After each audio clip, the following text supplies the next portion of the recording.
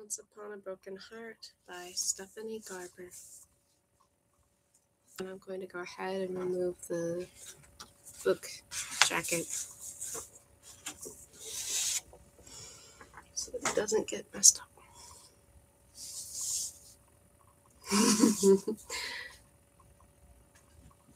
If you can see that.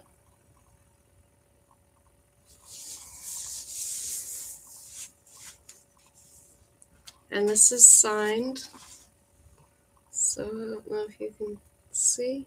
Can you see it? It's signed.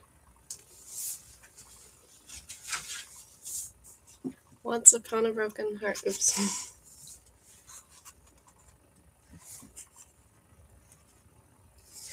I might actually increase the brightness on the lamp.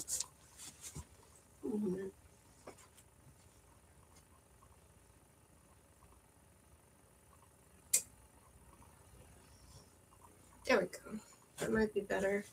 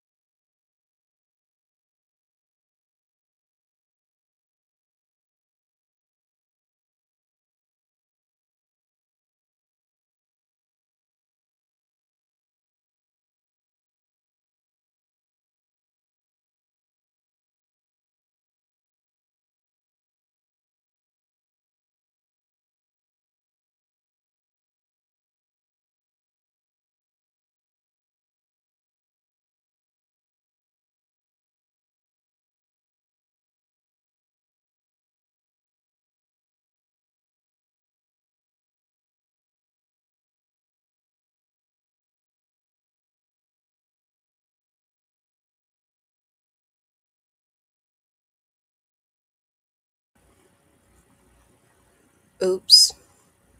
Let me reread that. Once Upon a Broken Heart. For anyone who has ever made a bad decision because of a broken heart,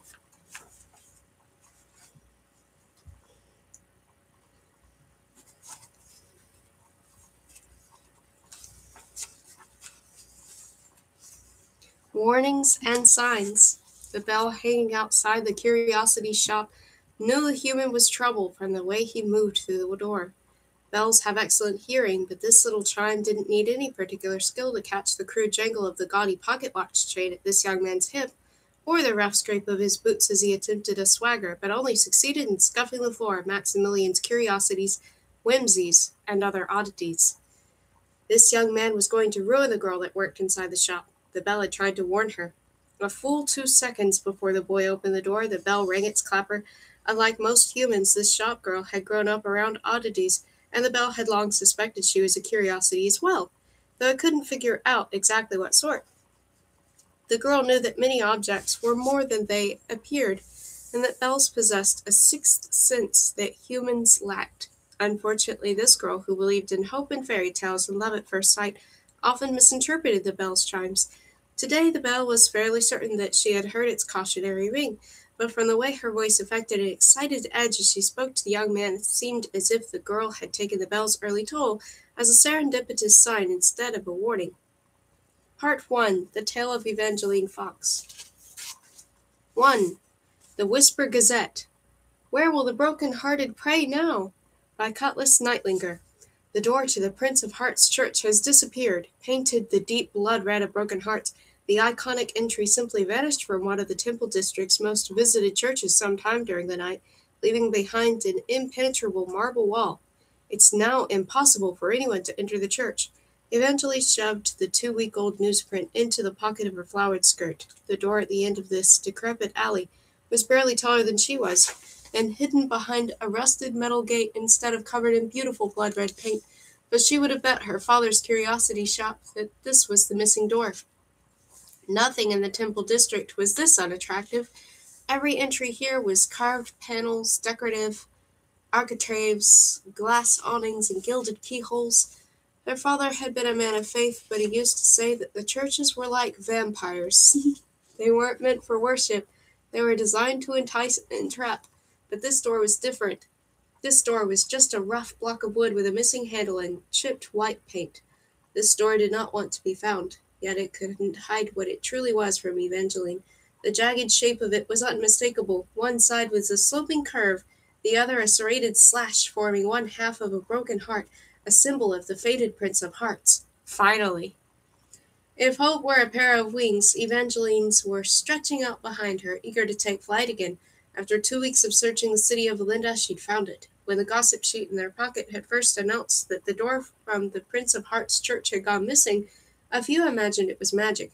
It was a Scandal Sheet's first article, and people said it was part of a hoax to sell subscriptions. Doors didn't simply disappear. But Evangeline believed that they could. The story hadn't felt like a gimmick to her. It had felt like a sign telling her where to search if she was going to save her heart and the boy that it belonged to. She might not have seen much evidence of magic outside of the oddities in her father's curiosity shop, but she had faith in it existed. Her father, Maximilian, had always spoken of magic as if it were real, and her mother had been from the magnificent north, where there was no difference between fairy tales and history. All stories are made of both truths and lies, she used to say. What matters is the way we believe in them. And Evangeline had a gift when it came to believing in things that others considered myths, like the immortal fates. She opened the metal grate. The door itself didn't have a handle, forcing her to wedge her fingers into the tiny space between its jagged edge and the dirty stone wall. The door pinched her fingers, drawing a drop of blood, and she swore she heard its splintered voice say, "Do you know what you're about to step into? Nothing but heartbreak will come from this." But Evangeline's heart was already broken, and she understood the risks she was taking. She knew the rules for visiting fated churches. Always promise less than you can give, for fates always take more. Do not make bargains with more than one fate, and above all, never fall in love with a fate. There were 16 immortal fates, and they were jealous and possessive beings. Before they'd vanished centuries ago, it was said they ruled over part of the world with magic that was as malevolent as it was marvelous. They never broke a bargain, although they often hurt the people they helped.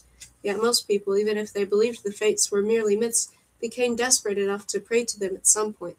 Evangeline had always been curious about their churches, but she'd known enough about the mercurial nature of the fates and the fated bargains to avoid seeking their places of worship. Until 2 weeks ago, when she'd become one of those desperate people the stories always cautioned about, Please, she whispered to the heart-shaped door, filling her voice with the wild and battered hope that had led her there. I know you're a clever little thing, but you allowed me to find you. Let me in. She gave the wood a final tug. This time the door opened. Evangeline's heart raced as she took her first step. During her search for the missing door, she'd read that the Prince of Hearts Church held a different aroma for everyone who visited. It was supposed to smell like a person's greatest heartbreak. But as Evangeline entered the cool cathedral, the air did not remind her of Luke. There were no hints of suede or vetiver. The dim mouth of the church was slightly sweet and metallic.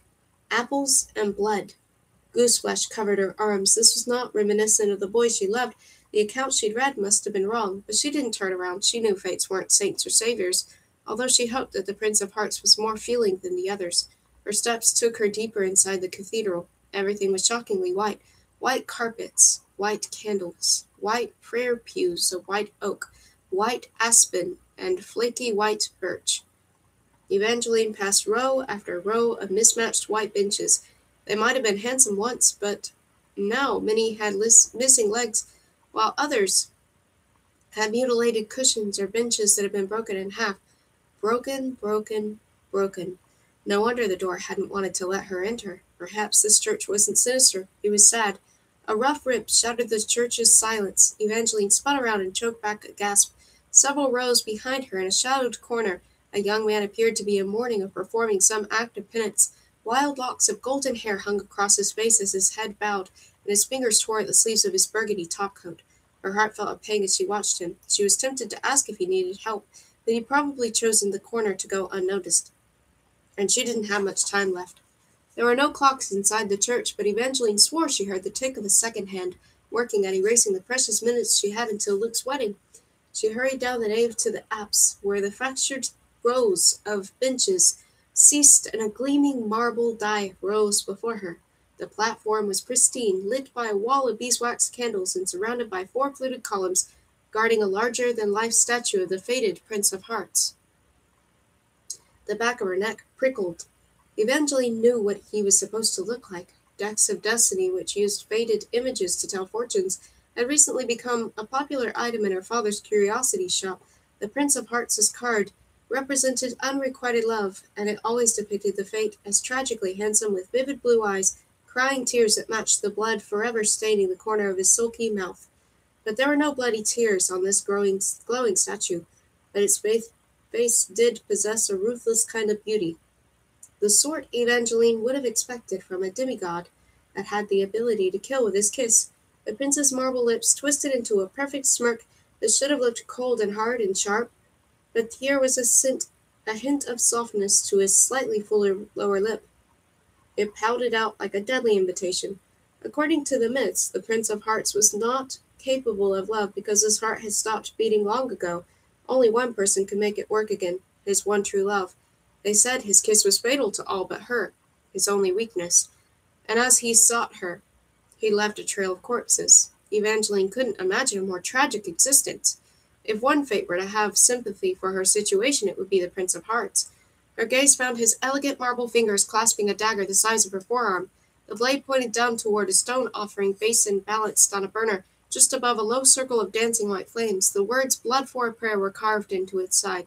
Evangeline took a deep breath. This was what she'd come here for. She pressed her finger to the tip of the blade. Sharp marble pierced her skin, and drop after drop of blood fell, sizzling and hissing, filling the air with more metal and sweet. A part of her hoped this tithe might conjure up some sort of magical display, that the statue would come to life, or the Prince of Hearts' voice would fill the church, but nothing moved, save for the flames on the wall of candles. She couldn't even hear the anguished young man in the back of the church. It was just her and the statue. "Dear Prince," she started haltingly. She'd never prayed to a fate, and she didn't want to get it wrong. "I'm here because my parents are dead." Evangeline cringed. That was not how she was supposed to start. "What I meant to say was my parents have both passed away. I lost my mother a couple of years ago, then I lost my father last season. Now I'm about to lose the boy that I love. Luke Navarro." Her throat closed as if she'd said the name and pictured his crooked smile. Maybe if he'd been plainer or poorer or crueler, none of this would have happened. We've been seeing each other in secret. I was supposed to be in mourning for my father, then a little over 2 weeks ago, on the day that Luke and I were going to tell our families we were in love, my stepsister Marisol announced that she and Luke were getting married. Evangeline paused to close her eyes. This part still made her head spin. Quick engagements weren't uncommon. Marisol was pretty, and although she was reserved, she was also kind, so much kinder than Evangeline's stepmother Agnes. But Evangeline had never even seen Luke in the same room as Marisol. I know how this sounds, but Luke loves me. I believe he's been cursed. He hasn't spoken to me since the engagement was announced. He won't even see me. I don't know how she did it, but I'm certain this is all my stepmother's doing. Evangeline didn't actually have any proof that Agnes was a witch, and she'd cast a curse on Luke.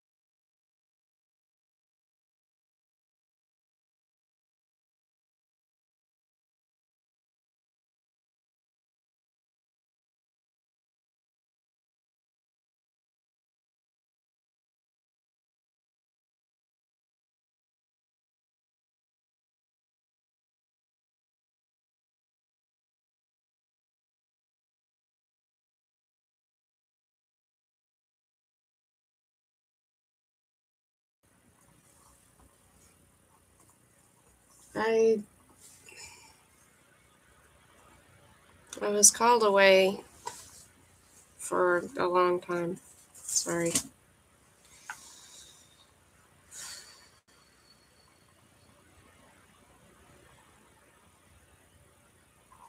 What I meant to say was, my parents have both passed away. I lost my mother a couple of years ago, then I lost my father last season.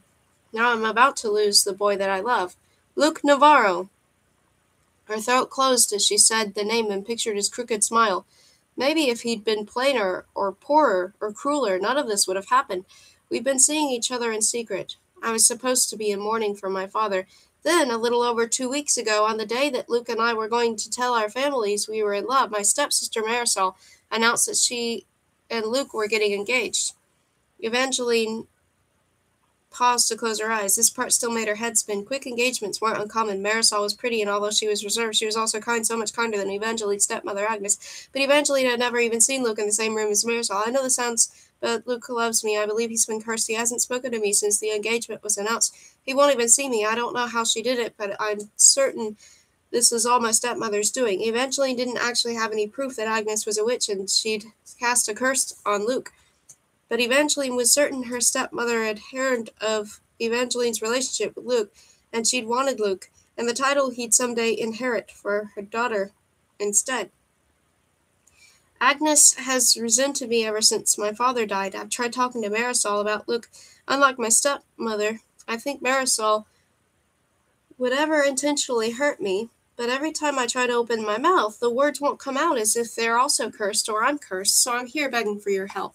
The wedding is today, so I need you to stop it. Evangeline opened her eyes. The lifeless statue hadn't changed. She knew statues didn't generally move, yet she couldn't help but think that it should have done something. Shifted or spoken or moved its marble eyes. Please, I know you understand heartbreak. Stop, Luke, from marrying Marisol. Save my heart from breaking again. Now that was a pathetic speech. 2 slow claps followed the indolent voice, which sounded just a few feet away. Evangeline spun around, all the blood draining from her face. She didn't expect to see him, the young man who'd been tearing his clothes in the back of the church. Although it was difficult to believe this was the same person, she had thought the boy was in agony. But he must have ripped away his pain along with the sleeves of his jacket, which now hung in tatters over a striped black and white shirt that was only halfway tucked into his breeches. He sat on the dais steps, lazily leaning against one of the pillars with his long, lean legs stretched out before him. His hair was golden and messy. His 2 bright blue eyes were bloodshot, and his mouth twitched at the corner as if he didn't enjoy much, but he found pleasure in the brief bit of pain that he'd just inflicted upon her. He looked bored and rich and cruel. Would you like me to stand up and turn around so that you can take in the rest of me? He taunted. The color instantly returned to Evangeline's cheeks. We're in a church. What does that have to do with anything? In one elegant move, the young man reached in the inner pocket of his ripped burgundy coat, pulled out a pure white apple, and took one bite. Dark red juice dripped from the fruit to his long, pale fingers, and then onto the pristine marble steps. Don't do that! Evangeline hadn't meant to yell. Although she wasn't shy with strangers, she generally avoided quarreling with them. But she couldn't seem to help it with this crass young man. You're being disrespectful. And you're praying to an immortal who kills every girl he kisses. You really think he deserves any reverence? The awful young man punctuated his words with another wide bite of his apple. She tried to ignore him, she really did, but it was like some terrible magic had taken hold of her. Rather than marching off, Evangeline imagined the stranger taking her lips instead of his snack, and kissing her with his fruit-sweet mouth, until she died in his arms. No, it couldn't be. You're staring again, he purred. Evangeline immediately looked away, turned back to the marble carving. Minutes ago, its lips alone made her heart race, but now it just seemed like an ordinary statue, lifeless compared to this vicious young man. Personally, I think I'm far more handsome. Suddenly, the young man stood right beside her. Butterflies fluttered to life inside Evangeline's stomach, scared ones, all frantic wings and 2 fast beats warning her to get out of there, to run, to flee. But she couldn't look away. This close he was undeniably attractive, and taller than she'd realized. He gave her a real smile, revealing a pair of dimples that briefly made him look like an angel than a devil. But she imagined even angels would need to be aware of him. She could picture him flashing those deceptive dimples as he tricked an angel into losing its wings just so he could play with the feathers. It's you, she whispered. You're the Prince of Hearts, too. The Prince of Hearts took a final bite of his apple before it dropped to the floor and spattered everything with red. People who don't like me call me Jax. Evangeline wanted to say that she didn't dislike him, that he'd always been her favorite fate, but this was not the love-sick Prince of Hearts she'd imagined. Jax didn't look like the heartbreak come to life. Was this all a nasty joke? The Fates had supposedly disappeared from the world centuries ago, yet everything Jax wore, from his untied cravat to his tall leather boots, were of the latest fashion. Her eyes darted around the white church as if Luke's friends might jump out at any moment to have a laugh. Luke was the only son of a gentleman, and though he never acted as if that mattered with Evangeline, the young men he kept company with were considered her beneath him. Evangeline's father had owned several shops across Belinda,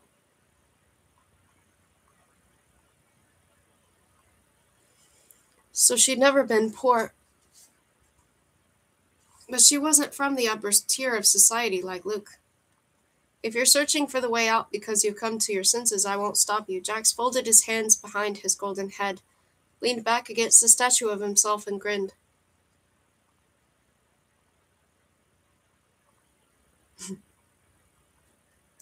Her stomach dipped in warning, telling her not to be deceived by his dimpled smile or the torn clothes. This was the most dangerous being she'd ever met. Evangeline didn't imagine he would kill her. She would never be foolish enough to let the Prince of Hearts kiss her, but she knew that if she stayed and made a deal with Jax, he would forever destroy some other part of her. And yet, if she left, there would be no saving Luke. What will your help cost me? Did I say I would help you? His eyes went to the cream ribbons trailing up from her shoes to wrap around her ankles until they disappeared under the hem of her eyelet dress. It was one of her mother's old gowns covered in a stitched pattern of pale purple thistles, tiny yellow flowers, and little foxes. The corner of Jack's mouth twisted distastefully and stayed that way as his gaze continued up the ringlets of hair she had carefully curled with hot tongs that morning. Evangeline tried not to feel insulted. For the brief experience she'd had with his fate, she didn't imagine most things found his approval. What color is that? He waved vaguely toward her curls. It's rose gold, she answered brightly. Evangeline never let anyone make her feel bad about her unusual hair. Her stepmother had always tried to get her to color it brown, but Evangeline's hair, with its waves of soft pink streaked through with pale gold, was the thing she liked best about her appearance. Jax cocked his head to the side, still observing her with a scowl. Were you born in the Meridian Empire or in the North? Why does that matter? Call it curiosity. Evangeline resisted the urge to return his scowl. Normally, she loved answering this question. Her father, who'd liked to make Evangeline feel as if her whole life were a fairy tale, had always teased that he'd found her picked up in a crate, along with other oddities that had been delivered to his shop. That's why her hair was pixie pink, he'd always said, and her mother had always nodded with a wink. She missed the way her mother winked and her father teased. She missed everything about them. But she didn't want to share any of their pieces with Jax. She managed to shrug instead of a verbal reply. Jack's brows slashed down. You don't know where you were born? Is it a requirement to get your help? He looked at her over again, eyes lingering on her lips this time, yet he didn't regard her as if he wanted to kiss her. His appraisal was too clinical. He looked at her mouth the way someone might study wares in one of the father's shops, as if her lips were a thing that could be purchased, a thing that could belong to him. How many people have you kissed? He asked. A tiny bolt of heat struck Evangeline's neck. She worked in her father's curiosity shop since she was 12.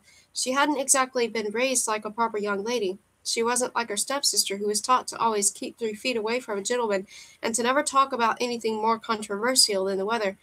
Her parents had encouraged Evangeline to be curious and adventurous and friendly, but she wasn't bold in every way. Certain things made her nervous, and the way the Prince of Hearts kept staring at her mouth was one of those things. I've only kissed Luke. That is pathetic. Luke is the only person I want to kiss. Jack scratched his sharp jaw, looking doubtful. I'm almost tempted to believe you. Why would I lie? Everyone lies. People think I'm more likely to help if they're after something noble, like true love. A hint of derision crept into his voice, chipping away a little more at the Prince of Hearts she imagined. But even if you really do love this boy, you're better off without him. If he loved you back, he wouldn't be marrying someone else. End of story. You're wrong. Her voice held the same conviction as her heart. Evangeline had questioned her relationship with Luke after his abrupt engagement to Marisol, but the question was always answered with months and meaningful memories. The night Evangeline's father had died, the night her heart wouldn't stop pounding or hurting, Luke had found her wandering the aisles of the curiosity shop looking for a cure of broken hearts. Her cheeks had been tear-stained, and her eyes were red. She feared her crying would scare him away, but instead he pulled her into his arms and said, I don't know if I can fix your broken heart, but you can take mine because it's already yours. She'd known she loved him for a while, but that was when she knew Luke loved her. His words might have been borrowed from a popular story, but he backed them up with heartfelt actions. He'd helped her hold her heart together that night, and so many of the nights that followed, and now she was determined to help him. Proposals and engagements didn't always mean love, but she knew that moments like the ones she'd share with Luke did. He had to be cursed. And extreme or silly as it might have made her sound to others, this was the only explanation she could believe. It didn't make sense that he wouldn't at least speak to her, that every time Evangeline tried to telling Marisol the truth, she would open her mouth and the words wouldn't come out. Please, begging wasn't beneath her. Help me.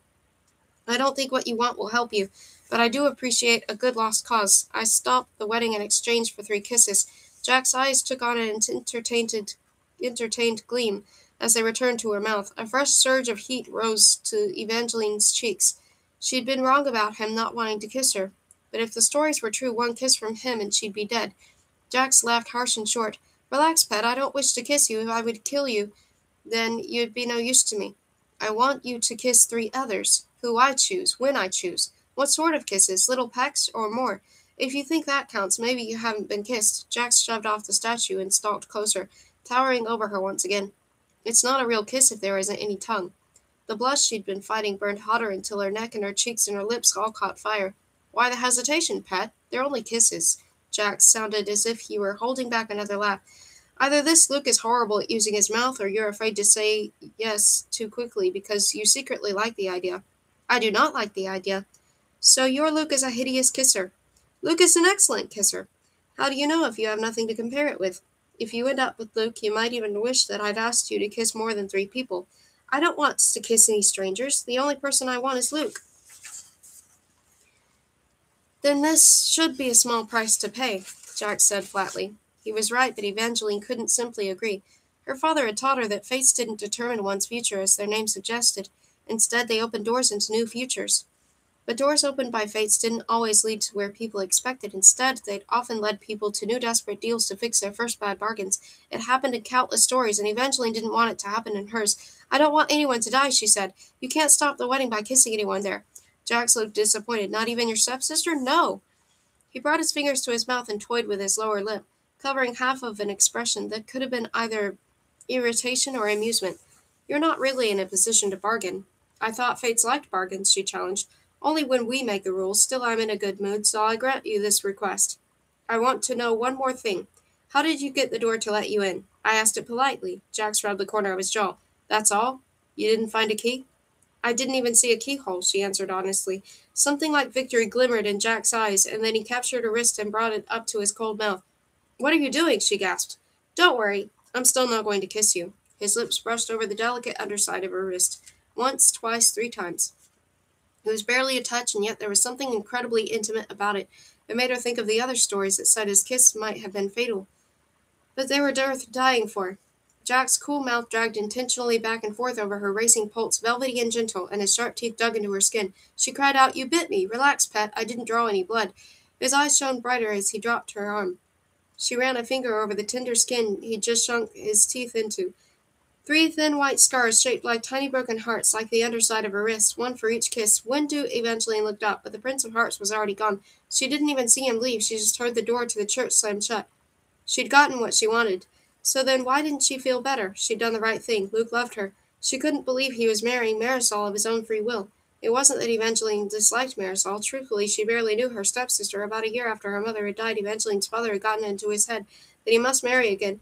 They needed a wife to look after Evangeline in case anything ever happened to him. She could still remember the worry that had replaced the light in his eyes, as if he had known he didn't have much time left.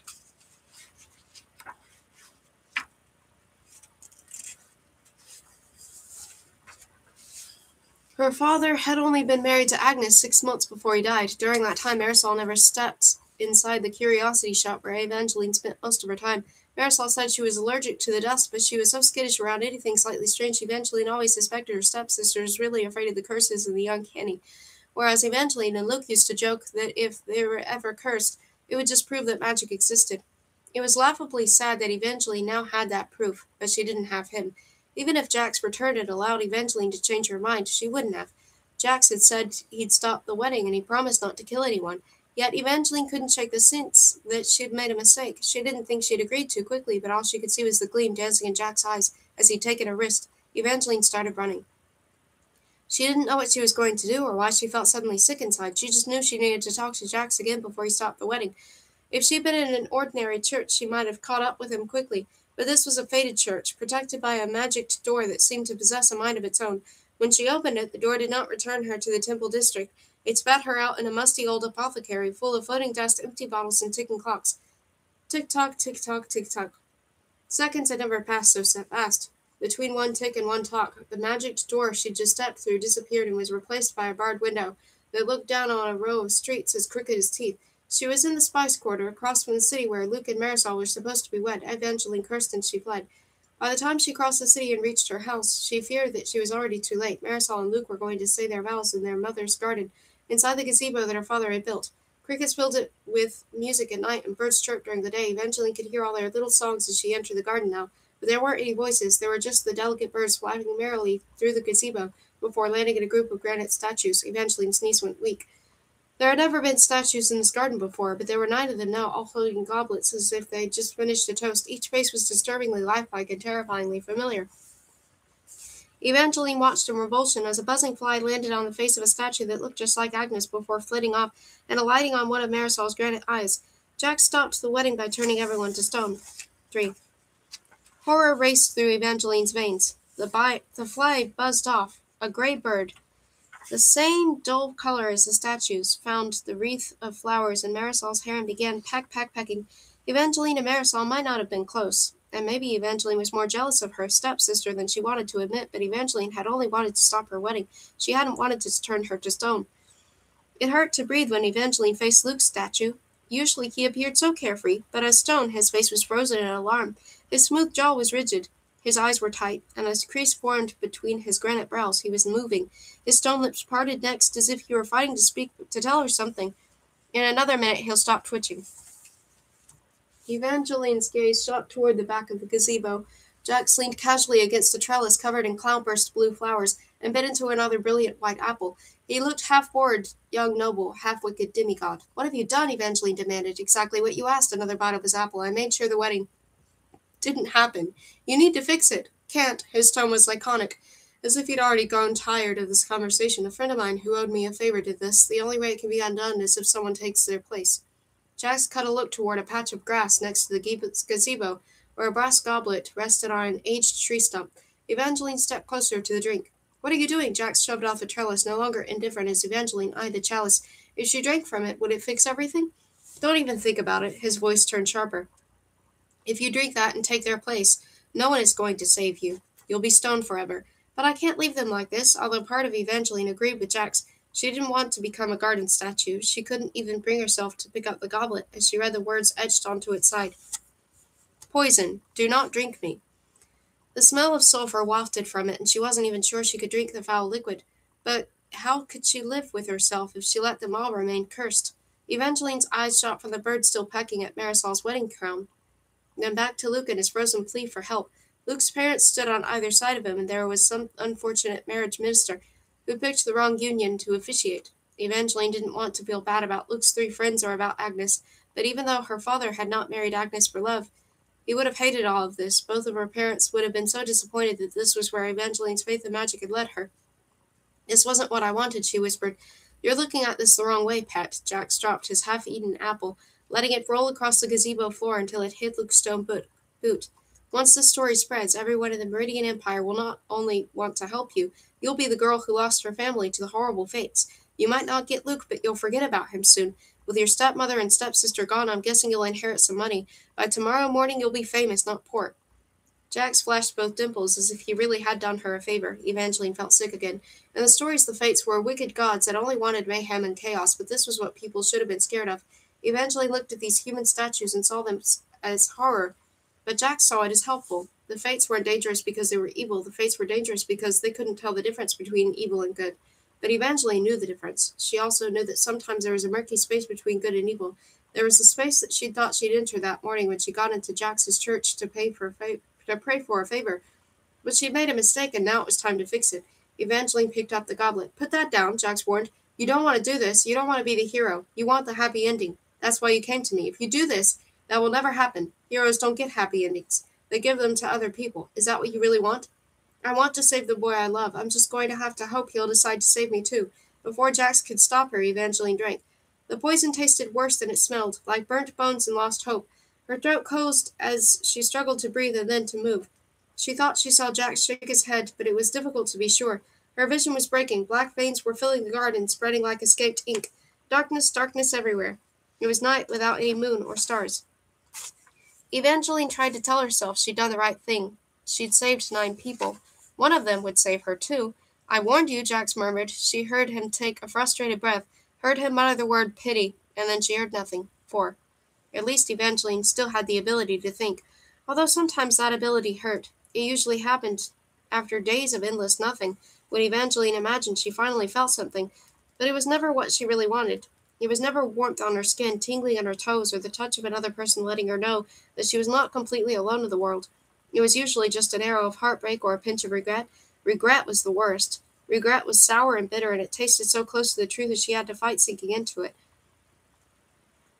She had to battle against believing that Jax had been right, and that she should have left the goblet alone, let the others stay stone, and played the role of victim. Jax was wrong. She'd done the right thing.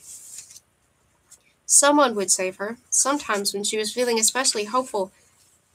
Evangeline even thought that Jax might come to her rescue, but as hopeful as Evangeline was, she knew the Prince of Hearts wasn't a savior. He was the one people needed saving from. 5. And then Evangeline felt something that was not heartbreak or regret. 6. Something like light tickled her skin. Her skin! Evangeline could feel her skin. She hadn't felt anything for she actually didn't know how much time had passed. For so long there had been so much nothing. But now she could feel everything. Eyelids, ankles, elbows, lips, legs, bones, skin, lungs, heart, hair, veins, kneecaps, earlobes, neck, chest. She was trembling from her chin to her toes. Her skin was coated in sweat, and it felt incredible, cool and damp and alive. She was alive again. Welcome back. A solid arm wrapped around Evangeline's waist as her wobbly legs adjusted to being muscle and bone. Her vision came into focus next. Perhaps it was just that she hadn't seen a face in a while, but the young man who'd wrapped an arm around her was extraordinarily handsome. Dark brown skin, eyes fringed with a thick rim of lashes, a smile that hinted at an arsenal of charm. His shoulders were cloaked in a dramatic green cape, lined in copper leaves, as dazzling as his face. Can you speak? He asked. Why? Evangeline coughed to clear some gravel from her throat. Why do you look like a forest mage? She cringed as soon as the words were out. Clearly some of her senses, like the filter on her mouth, weren't doing their job yet. The stranger had saved her. She hoped that she hadn't offended him. Thankfully, the man's brilliant smile widened. Excellent. Sometimes the voice doesn't return immediately. Now tell me your full name, darling. I need to make sure you have your memory before I let you go. Go where? Evangeline tried to take in the rest of her surroundings. She seemed to be in a laboratory. Every work table and apothecary shelf was littered with bubbling beakers or foaming cauldrons that filled the air with something like rosin. This wasn't her mother's garden. The only familiar thing in the room was the Meridian Empire's royal crest painted on one of the stone walls. Where are we? And how long was I a statue? Only about 6 weeks, in the palace potion master, and you're in my most excellent lab. But you can leave as soon as you tell me your name. Evangeline took a moment to collect her thoughts. 6 weeks meant they were in the middle of the hot season. Not too devastating a loss. It could have been 6 years or 60. But if it had only been 6 weeks, why was no one there to greet her? She knew her stepmother didn't care for her, and she wasn't very close to her stepsister, but she had saved their lives, and Luke, she didn't want to imagine why Luke wasn't there. Could it be none of them knew she had been revived? I'm Evangeline Fox. You may call me Poison. The potion master's arm left her waist to make a magnanimous gesture, and Evangeline immediately knew who this young man was. She should have realized it right away. He looked remarkably like his fortune-telling card from Decks of Destiny. He wore a long flowing cape, jeweled rings on all his fingers, and clearly worked with potions. Poison was the poisoner, a fate just like Jack's. I thought all of the fates had disappeared, Evangeline blurted. We recently made a grand return, but that's not what the story is about. Poison's face grew eerily still. Warning her this was not a subject he wanted to discuss, Evangeline might have still been groggy, but she knew better than to push despite all the questions this revelation prompted. Poison's reputation wasn't as deadly as Jack's. According to the myths, he didn't usually hurt anyone directly, but he created toxic tonics. peculiar potions, and strange rums for others, who sometimes put them to terrible use. Evangeline peered at the goblet still in her hands. Poison, do not drink me. Mind if I take that? With one jeweled hand, Poison extracted the cup. Evangeline took a wary step back. Why am I here? Did Jax ask you to help me? Poison laughed, turning his expression friendly once again. I'm sorry, darling, but Jax has probably forgotten all about you. He found some trouble during the weeks you were a stone. I can assure you he won't be returning to Belinda. Evangeline knew she shouldn't be curious. After her last encounter with Jax, she didn't want to ever see him again and give him a chance to collect on the debt she owed him. But Jax didn't seem like the sort to run away. He couldn't be killed unless that part of his history wasn't true and the fates weren't entirely immortal. What type of trouble did Jax get into, she asked. Poison squeezed her shoulder in a way that made Evangeline think the word trouble was putting whatever happened with Jax mildly. If you have any sense of self-preservation, you'll forget about him. Don't worry, Evangeline said. I have no desire to see Jax ever again. Poison raised a skeptical brow. You may say that, but once you step through the door to our domain, it's nearly impossible to return to the ordinary.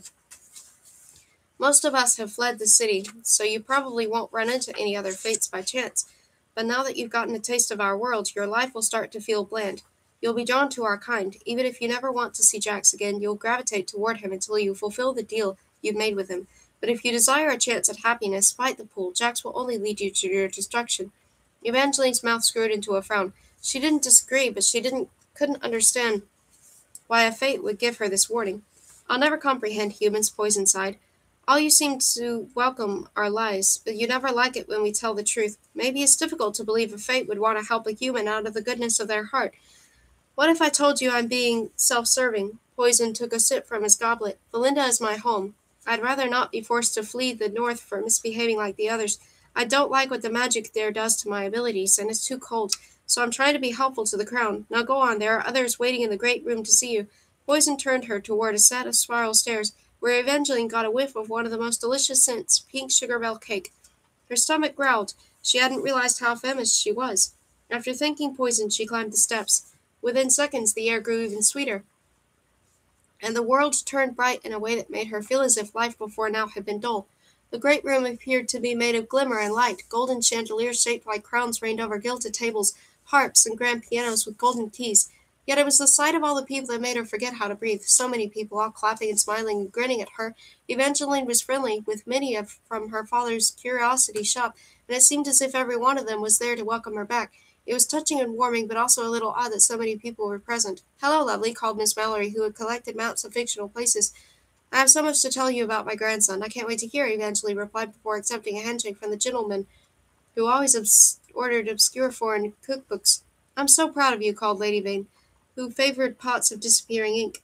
After weeks of endless nothing, Evangeline was cocooned in hugs and kisses on cheeks, and yet her heart dipped as she failed to find Luke among the crowd. Her stepsister stood somewhat to the side, and Luke wasn't with her either, but Evangeline didn't feel the relief that she would have expected at not finding them together. Did he not know about this gathering? Or was there another reason Luke had chosen not to attend? Marisol's expression was difficult to read. She was wobbling on her feet, trying to keep a fly from landing on the sparkling pink sugar bell cake in her hands, but as soon as Marisol spied Evangeline, her grin widened, until it was as bright as the beautiful cake. Agnes disdained her daughter's love of baking. She wanted great things for Marisol and said that cooking was too common a hobby, but Evangeline wondered if she let Marisol make this treat for today. There were 4 tiers of fluffy pink cake, alternate layers of sugar bell cream, a frosting bow, and an oversized shortbread gift tag that read, Welcome back, sister. Guilt, thick and heavy, mingled with Evangeline's unease. She would never have expected such a gesture from her stepsister. She certainly didn't deserve it. Oh, there's my precious lovely girl. Agnes approached and threw both arms around Evangeline. We were all desperately worried. It was such a relief to hear that there was someone who could fix you. Agnes squeezed Evangeline tighter and whispered, So many suitors have been inquiring about you. Now that you're back, I'll arrange for the richest ones to visit. Evangeline wasn't sure how to respond to what Agnes had just said, or this version of her stepmother, who believed in hugging. Even when Agnes had first married Evangeline's father, she'd never embraced Evangeline. Agnes had been married to Maximilian for the same reason he'd married her, to make sure her daughter was provided for. Maximilian Fox had not been rich. His business ventures failed nearly as often as they succeeded, but he was a respectable match for a widow with a daughter. Agnes released Evangeline from the embrace, only to turn her toward a gentleman that Evangeline hoped was not a suitor. He wore a flowing white silk shirt with a lacy jabot that cascaded down to a pair of black leather pants so tight she was surprised he could move. "Evangeline," said Agnes, "this is Mr. Cutlass Nightlinger of the Whisper Gazette. You write those scandal sheets?" "They are not scandal sheets, it's a periodical," Agnes corrected with a sniff, making Evangeline think the fledgling paper had grown in readership and credibility since the article that had inspired her to search for the door to the Prince of Hearts Church. "I actually don't care what you call it, Miss Bucks, as long as I'm allowed to feature you in it." Cutlass Nightlinger brushed a black feathered pin across his lips. "I've been covering everything related to the return of the Fates, and I have several questions for you." Evangeline was suddenly unsteady on her feet. The last thing she wanted to talk about was what had happened with Jax. No one could ever know she'd made a deal with the Fate. If Evangeline had been fully recovered, she would have pulled away with a clever excuse, but instead, Mr. Cutlass Nightlinger, of the lacy jabot and the black leather pants, was the one who did all the pulling. Quickly, he wrangled her away from the party, through a pair of thick gold curtains and onto a bench hidden in an alcove that smelled of mystery and musk and imitation magic. Or was that Cutlass Nightlinger's cologne? "Mr. Nightlinger," Evangeline pushed up from the bench, and the world began to spin. She really needed to eat. "I don't believe today is the best day for an interview." "Don't worry, it doesn't really matter what you say. I make the people I interview look good, and everybody already loves you. After the sacrifice you made, you're one of the Valinda's favorite heroes, but I'm really not a hero. You're too modest." Cutlass leaned in closer. The heavy scent around her was definitely his cologne. "During the Week of Terror." "What's the Week of Terror?" "It was so exciting. It started right after you returned to stone. The Fates returned. Would you believe they were trapped inside a deck of cards? So much mischief and mayhem when they escaped and tried to take over the Empire, but the story of how you took the place of that wedding party and turned yourself to stone inspired all the people over during that difficult time. You're a hero." Evangeline's throat went suddenly dry. "No wonder so many people were there. I hope that what I did, what anyone else would have done in my situation." "That's perfect." Cutlass pulled out an impossibly small notebook from his leather vest and began scribbling away. "My readers are going to love this." "Now," her stomach cut him off with a loud grumble. Cutlass laughed, quick and practiced as his pen strokes. "A little hungry? I can't remember the last time I ate. I only have a few more questions. There are rumors that while you were still stone, your adopted mother started receiving marriage proposals for your hand." "Oh, Agnes is my stepmother." Evangeline cut in quickly. "She never adopted me, but I think it's safe to say she will now." Cutlass winked. "And your star will only continue to rise, Miss Fox. Now may I have a parting word of advice for all your admirers?" The word admirers left a bad taste on Evangeline's teeth. She really didn't deserve any admirers, and everyone would undoubtedly feel differently if they knew what she'd truly done. "If you're a little speechless, I'll come up with something brilliant." His feathered pen swished over his journal. "Wait." Evangeline still didn't know what she was going to say, but she shuddered to think of what he might be writing. "I know that stories often take on lives of their own. I already feel as if the horror I went through is turning into a fairy tale, but I'm nothing special, and this is not a fairy tale." "And yet it turned out well for you," Cutlass cut in. "She was stoned for the next 6 weeks," said a soft voice behind them. "I wouldn't say it turned out well." Evangeline looked over Cutlass's shoulder to see her stepsister. Marisol stood in between the gold curtains, holding her sugar bell cake like a shield. Cutlass pivoted in a swish of lace and leather. "The cursed bride!" Marisol's cheeks turned a painful shade of red. "This is excellent." Cutlass' feathered pen began moving again. "I'd love to have a word with you." "Actually," Evangeline interrupted, sensing that Marisol was the one who needed rescuing now, "my stepsister and I haven't had any time together, so I think I'm going to steal her away to enjoy some cake." Evangeline finally pushed past him, linked arms with her stepsister, and departed through the curtains. "Thank you." Marisol clung tighter to Evangeline, and though they'd never been much for linking arms before, Evangeline felt as if her stepsister had grown thinner. Marisol had always been slender like her mother, but today she felt fragile, and her skin was almost waxen in its paleness, which could have been from interacting with Cutlass, but there were also circles beneath her light brown eyes that looked as if they'd been there for days or maybe weeks. Evangeline stopped abruptly before they rejoined the rest of the gathering.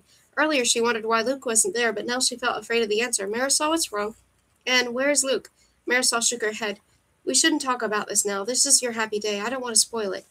You made me cake and saved me from the king of scandal sheets. I think you're actually the hero." Marisol's eyes welled with tears, and Evangeline felt a knife twist inside her. "What is it?" Evangeline pressed. "What's the matter?" Marisol worried her lip between her teeth. "It happened 4 weeks ago when Luke and I decided we'd try to get married again." "They tried to get married again while she was still stone?" This time, the knife inside Evangeline felt as if it were drawing blood. The news shouldn't have wounded her so much. When she'd seen Luke waiting for her, hadn't seen Luke waiting for her in Poison's laboratory, or at the welcome party, she'd imagined that nothing had changed between them, but it still hurt to hear that he hadn't even warned her, that a mere 2 weeks after she had been turned to stone, he'd planned another wedding. We thought we would be safe because of the week of terror had ended, but on his way to the wedding, Luke was attacked by a wild wolf. Wait, what? Evangeline stammered. Valinda was a bustling port city. The largest animals it had were dogs, followed by the feral cats that prowled the docks for mice. Valinda didn't have wolves. No one knows where the wolf came from, Marisol said miserably. The physician told us it's a miracle Luke survived, but I'm not sure he really did. He was badly mauled. Evangeline's legs lost their bones. She tried to open her mouth to say that at least he was alive. As long as he was still alive, it would be all right. But the way Marisol spoke, it was almost as if he were dead. It's been weeks. He still hasn't left his house, and Marisol's words turned choppy, and the lovely cake in her hands quivered until a dollop of cream fell to the carpet. He refuses to see me. I think he believes it's my fault. How could it be your fault? You heard Mr. Nightlinger. Everyone in Valinda has been calling me the cursed bride. 2 weddings and 2 terrible tragedies within a few weeks. Mother keeps saying that it's not a bad thing, that I'm special because when the fates returned, I was the first to capture their attention. But I know I'm not. I'm cursed. Tears streamed down Marisol's pallid cheeks. Until that moment, Evangeline had been fighting hard not to regret her choices. It might have been a coincidence that Luke had been attacked on his way to the wedding, but it seemed far more likely Luke's assault was not just the work of a wild wolf, and Jax had told her he'd stop the wedding, but he'd clearly kept his word.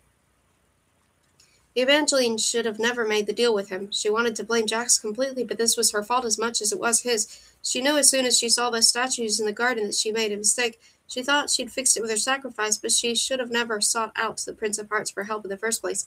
Marisol, I have to help you. The words stuck to Evangeline's tongue.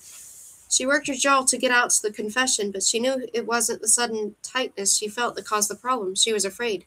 Evangeline was trembling, just as hard as when she'd first heard the news of Luke's engagement to Marisol. Her words had also stuck in her throat that day when she tried to talk to Marisol about Luke. She'd been so convinced that it was some sort of curse, and yet she still wanted to believe that, but Evangeline could no longer ignore the possibility that maybe she'd been mistaken. Maybe the real reason Evangeline had never been able to talk to Marisol about Luke wasn't because of a spell. Maybe it was fear that paralyzed her tongue. Maybe deep down Evangeline feared that she and Luke weren't actually cursed, but he was just an unfaithful boy. It's all right, Evangeline. You don't have to say anything. I'm just glad you're back.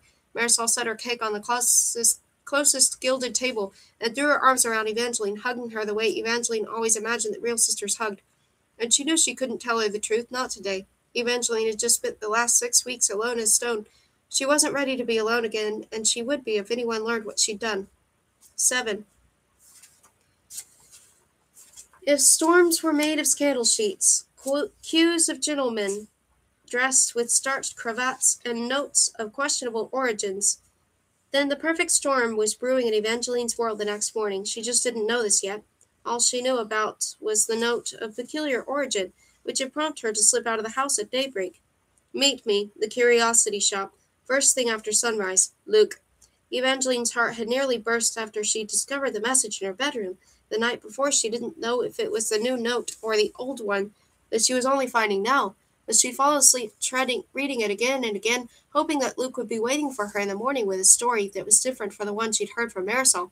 Yesterday's conversation with Marisol had shaken Evangeline. It had almost convinced her that she'd been deluding herself about Luke, but hope is a difficult thing to kill.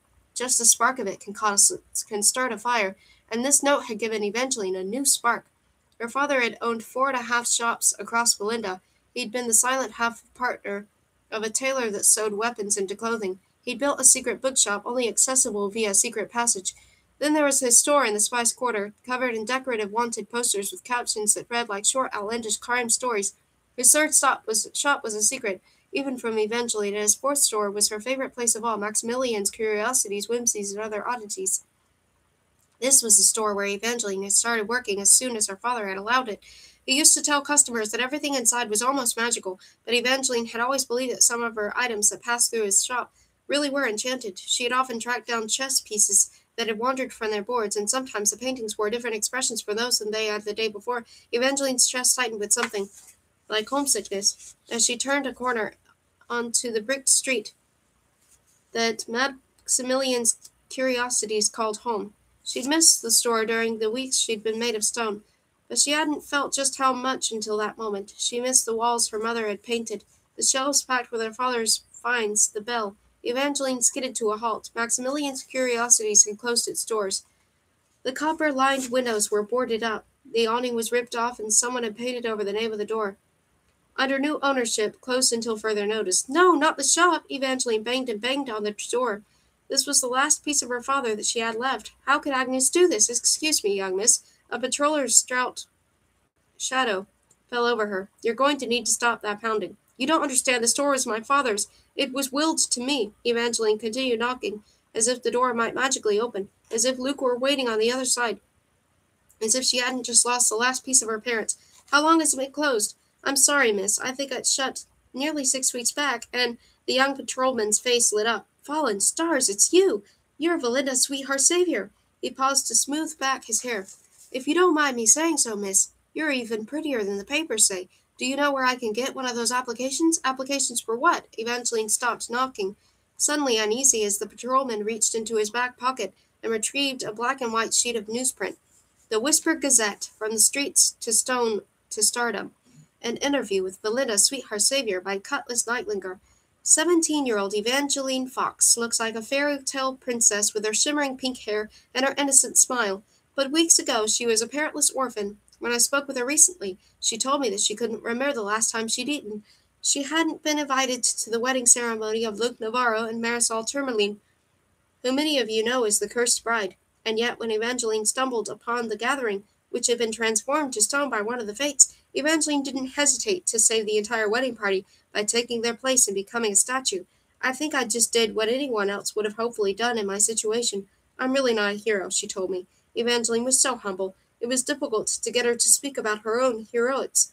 But Valinda's sweetheart savior was eager to talk when I mentioned the cursed bride's mother, Agnes Tourmaline, and her magnanimous plans to adopt Evangeline. I already feel as if the horror I went through is turning into a fairy tale, she said. Agnes also informed me that Evangeline is eager to move on with her life as soon as possible. She's accepting suitors by way of applications for her hand in marriage, continued on page 3. Oh, my! Evangeline gave the patroller an unsteady smile. I'm sorry this paper is mistaken. I'm not looking for suitors. She cringed at just using the word. It didn't surprise her. She knew Agnes's hugs and smiles yesterday had been false, but Evangeline hadn't expected her stepmother to sell her off so quickly. Other passers-by on the street had already stopped to stare. A few eager gentlemen looked as if they were building up courage to approach. If Jax had been there, he'd probably have taken it as proof that he'd done Evangeline a favor by making her so popular. But this wasn't what she wanted. Evangeline threw the scandal sheet in the closest trash bin and looked once more at Luke's note. The message was old. She knew that now. He wouldn't have asked her to meet at the shop, knowing it was shuttered. Evangeline didn't want to cry so much as she wanted to find a way back in time to before Agnes, to before Luke, to before she lost both her parents. She just wanted one more hug from her father, one more moment of her mother smoothing her hair. The pain she felt at missing Luke wasn't even a scratch in comparison to the absence her mother and father. She still wanted Luke, but what she really wanted was the life and all the love she'd lost. It was difficult not to feel heartsick as Evangeline trudged back to a house that hadn't been home since her father had died. Normally she adored the city. She loved the tangle of noise, the bustling of people, and the way that her street often smelled of fresh-made cakes from the bakery around the corner. But that afternoon the street smelled too much unfamiliar cologne. The scent made her nauseous, but it was the sight of all the gentlemen that stopped her in her tracks, decked out in their finest coats and capes and hats. The men lined the street to her house, where Agnes stood on the doorstep, happily receiving flowers, compliments, and paper pages. She's accepting suitors by way of applications for her hand in marriage. Evangeline's hands curled into fists. A fraction of the men were almost attractive, but many of them were the age her father had been, or older. She might have turned around if she had somewhere else to go, but thanks to Agnes, the curiosity shop was closed, and Evangeline found she was more in the mood to fight than to run. She marched toward the house with a demure smile. Oh, there she is, Agnes cooed, but Evangeline didn't give her a chance to say anything else. She quickly turned to the gentleman, raised her voice, and said, Thank you all for coming, but I wish to turn everyone away. She paused and theatrically pressed the back of her left hand to her forehead and closed her eyes, mimicking a move she'd once seen in a tragic street play with her father. I'm not a statue anymore, but I'm still cursed, and anyone I kiss will turn to stone. Murmurs erupted everywhere. Stone! Cursed! I'm getting out of here. The gentlemen quickly dispersed, and with them went her doting stepmother's facade. Agnes grabbed Evangeline's shoulders and dug her slender fingers in. What have you done, you wretched girl? Those suitors weren't just for you. This is Marisol's chance at getting noticed again. Evangeline winced and pulled away. She felt a stitch of guilt for her stepsister, but as of yesterday, Marisol wasn't over Luke either. Don't pretend I'm the villain, Evangeline said. You shouldn't have done this, and you shouldn't have sold my father's shop. The store was willed to me. You were considered dead. Agnes took a menacing step. Evangeline blanched. Her stepmother had never hit her, but she'd also never grabbed her before today, and Evangeline hated to consider what else Agnes might do. If her stepmother tossed her out onto the streets, Evangeline had nowhere to go. Evangeline probably should have thought about that before she turned away the suitors, but it was too late to take it back, and she wasn't sure that she would have. I hope that's not a threat, Agnes. Evangeline spoke with all the bravado she could muster. You never know who might be listening, and it'd be a shame if word of your true nature made it to someone like Cutlass Nightlinger. Agnes's nostrils flared. Cutlass can't protect you forever. I would think you'd know how quickly a young man's attention can shift. Cutlass Nightlinger will either turn on you or soon forget you, like your beloved Luke did. The barb hit Evangeline straight in her chest. Agnes smiled as if she'd been itching to say those words. I was going to wait and share this with you after Marisol saw it, but I've changed my mind. Agnes reached toward a table of applications, retrieved a folded page, and held it out for Evangeline. Cautiously she unfolded the note. Marisol, my most precious treasure, I wish I didn't have to say goodbye this way, but I'm hoping this will not be a true farewell. I'm leaving Belinda in hopes of finding a healer. The next time I see your beautiful face, I will be the Luke you first fell in love with, and we can be together again, with every heartbeat from my heart. Evangeline couldn't read any more. She didn't need to reach the end to know the handwriting belonged to Luke. Luke had written her letters, but they were usually brief, like the note she'd found last night. He never called her his most precious treasure or mentioned his heart beating. This can't be real, Evangeline breathed. What have you done to him? Agnes laughed. You really are a stupid child. Your father used to say you believed in things you couldn't see as if it were a gift, but you should start believing in things that you do see. Luke Navarro's family lived on the fashionable, far edge of town, where the houses were larger and farther apart, the type of neighborhood that always made Evangeline feel the need to take a deep breath as she approached. On the way that Marisol had announced her engagement to Luke, Evangeline had run all the way here. She'd knocked on Luke's door, sure that it would have opened. Luke would tell her it was all a great misunderstanding. Luke was her first love, her first kiss. Her heart had stopped working. It was unimaginable that he didn't love her, as impossible as traveling through time.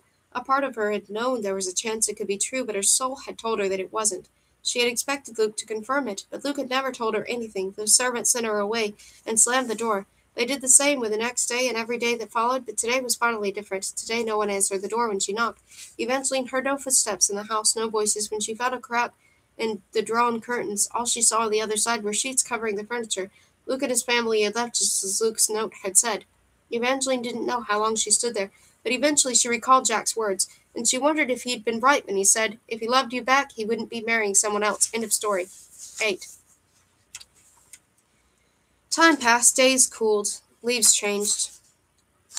Apple stands popped up on street corners, selling tarts and pies and harvest treats.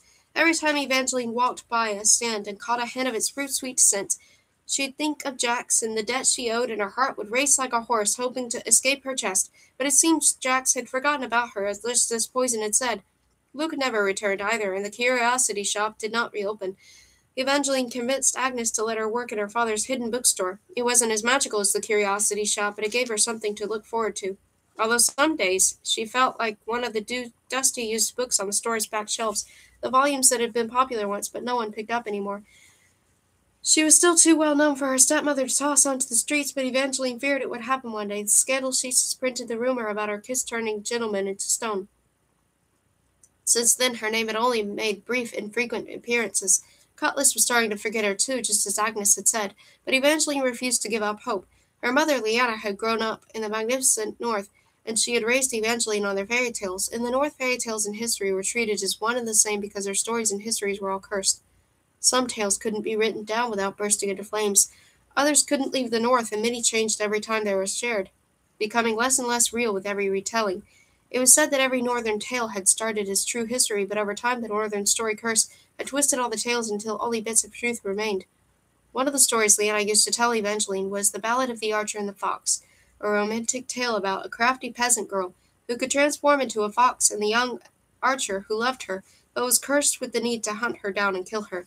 Evangeline loved the story because she too was a fox, even if she wasn't the sort who could turn into an animal. She might have also had a tiny crush on the archer. Evangeline made her mother tell her the tale over and over, but since the story was cursed every time her mother neared the end, she would suddenly forget what she'd been saying. She could never tell Evangeline if the archer kissed this fox girl, and they lived happily ever together forever, or if he killed the fox girl, ending their story in death. Evangeline would always ask her mother to just tell her how she thought the story ended, but her mother always refused. I believe there are far more possibilities than happily ever after or tragedy. Every story has the potential for infinite endings. Evangeline's mother repeated this sentiment so often that it grew inside Evangeline, rooting itself into the heart of her beliefs. This was one of the reasons she drank the poison that had turned her to stone. It wasn't because she was fearless or terribly heroic. It was because Evangeline simply had more hope than most. Jax had told her that her only option for a happy ending was to walk away, that if she drank the poison she'd be stoned forever. But Evangeline couldn't believe that. She knew her story had the potential for infinite endings, and that belief hadn't changed. There was a happy ending waiting for her. The bell attached to the door of the bookstore chimed. The door hadn't even opened yet, but the bell must have sensed someone special was entering, for it rang a touch early. Evangeline found herself holding her breath, hoping Luke would walk through. She wished she could break the habit, but the same hope that led Evangeline to believe there was still a happy ending waiting for her also made her think that one day Luke would return. It didn't seem to matter how many weeks or months passed. Whenever the bell to the bookshop rang, she couldn't help but hope. She knew some people would think this made her foolish, but it was tremendously hard to fully fall out of love with someone when you had no one else to love instead. Evangeline quickly barreled down the ladder she'd been standing on and hurried past several patrons exploring the aisles. The last person who walked through the door was not Luke, but she was also unexpected. Marisol had never visited Evangeline at the bookshop. Marisol had never really left the house, and she barely left her room, and she looked visibly uncomfortable at having done both today. She wrung her gloved hands with every step. Given that the bookstore was a bit of a secret, it didn't look like much from the outside, just a door with a knob that always seemed on the verge of falling off, and yet there was a certain sort of magic once you stepped inside. It was the feel of a candlelight light at twilight, paper dust caught in the air, and rows of unusual books on crooked shelves. Evangeline treasured it, but Marisol moved through the stacks as if they all might fall on her. Over the last few months, the cursed bride had become part of the local lore. Weddings were no longer held in gardens, and if a wedding was cancelled, it was now bad luck to reschedule. Since she rarely went out, Marisol wasn't widely recognizable as the actual cursed bride. But Evangeline could already see her stepmother's skittishness making the other customers feel as if there was something to fear. Conversations had grown hushed, and patrons made a point of avoiding Marisol. Evangeline continued toward her with a smile, hoping Marisol wouldn't notice the less than friendly glances. "What brings you here? Did you want a book? We just got in a shipment of cooking books." Marisol shook her hand almost violently. "It probably is best I don't touch anything. People might think I've cursed the books." She shot a furtive look toward the door, where a couple happened to be quickly exiting. "They're not leaving because of you," Evangeline assured her. Marisol frowned, unconvinced. "I won't stay long. I only came in to give you this." She held out an elaborate piece of expensive red paper, accented with whorls of gold leaf, and sealed with a red wax symbol. "When I saw it delivered, I thought it looked important, and I wanted to make sure Mother didn't hide it from you." Marisol finally managed a smile, one that looked a little sly around the corners. "I know I'll never make up for the weeks that you were stoned, but it's something." "I've already told you, you don't owe me anything." Evangeline felt a familiar stab of guilt. Every day she was tempted to tell Marisol the truth, but every day she wasn't quite brave enough. Between Evangeline working at the shop and Marisol hiding in her room, the girls hadn't grown much closer. But Marisol was still the nearest thing Evangeline had to family. Someday Evangeline would tell her stepsister the truth, but she still couldn't do it yet, and Marisol didn't even give her the chance. As soon as she handed Evangeline the red page, Marisol disappeared the way she had come, leaving Evangeline to open the mysterious note alone. "Dear Miss Fox, my sister and I would love to have the pleasure of your company tomorrow for afternoon tea at the Royal Hummingbird Court at 2 o'clock. We admired you from afar, and we have an exciting opportunity we'd like to discuss. Warmest regards, Scarlet Marie Dragna, Empress of the Meridian Empire. 9. Evangeline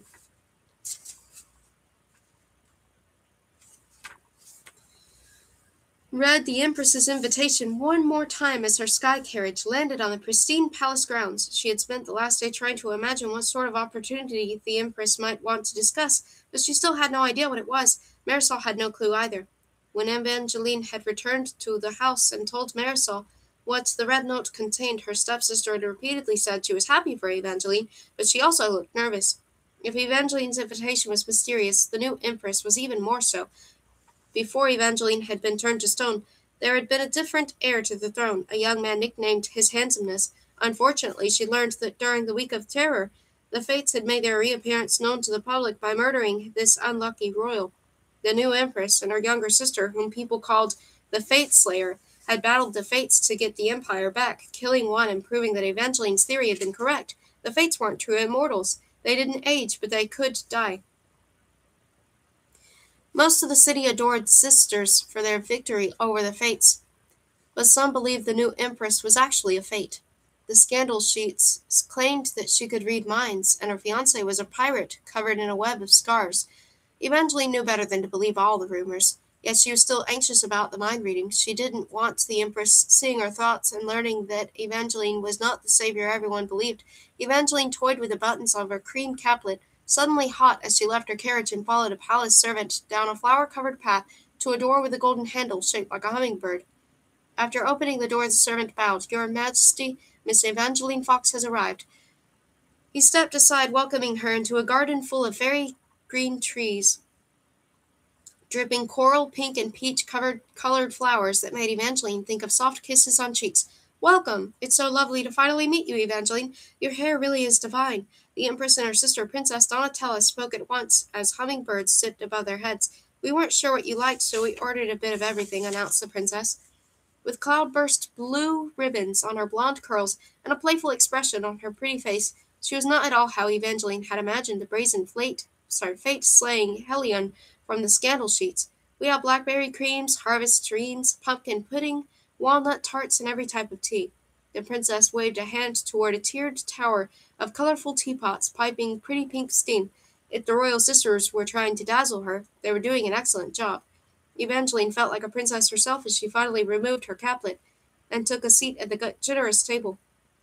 "This is wonderful. Thank you for inviting me. We're so pleased you could join us," said the Empress. She was young, probably around Evangeline's age, although it was difficult to be sure, as she had a thick gray streak cutting through her dark hair. She wore an off-the-shoulder ruby gown, pretty lace gloves, and a smile so sweet Evangeline found it hard to believe she'd been anxious about meeting her. "We've wished to meet you ever since hearing about your heroism during the Week of Terror, but we also want to ask for a favor," the princess chimed in. The Empress eyed her sister, who was apparently going off script. "What? I'm sure she's dying with curiosity. I'm just trying to save her life." The princess reached across her sister's plate and picked up a square of cream paper covered in coppered print.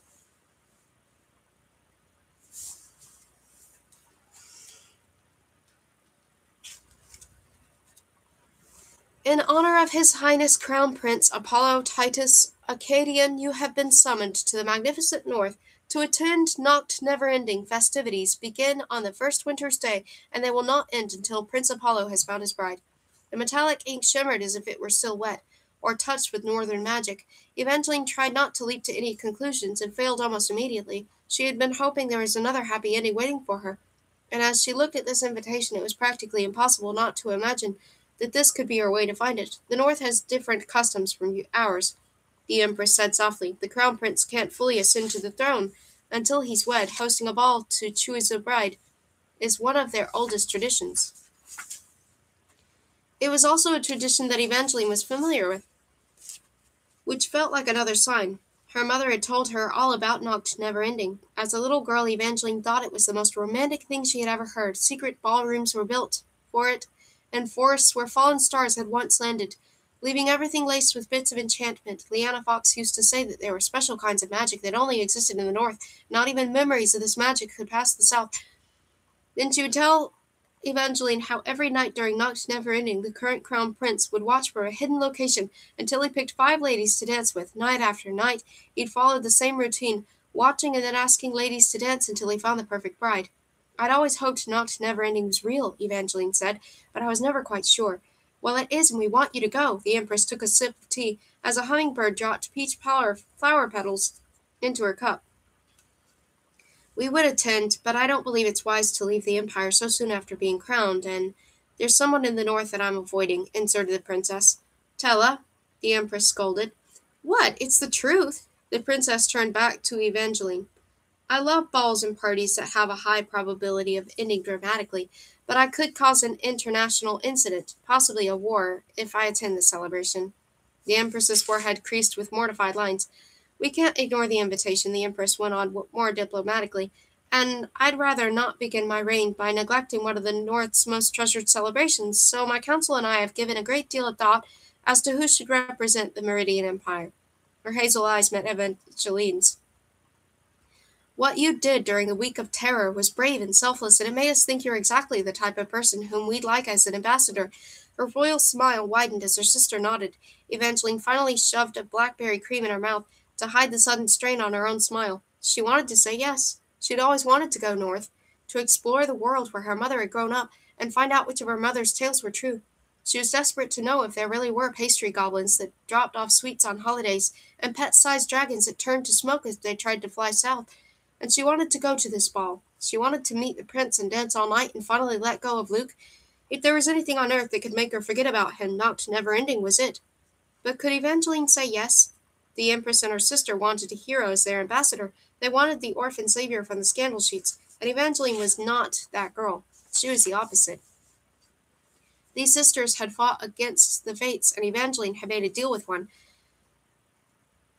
Her throat went suddenly dry. No matter how much Evangeline tried not to think about Jax, he was always tucked away in the back of her thoughts, a secret she feared would escape one day.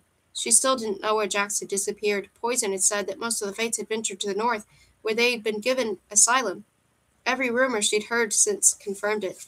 None of these rumors had specifically mentioned the Prince of Hearts, but hadn't Poison warned her that she'd be drawn to Jax, whether she wanted to be or not? What if that was what this was really about? What if this wasn't Evangeline's chance at a happy ending, but fate manipulating her path? After Evangeline's last encounter with the Prince of Hearts, when he was actually trying to help her, she'd been turned to stone. She didn't want to imagine what might happen if she saw Jax again, and he decided to collect on the 3 kisses she owed him. The best way to protect herself and the Prince of Hearts was to turn down the offer to go to the north. But then what? At best, Evangeline would continue working at the bookstore and holding her breath every time the bell rang, which suddenly felt a little pathetic rather than hopeful. If you're worried about that nasty rumor, we've already had it fixed, said the Empress. Oh, yes, that was so fun. Princess Donatella held out her hand, and a pair of spirited hummingbirds delivered a sheet of black and white newsprint to Evangeline. The Whisper Gazette Special Edition Announcement by Cutlass Nightlinger. Just in. From a reliable source, Belinda's sweetheart savior has been cured. Her touch no longer turns into stone. Evangeline hasn't even thought to worry about this rumor, but she was impressed the sisters had already taken care of it. It just went out. By tonight, no one will think you're cursed anymore, confirmed the princess. Though I think most people should know by now. They can't believe everything they read. You should have seen some of the things they said about me after the week of terror. I might have read a few of them, Evangeline admitted. The bookshop where I work keeps all the old papers. And what did you think? The princess pressed, appearing excited rather than embarrassed as she plopped a small tart into her heart-shaped mouth. Evangeline couldn't help but laugh. She liked these sisters. I think Mr. Nightlinger got it all wrong. You're far fiercer in person than the gossip sheets made you out to be. I told you she'd be perfect, the princess clapped. Tell us you're going to say yes. You don't have to do anything but go. The sisters gave her a pair of matching grins as flower petals rained down and more hummingbirds buzzed around. If they knew the truth about the day that she'd turned to stone, they never would have asked her to do this, but maybe Evangeline could use the ball to become more of the person they thought she was.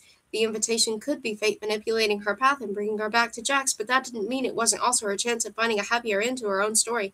She knew it was wishful thinking to imagine that if she went north she'd meet Prince Apollo, and he'd fall in love and choose her. But she'd been raised to believe in wishes and fairy tales, and things that seemed impossible. And what if this wasn't just her chance at a happy ending, but Marisol's opportunity as well? Evangeline had wanted to find a way to make things better for her stepsister. Maybe this was the way. If Marisol went north with Evangeline, no one would know her as the cursed bride. She'd just be a girl at a ball, and Evangeline would make sure it was the best ball of her life. By the time they returned to Belinda, Luke would be a forgotten memory for both of them. Evangeline returned to the royal sister's smiles. If I said yes, would it be possible for me to take my stepsister? That's a lovely idea, said the Empress. I should have thought of that, muttered her sister. But don't worry, we thought of everything else. You might have noticed the North's seasons are different from ours. Their first day of winter is only 3 weeks from now, so we only might have already started preparations. There was a great deal of talk after that about lodging, and then dresses. Fashion in the North was quite different. Gentlemen wore doublets and lots of leather. Ladies wore gowns with double skirts, and ornamental belts. And then the princess was oohing and ahhing about jewels and pearls, and Evangeline's insides were curling ribbons, all giddy and excited. Finally, she asked the last question she was curious about. Do either of you know anything about the prince? Yes, both sisters answered enthusiastically. Princess Donatella's eyes went foggy. Actually, I can't remember what I've heard. The Empress broke off in a similar manner, as she tried to recall what it was she had heard as well. Evangeline wondered if the information about the prince was cursed in the same way that many northern tales were. Neither sister could remember a thing about Prince Apollo Acadian or his family. If Evangeline wasn't quite so familiar with the North, this might have unnerved her, but she was far more uneasy about the 3 broken scars on her wrist that had suddenly started to burn.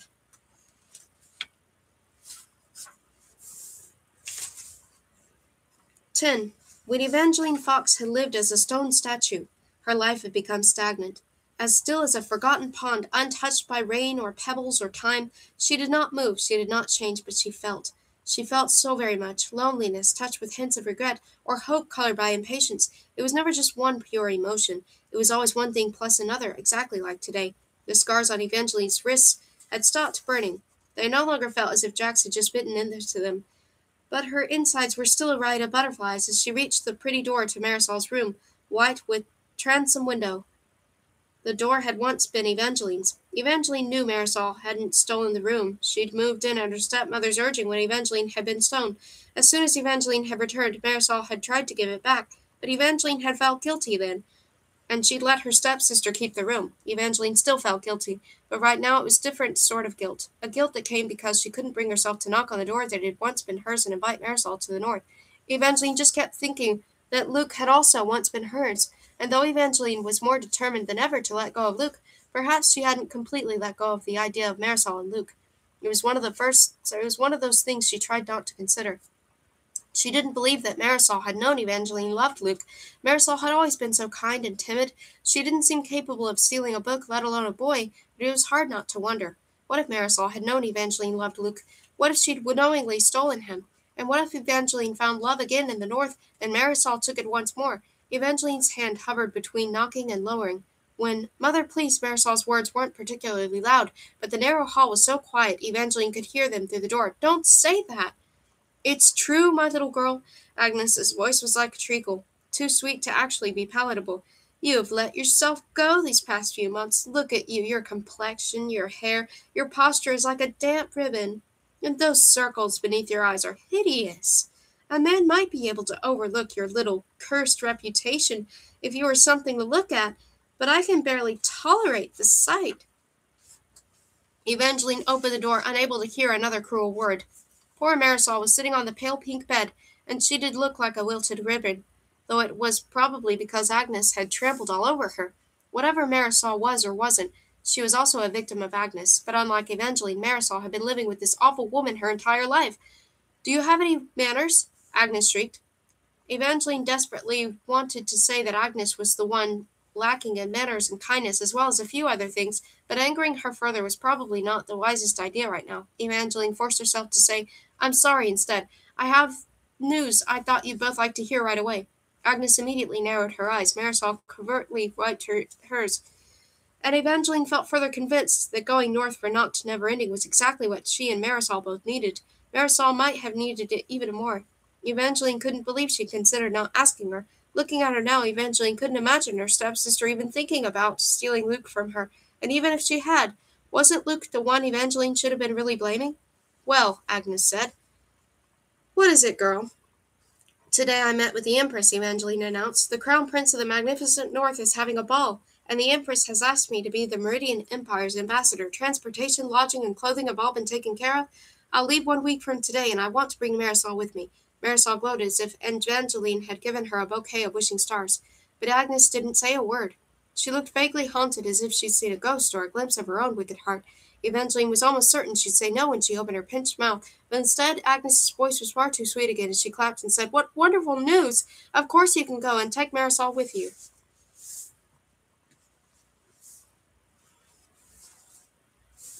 Okay. Oh, I have no idea what you said.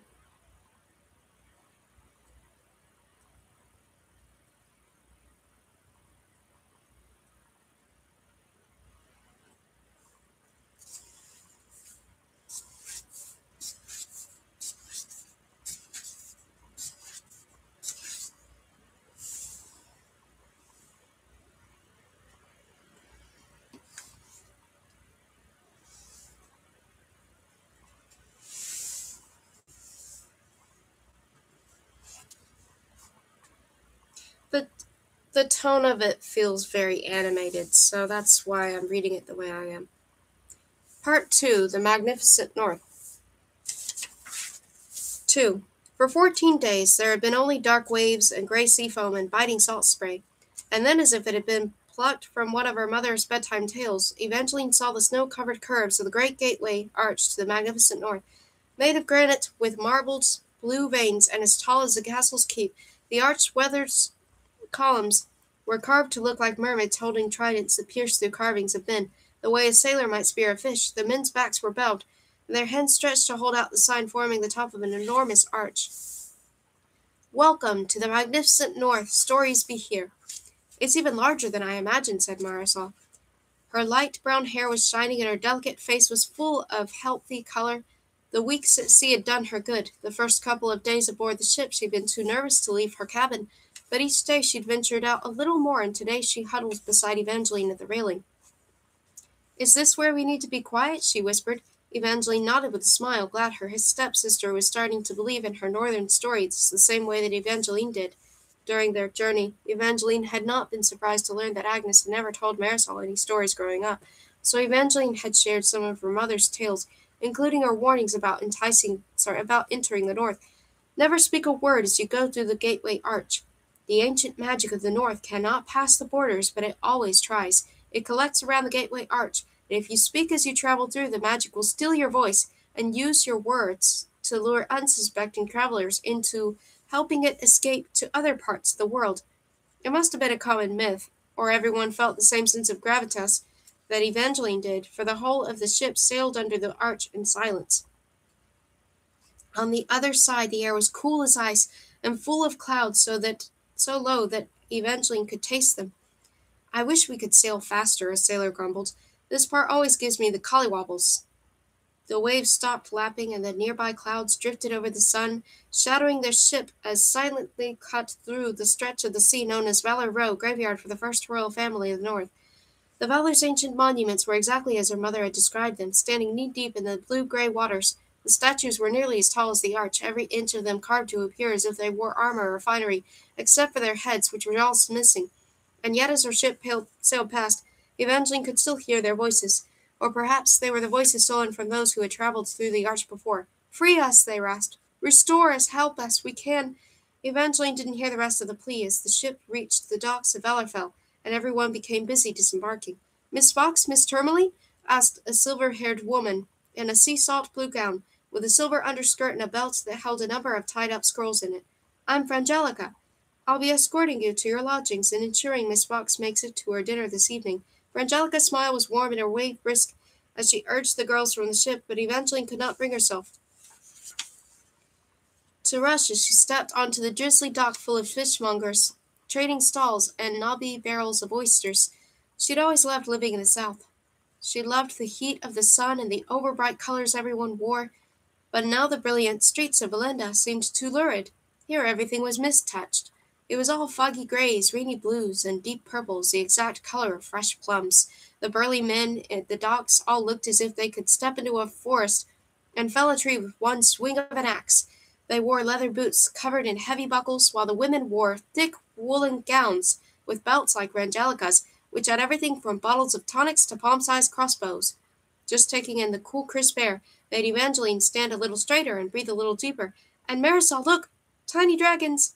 Oh my! Marisol went pale as a robust pop sounded, and a tiny pepper-black dragon about the size of a chipmunk shot out streams of red fire to scar a fish stick at a nearby stall. On the docks, the adorable little beasts appeared to be as common as squirrels. Almost every vendor had one.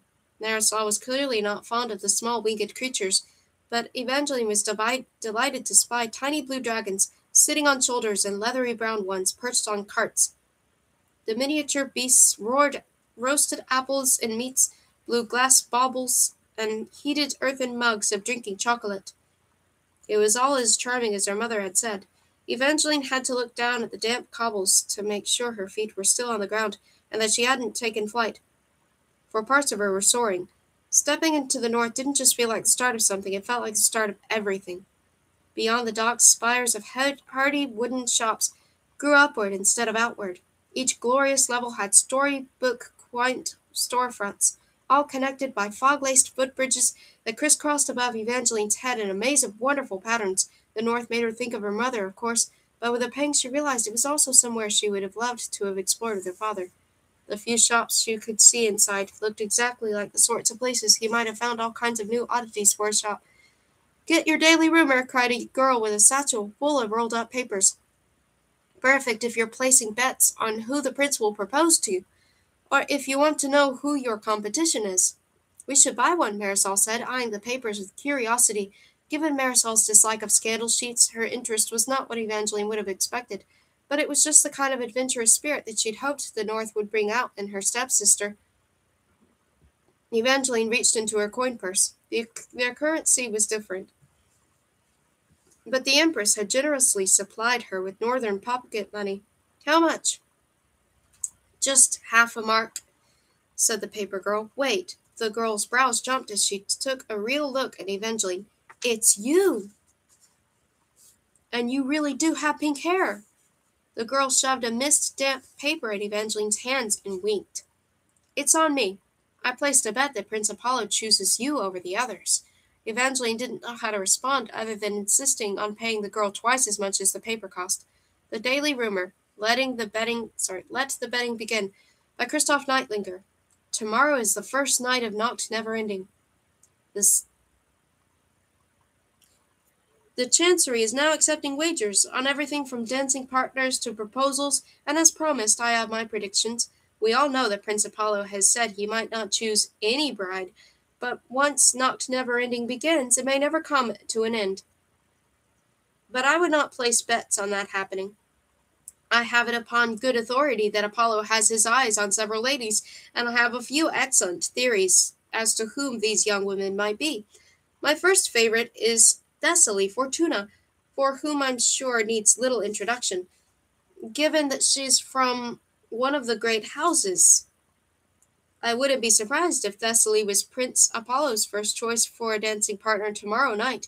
However, if our crown prince is hoping to garner favor with those of us who aren't from prominent bloodlines, he might ask the recently popular Ariel Lala Lagrimas to dance first. Lala's family is shrouded in mystery, which is often code for being common, but her beauty is almost mythical, and we all know how much Prince Apollo values beauty. Unfortunately, I'm not sure I'd place any marriage bets on Lala. I've heard repeatedly that Prince Apollo might already be taken with famed foreign princess Serendipity Skystead of the Ice Haven Isles. The pair has known each other since childhood. She used to send weekly letters to the palace, a secret source revealed. If you're wagering on whom this prince might propose to, Princess Serendipity may be the safest bet. Although, if you're fond of taking risks like I am, you may want to put your money on another foreigner, Evangeline Fox of the Meridian Empire, orphaned, cursed by the fates, and now a darling of the new Meridian Empress. The stories that swirl around Evangeline sound a bit like one of our own cursed tales, and it's hard to believe they could be entirely true. My cousin from the south tells me that Evangeline has shimmering pink hair, gold hair, and bold, adventurous streak to match. She once turned down a string of suitors as long as a city street so that her hand would be available if Prince Apollo wished to take it, and I might place a bet that he does. Evangeline found herself grinning at the page and forgetting Luke just a little more. She had been trying not to let her hopes fly too high. Even when she and Marisol spoke of Nacht Never Ending, it was never just about the prince. They talked of dancing and fashion and what sorts of people they might meet, but Evangeline had to confess that she really did want to believe she had a chance at Prince Apollo's affections. She knew it wasn't the most practical thing to imagine marrying someone she hadn't met yet, but she also didn't believe it was entirely unpractical. Her parents had a fairy tale romance that had taught Evangeline to believe in things like love at first. Every time they told a story, it was a little different, as if it were another one of her mother's northern tales. It always began when her father was searching for curiosities in the north, and he happened upon a well with the most hypnotic song floating out. He thought the well enchanted, so of course he tried to talk to it. The well had answered back, or rather her mother had replied. She'd heard his voice come out of her family well, and she'd liked the idea of convincing this southern stranger that she was a magic water sprite. She toyed with him for weeks in some versions of the story. In others, Evangeline's father had known early on that it was really a young woman playing games, but in every telling of the tale they fell in love. Love at first sound, her father would say. Then her mother would always kiss him on the cheek and say, for me, it was just love at first. Then her parents would both be sure to tell Evangeline that not all loves happened at first. Some took time to grow like seeds, or they might be like bulbs, dormant until the right season approached. But Evangeline had always wanted love at first. She wanted love like her parents, love like a story. And looking at this paper convinced her just a little more that she could find it here, and not never-ending. This is all so very exciting, Marisol squealed. It was a perky, purely happy sound. But a second later, Evangeline saw an unsettling shadow cross her stepsister's petite face. Even though it says you're a risky choice, you're going to need to be careful tonight with the other girls. They'll definitely be all claws and teeth now. Evangeline knew this reaction was undoubtedly Agnes's poison influence, but Evangeline did feel a sting. Right as Marisol said the words, teeth, the heart-shaped scars on Evangeline's wrist had started to burn. She'd felt them more and more since she'd decided to go north. Usually she ignored the stinging pain and the thoughts of Jax that came with it, but just then Evangeline couldn't shake the unnerving idea that it wasn't other girls she needed to worry about tonight, but the blue-eyed fate who'd left his marks on her. Not Neverending didn't officially begin until tomorrow, but this evening there was a private dinner to welcome all the foreign ambassadors. Unlike the official ball where the prince only danced with 5 girls, this evening he would privately meet with everyone, including Evangeline. Ladies, Frangelica clapped. None of this will matter if Miss Fox doesn't make it to her dinner. She waved them into a waiting coach. The burning sensation at Evangeline's wrist grew fainter, but didn't completely disappear as they rumbled down a bumpy gray lane, lined with inns and taverns named after various northern tales and historical figures. They passed a fortune-telling den called Vesper's Whispers, and a clanking forge named Wulfiric's Weapons. The Eternal Prince appeared to be a popular pub, though Evangeline was more curious about the serpentine line of people leading to Fortuna's fantastically flavored waters. She didn't recognize the name from her mother's stories, but she wondered if the establishment was connected to the Fortuna girl who had been mentioned in the local gossip sheet as a potential favorite. They finally stopped near the end of the Merry Road at the Mermaid and the Pearls, inn for adventurous travelers. Rumor has had to have been built on the wreckage of a sunken ship. The inn was full of creaking floorboards and roaring warmth that immediately thawed Evangeline's chilled skin. The walls were papered in sepia-tinted pages covered in drawings of dazed sailors and wicked mirror-girls. The theme continued in Evangeline and Marisol's suite. The frames of their beds mimicked open wooden treasure chests with posters formed of the largest white pearls she'd ever seen. According to her mother, The Mermaid and the Pearls was the story of a mermaid who tricked sailors into letting her turn them into giant pearls. It was one of the myths that always seemed more fairy tale than history, but just in case it was more true than false, Evangeline avoided all the pearly bedposts as she dressed for the evening. She tried to get an invitation for Marisol, but tonight's dinner was extremely exclusive.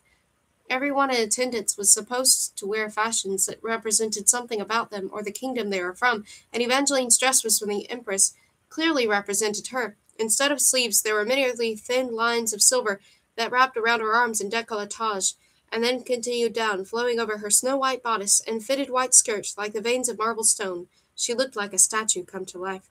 Marisol went pale. I suppose it's a good thing I wasn't invited to this dinner. If I'd been given a gown to symbolize my life, it would have probably had a skull or crossbones embroidered over the chest. Marisol said this as if it were a jest, but her voice was a little too high and a little too raw. And just like that, the familiar wedge of guilt was back. It's going to be a different year. Evangeline took her stepsister's hand and squeezed. Once again, she was tempted to confess the truth and tell Marisol that her supposed curse was all Evangeline's fault. Miss Fox, Frangelica called through the door. It's time to depart, my dear. Evangeline closed her mouth and swallowed down her secrets. Confessing might ease her guilt, but it would ruin so many other things, and not just for her. If she told Marisol the truth, she might not feel cursed any more, but she would feel betrayed. For now, Evangeline would just have to hope that things really would be different here, and that the North had enough magic to create happier endings for both of them. 12.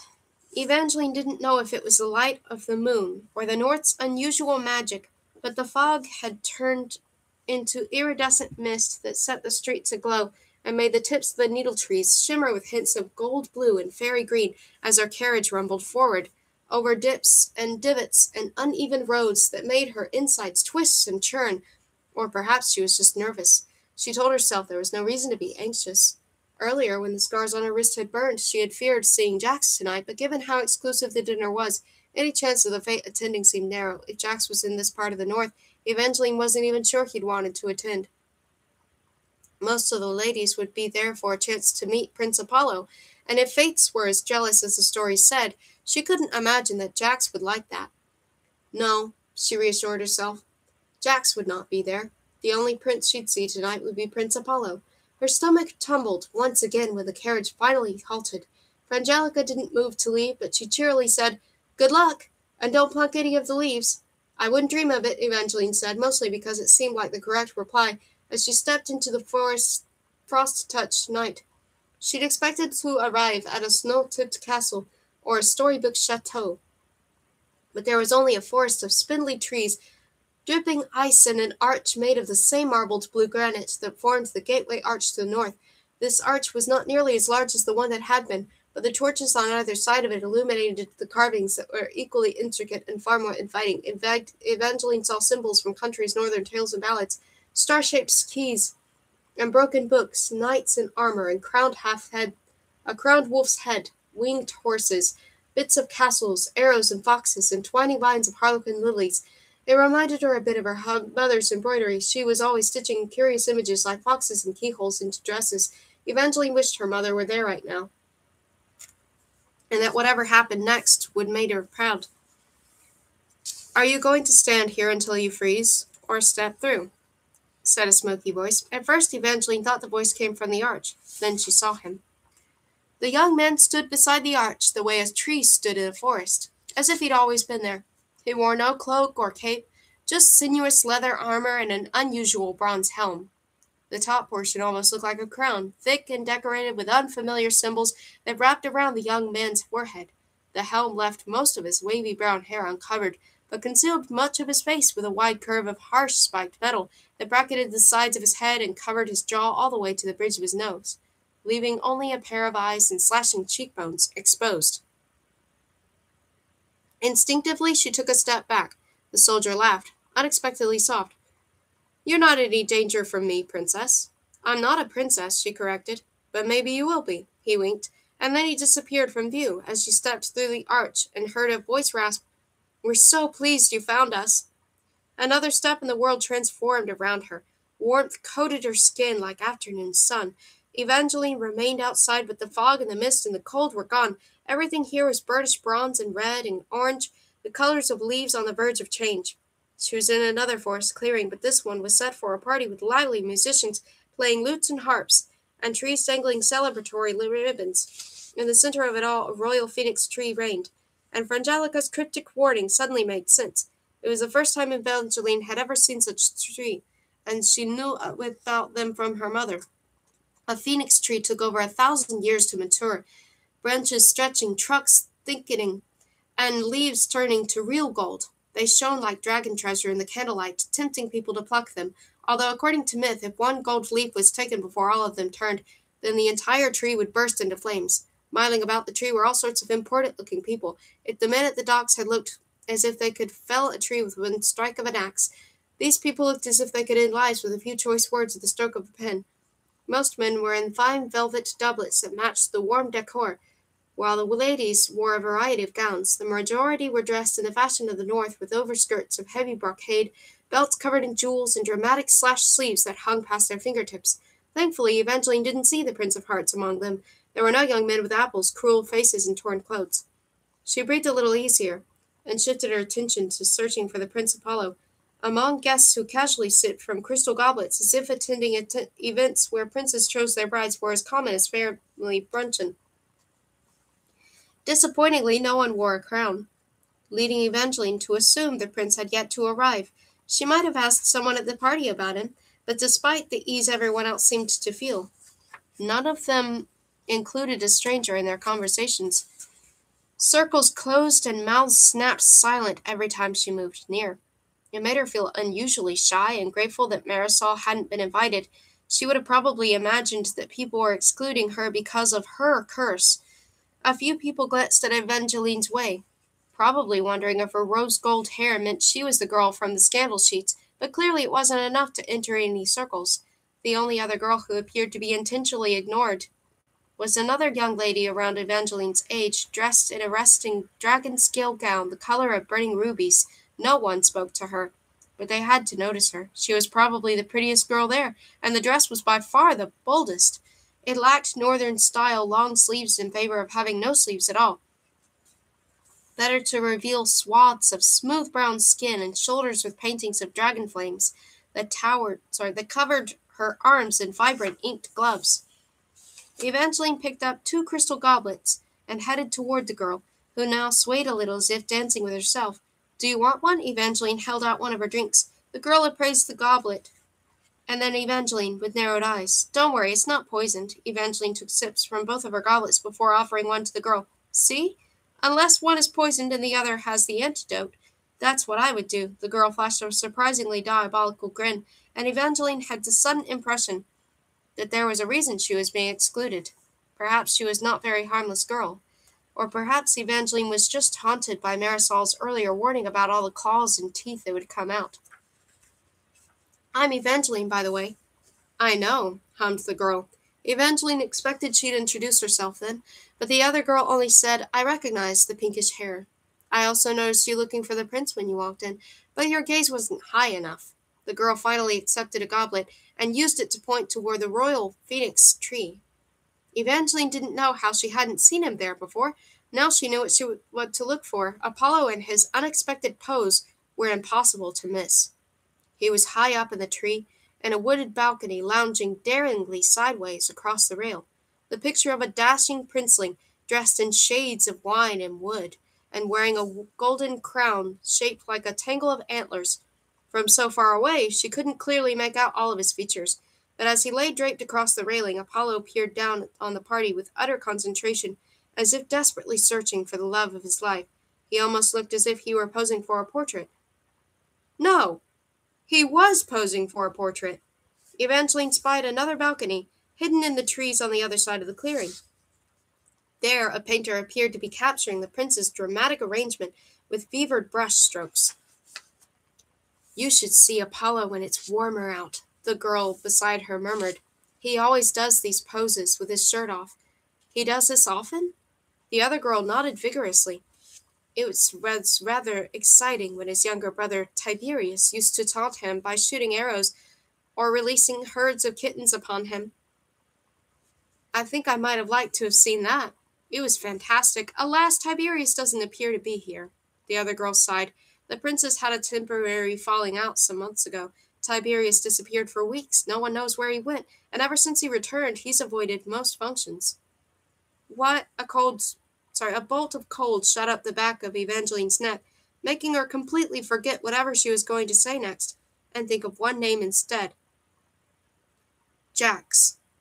She didn't know how she knew that's what the spike of cold meant, but she would have bet her life that the Prince of Hearts had just entered the party. 13. Don't turn around. Don't turn around. Don't. Evangeline only meant to look for a second, just to make sure he was really there, that the phantom cold covering her skin was not from some unseen ghost or breeze. Her eyes went toward the arch first. Jax was just beyond it, fog from the other side still clinging to the box of his boot as he cut across the clearing. The eyes at the back of Evangeline's neck traveled around her throat and across her décolletage. What was he doing there? Since the last time she'd seen him, Jax had changed his hair to a striking shade of dark blue. If his sharp face weren't so unmistakable, Evangeline might not have recognized him so quickly, but even his face looked colder than before. His lips were two wicked slashes, his eyes ice, his perfect skin more marble than she remembered, pale and smooth and impenetrable. In his church there had been a hint of twisted playfulness that softened some of his merciless edges, but all of that was gone. He'd lost something since she'd last seen him, as if he'd been a touch human before, but now he was not. Now he was all fate, and she needed to make sure he didn't discover her. "Ah, you've spotted Lord Jax." Evangeline quickly spun back to her new friend. "He's a close confidant of Apollo's," the girl said, "but he won't help you win the prince." I just thought he looked familiar," Evangeline babbled, and she really tried not to look at him again. The last time she'd seen Jax, he'd walked away as she turned to stone. She didn't want to know what else he might condemn her to if he'd spotted her, but she was like the tide drawn by the tremendous force of the moon. It was no wonder waves were always crashing. They must have hated the pool as much as she did. When she turned, Jax was still cutting through the party, all cold-blooded grace and disinterest. Instead of a traditional doublet, he wore a loose shirt of gray linen, raven black pants, and rugged leather boots, the same dark color as the fur-lined half-cape casually slung over one of his straight shoulders. He didn't appear to be dressed for a party. The buttons on his shirt weren't even all done. But he captured more than just Evangeline's attention. People looked away from Apollo, lounging across his balcony rail, simply to watch Jax rudely ignore everyone who attempted to engage him. No one appeared afraid of him the way they should have been. No one flinched or paled or ran. Evangeline had never found out exactly what sort of trouble Jax had gotten into during the Week of Terror, but since then he must have decided to conceal his true identity.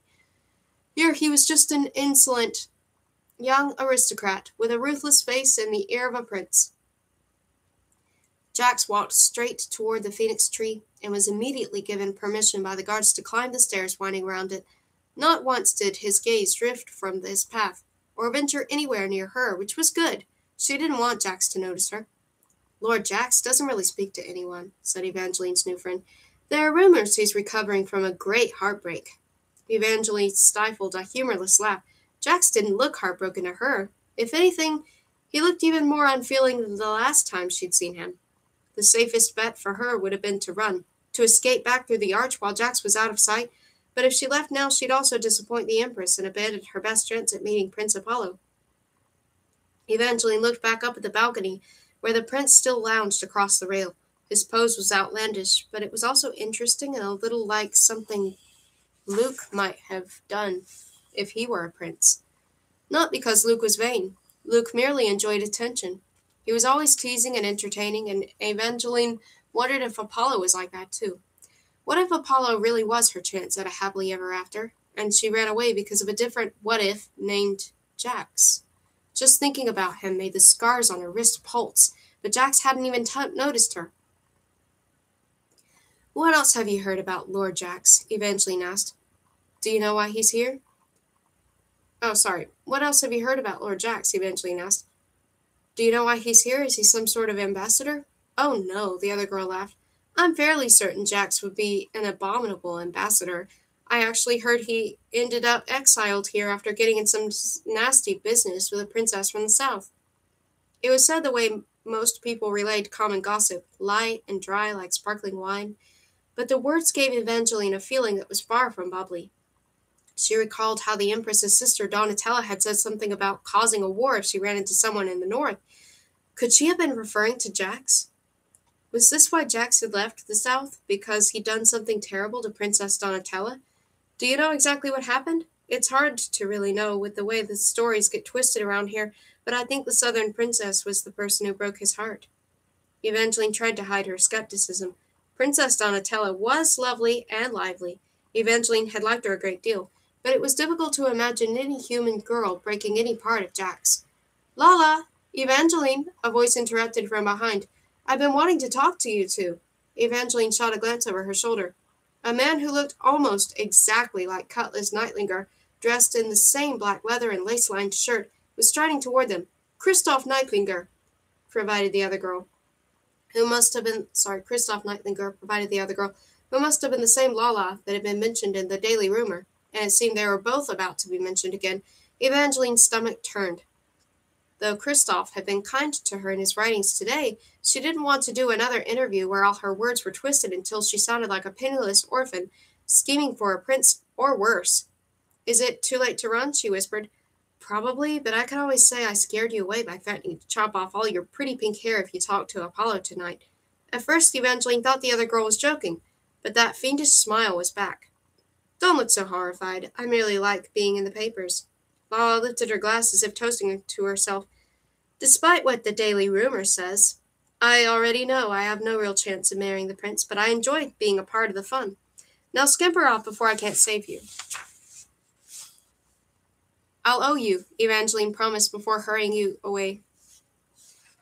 Her skirt was too fitted to go very fast, and she wasn't really paying attention to where she was going. She was so caught up in the threat that was Christoph that she'd forgotten about her other threat until she nearly smacked into his solid chest. Evangeline tried to infuse her spine with metal as her heart raced with panic. She'd seen Jax from far away, but this close was different. It was 1,000 cuts happening all at once. Devastation made of hair as blue as ocean waves, and lips sharp as crooked, cracked glass that would delightedly cut her. How could no one else here know that he was a fate? Evangeline could feel his inhuman gaze gliding over her skin, making her blood rush as his eyes raked over every silver line wrapping tightly around her hips, her waist, her chest. He stopped, gaze drifting off before meeting her eyes, as if she wasn't worth the effort to continue. What are you doing here? He tossed a burnished gold apple with one hand. I thought you'd already been married to that boy you loved by now. His voice was even more pitiless than the last time she'd heard it, when he'd left her in the garden as she turned to stone. Evangeline tried to stop herself from lashing out. She needed to get away from Jax, not fight with him. But something about his lack of care made her care even more. You ruined any chances I might have had with Luke when you had him mauled by a wolf. Jax stopped tossing his apple. I've never had anyone mauled by a wolf. That's incredibly messy. He studied her for a beat, eyes finally meeting hers. Before, she'd sworn his eyes were bright, arresting blue, but tonight they were pale blue ice and utterly soulless. One look and Evangeline felt cold all over. She thought about Lala's claim that he'd had his heart broken by Princess Donatella, but Jack's next words destroyed any sympathy Evangeline might have had for him. So you didn't really love him in the end. Were the scars all over? Or did you just take a look at his mutilated face and run the other direction? Evangeline scowled. Jax would think the worst of her, because that's probably what he would have done. But she didn't correct him. She'd rather have the fate think badly of her than know that he'd been right and the real reason she wasn't with Luke was because he had chosen Marisol. And then he disappeared, but Evangeline wasn't going to dwell on that. She'd come here to forget about Luke, to find a new happy ending. And she planned to do just that, hopefully with a very different prince from the one standing before her. I'd rather not discuss this with you, and I think they were calling everyone for dinner. Oh no, little fox, we have unfinished business. Jax dropped his apple and took her neck, cupping her pulse with his cold palm. Jax, Evangeline gasped, what are you doing? And what had he just called her?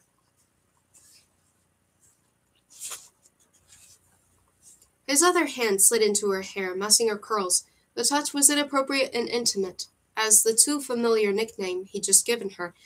She could feel her chances at happily ever after slipping further away as she heard the party chatter shifting to whispers, 100 tongues all suddenly talking about scandalous way Jax was holding her right under the prince's balcony.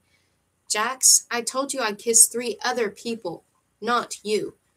Then why aren't you pulling away? He taunted. I can't fight you. You're a fate. Liar. I'm not hurting you or kissing you. He moved the hand at her neck to toy with her racing pulse, softly dragging his fingers up and down over the frantic beat, beat, beat, making her heart pound even faster. I think this excites you. You're delusional. Evangeline finally pulled away. Her heart was racing, but it wasn't from excitement, she was sure. Although maybe there was just a tiny hint of it, but she couldn't fathom why. Jax laughed under his breath. Relax, little fox. I'm not trying to ruin you. He stole her wrist and tugged her closer in a mockery of a dance. She stepped back, and he stalked forward until her thighs met the hard table. What are you doing, Jax? I'm trying to make you more interesting. He leaned in closer. He didn't touch her anywhere other than her wrist, but someone watching from afar might have thought they were on the verge of kissing from the intentional way he angled his body and canted his head. Only Evangeline could see that his eyes were dead. Earlier, you were just a minor threat, one that people imagined might disappear if they chose not to look your way. But now that I've noticed you, there will be no disappearing. You think too highly of yourself, Evangeline hissed, but people were definitely watching. At least half the eyes of the party were on them. From her peripheral vision, she could see that Christoph Neitlinger had taken out a pen and started jotting things in a notebook. If you're lucky, Jax murmured. Apollo is watching too, and he's already jealous. I don't want to make him jealous. You should. It will make your job so much easier, since Apollo is the first person I want you to kiss. In one of his preternaturally quick moves, Jax dropped her wrist, pulled a jeweled dagger from his boot, and pricked the tip of his ring finger. Dark red blood glittered with impossible flecks of gold. Evangeline tried to lean away, but he moved faster. He brought his hand up to her mouth and marked the seam of her lips with the blood. Metallic and sweet, incredibly sweet. She wanted to hate the taste, but it was more like a feeling than a flavor. It was the last perfect moment before a dream ends. Drops of sunshine falling like rain, lost wishes that had been found. Evangeline wanted to lick. No. Jax lifted his hand quickly, closing her lips with his fingers. Don't lick it. You need to let the blood sink into your lips, or the magic won't work. Evangeline's euphoria turned cold, slick with dread. When she made the deal with Jax, she'd been nervous about kissing strangers.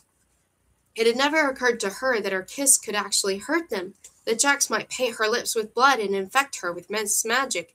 What did you do? She asked. What will happen if I kiss Prince Apollo? When, Jax corrected flatly. If you don't kiss Prince Apollo before tonight's party is over, you'll die. Which would be a shame, since there are so much better ways to go. Jack's unfeeling eyes dropped to the mouth he just painted with his blood. Then he strolled back toward the rest of the party. 14. Evangeline didn't know if time was like magic and worked differently in the north, but she would have bet her life that it started moving faster the instant Jax strode away.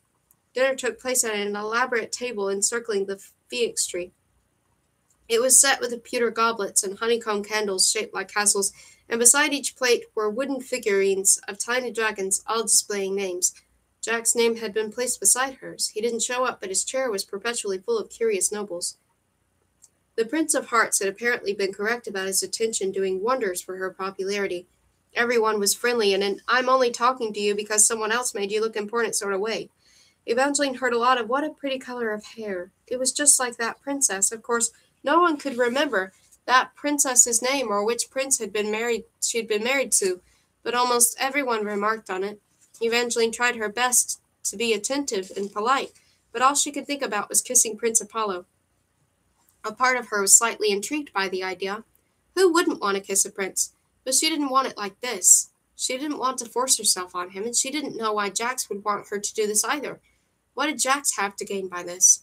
She wanted to hope that Jax had been joking earlier when he'd said she would die if she didn't kiss Apollo by tonight.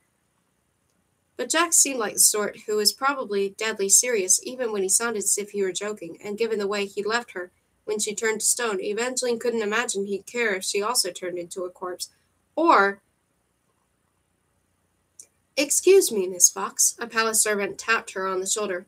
It's your time to die. Evangeline startled, but quickly realized that wasn't what the servant said. It actually said, It's your time to meet the prince. But in that moment, it felt like the same thing. She'd come up with only one theory why Jax would want her to kiss Prince Apollo. Jax wanted to kill him. Jax had painted her lips with his blood, giving her some of his magic, and his magic was in his fatal kiss, which probably meant her kiss was now deadly. Her breathing quickened as she approached the steps circling the phoenix tree. Jax inclined against the stair rail at the base, head tipped back, blue hair tumbling over one eye, and giving the impression he'd been waiting for her half the night. Ready, pet? He held out his arm like a gentleman. Evangeline ignored his offer, but leaned closely enough to whisper as they started up the winding steps. Why do you want me to kiss Prince Apollo? Is this going to kill him? Jax side-eyed her. I appreciate a good imagination, but I use it when you kiss the prince, not when you think about the consequences might be. I'm not going to kiss him unless you tell me why you want this. If I wanted you to kill the prince, I wouldn't be climbing the stairs with you. Jax wrapped the arm she just refused around hers. His gray shirt sleeves were rolled up, so she could feel his skin, cool and rock solid. The contact covered Evangeline's flesh with tiny unwanted bumps as he brought her closer to his side. There's no point in having another person commit murder if you're going to be in the room with them. Evangeline wanted to keep arguing, but Jax made a convincing point, which was a small relief. Evangeline really didn't want to die. But she also knew that she couldn't kiss the prince if she thought that it would hurt him. If that's not your plan, then what will happen when I kiss him? Depends on how good at it you are. Jack's chilling gaze went to her lips. You do know how to kiss, right? Of course I know how to kiss. She yanked her arm free. Jax frowned. Why are you so angry? Do you think the prince is ugly?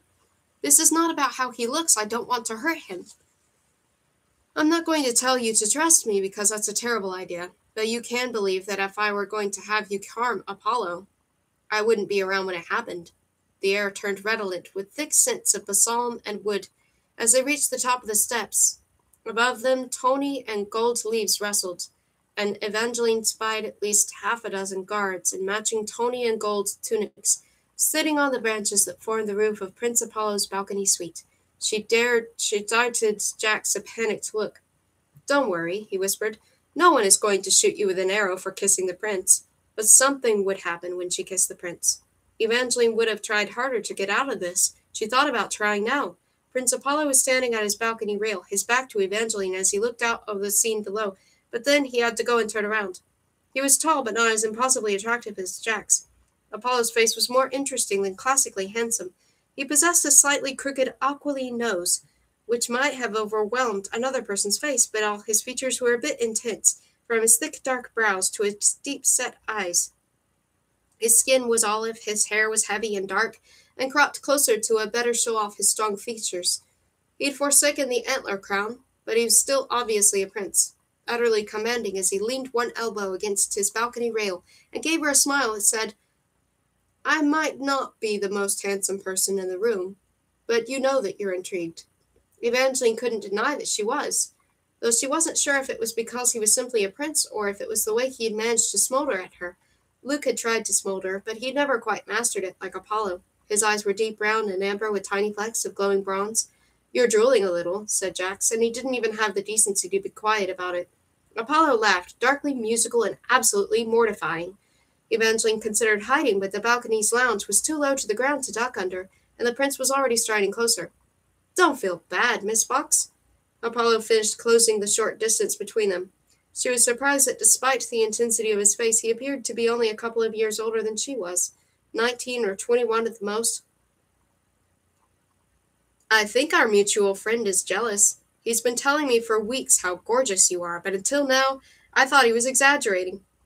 Jax told you about me? Evangeline didn't even try to hide her shock as her gaze shot to Jax. He'd already left her side to wander the small suite, and he met her stare with the same taciturn disinterest he'd shown everyone else when he'd first entered the party. If looks could speak, this one would have told her, just because I said it doesn't mean I believe it. But he had said it. She didn't care if she'd meant it or not. Jax had acted as if her appearance that night was a surprise, and all of this was unplanned, yet he'd known she was coming for weeks. He'd been setting up this kiss. Why? What did Jax want? What would happen when she kissed the prince? Evangeline couldn't come up with a single new theory. She tried, but it was growing difficult to focus. Something felt very wrong with her heart. It had beat faster when she'd first met Jax. But now it was almost as if she had two hearts. Her pulse was going wild, pounding painfully in her chest as if it might soon run out of beats. When she looked back at Apollo, her heart began pounding. Kiss him, kiss him, kiss him. It didn't feel like a desire so much as a need. Apollo was close enough so that she could just take one step, tilt her head, and then press her lips to his. And yet, Evangeline couldn't. Not until she'd at least tried to learn why Jax had set this up. Instead, she managed to say, How well do you know Jax? The prince's bold smile faltered. I'm not accustomed to ladies coming up here and asking about other men. Please don't mistake my question as interest in Jax. I'm not interested in Jax. And yet you keep saying his name. Apollo's words came out as teasing, but his gaze was not. He looked at her the way that Evangeline imagined portraits stared at people when their backs were turned. No more magnetic smiles, no smoldering brown eyes. It was the gazing equivalent to pulling out a knife and tilting it so that it caught the light. It seemed Prince Apollo's confidence had its limits. Or maybe he wasn't that confident, after all. Perhaps he and Jax were more rivals than friends. Maybe that's what this was somehow about. Evangeline still didn't understand what Jax was really after or what this kiss would do, but she didn't have time to figure it out. Her heart wasn't just pounding now, it was hurting, straining. Jax said she'd die if she didn't kiss the prince by the end of the party, and although it wasn't quite over, Evangeline knew this meeting was. Apollo's posture was shifting. He was about to dismiss her. Soon he would turn and walk away without another word. If she was going to kiss him, this was her final chance. Evangeline lifted her eyes, seeking his lips, but somehow her gaze drifted over Apollo's broad shoulder to Jax. He leaned against the balcony rail, flicking a silver coin with his long fingers.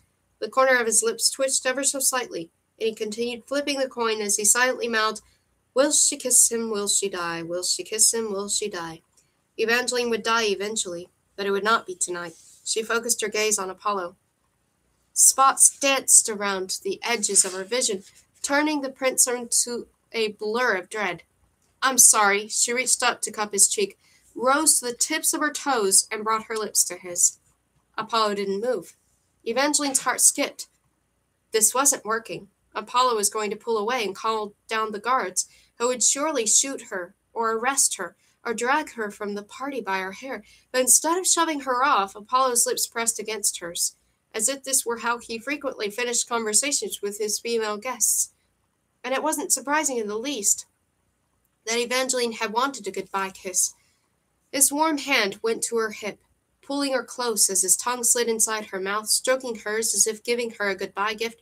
Her cheeks heated at the thought that Jax was watching the embrace, but she still didn't pull away. Apollo's technique was better than Luke's, who was always a little too eager, and yet everything about the way Apollo touched her felt more practiced than passionate. Fleetingly, she wondered if he'd had painters capture the way he kissed.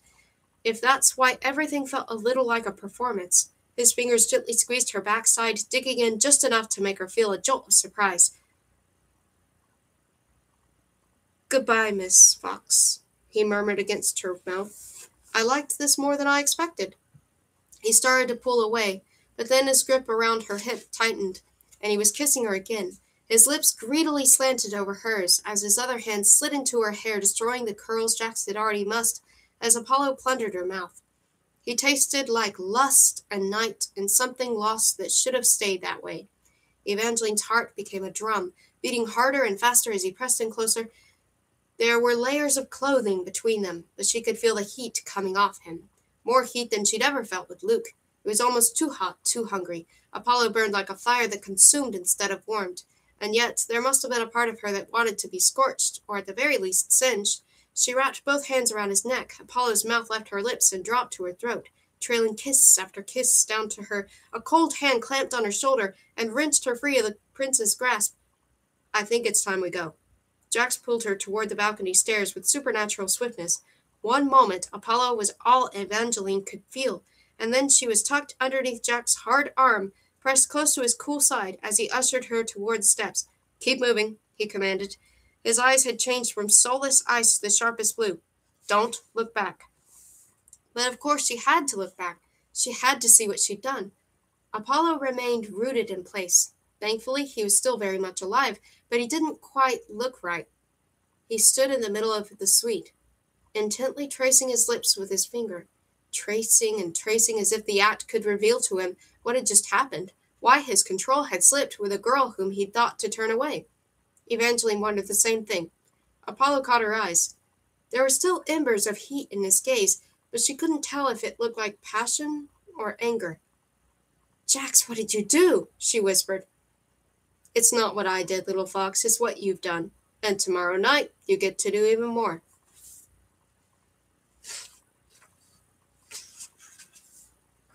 15. The Daily Rumor. Continued from page 1, Evangeline Fox has lived up to her reputation as a wild card. While most of the ladies present at last night's dinner were preening for Prince Apollo, Evangeline Fox was seen wrapped in a wicked embrace with one of the prince's closest friends. I'm not sure if Evangeline heard the rumors that Apollo might not choose a bride, and therefore set her sights on someone else, or if she merely hopes to make Apollo jealous, but it seems I was right when I called her a risky bet. 16. Evangeline tried to ignore the nearby whispers in the ever-present pit of her stomach. She was in the magnificent North, home to her mother's fairy tales, surrounded by fantastic sights and about to enjoy a dragon-roasted apple. But the murmurs were like villains at the end of a story. They just wouldn't die. It's her I bet a dragon on it. I read she kissed one of Prince Apollo's friends last night. Ignore them, Marisol said, shooting an impressively scathing look over her shoulder toward the line of muttering people behind them. They should know better than to believe everything they read in the scandal sheets, she added loudly, and Evangeline loved her just a little then. Although much of what Christophe had written about her in the morning's paper was accurate, she had been seen in a scandalous position with Jax. He'd held her as if he'd wanted to kiss her, backed her up to a table, and then he painted her lips with his blood. Her stomach tumbled just at the thought. Marisol had believed it all a lie as soon as she'd seen the paper, and Evangeline hadn't corrected her. She'd simply tried to forget about it, as she and Marisol had set off that morning to make the most of their time in the North by exploring a variety of spire shops. Spire shops.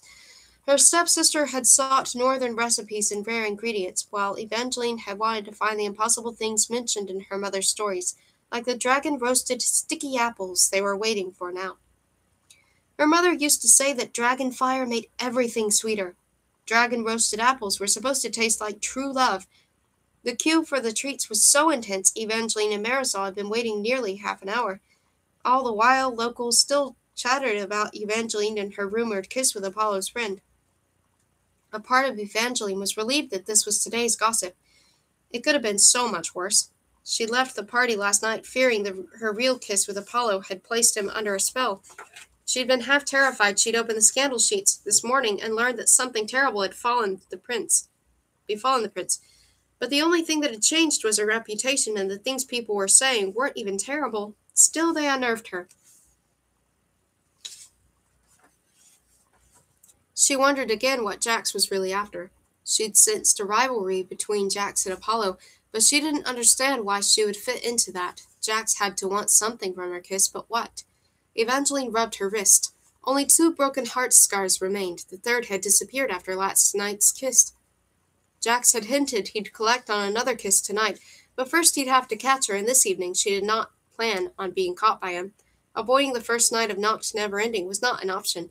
This morning's rumors might have diminished her chances with Apollo, but Evangeline couldn't bring herself to believe they'd ruined them. Something had happened between them when they kissed. The only question was, had Dekit and Evangeline's kiss with Apollo been a part of Jack's plan, or something he hadn't expected? Evangeline didn't know the answer, but she hoped to find Apollo again tonight and figure it out before Jax found her.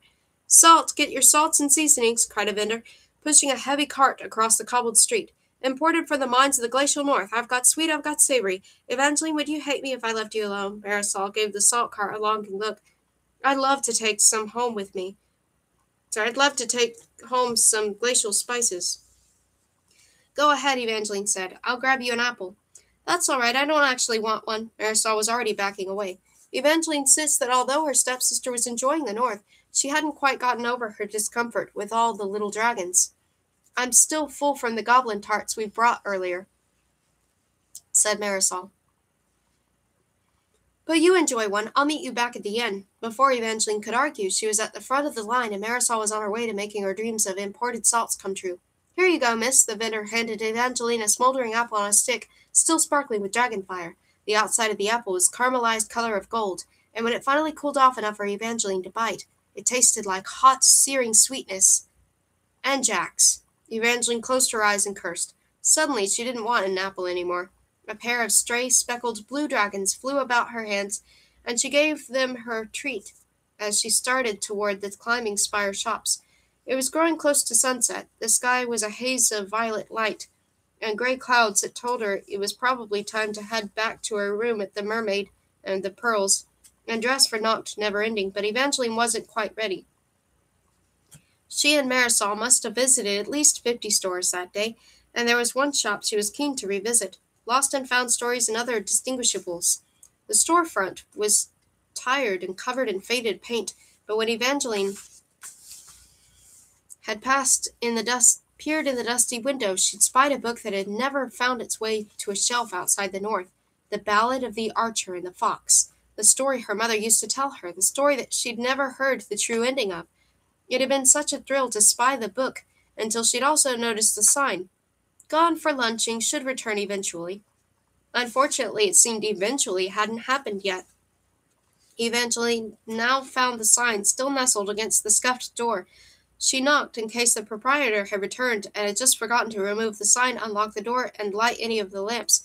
Hello? The door's not going to answer back. Evangeline startled as she turned, noticing how dark the spires had grown, how night had overtaken twilight quicker than it should have. The soldier looming before her looked more like shadow than man. She might have run if she'd not recognized the punishing bronze helm, concealing all but his eyes, his waves of hair, and his striking cheekbones.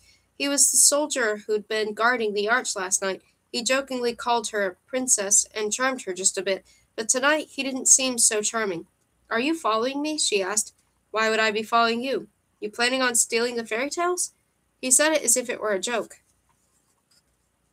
But there was a predatory spark lighting his eyes, as if he wished that she were there to steal something, so that she'd give chase and then he'd be able to hunt her down.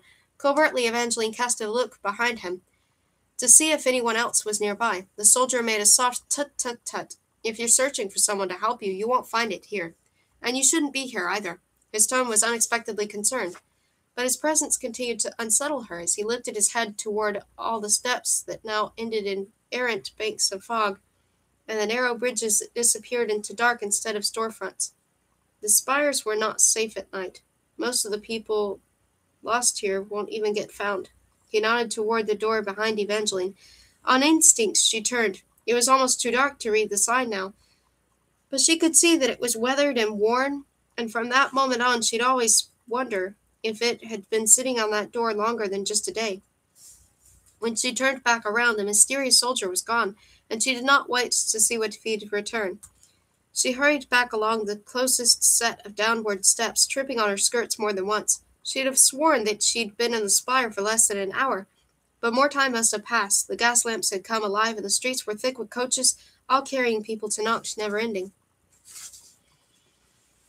Marisol was already dressed when Evangeline finally reached their room at the inn. Since Marisol loved baking, the Empress had sent her a frothy gown with a scalloped off-the-shoulder neckline and a double skirt that looked as if it were made of one layer of honey and one of pink sugar. You look as if you were born to attend balls, Evangeline said. Marisol beamed, appearing more radiant than she ever did in the South. I've already set your gown on the bed. Thank you, Evangeline would have hugged her stepsister, but she didn't want to wrinkle her. I'll only be a minute. Evangeline tried to hurry. There wasn't time to curl her hair with hot tongs, but she managed a quick waterfall braid, which she decorated with the silken flowers she'd purchased earlier that day. Tonight, her dress was designed to mimic the flower trellis in her mother's garden, where she'd saved Marisol's wedding, but no one looking at her would think that. The base of Evangeline's bodice was nude silk, making her look as if she were wrapped in nothing but the crisscrossing cream velvet ribbons that went to her hips. There, pastel flowers began to appear, growing denser until every inch of her lower skirts were covered in a brilliant clash of silk violets, jeweled peonies, tulle lilies, curling vines, and sprays of gold crawling paisleys. I'm ready, Evangeline froze, as she reached the sitting room, where Marisol stood statue still, as she clutched a sheet of black and white newsprint. Someone shoved it under the door, Marisol squeaked, her white-knuckled fingers crinkling the edges of the page before Evangeline managed to extract it.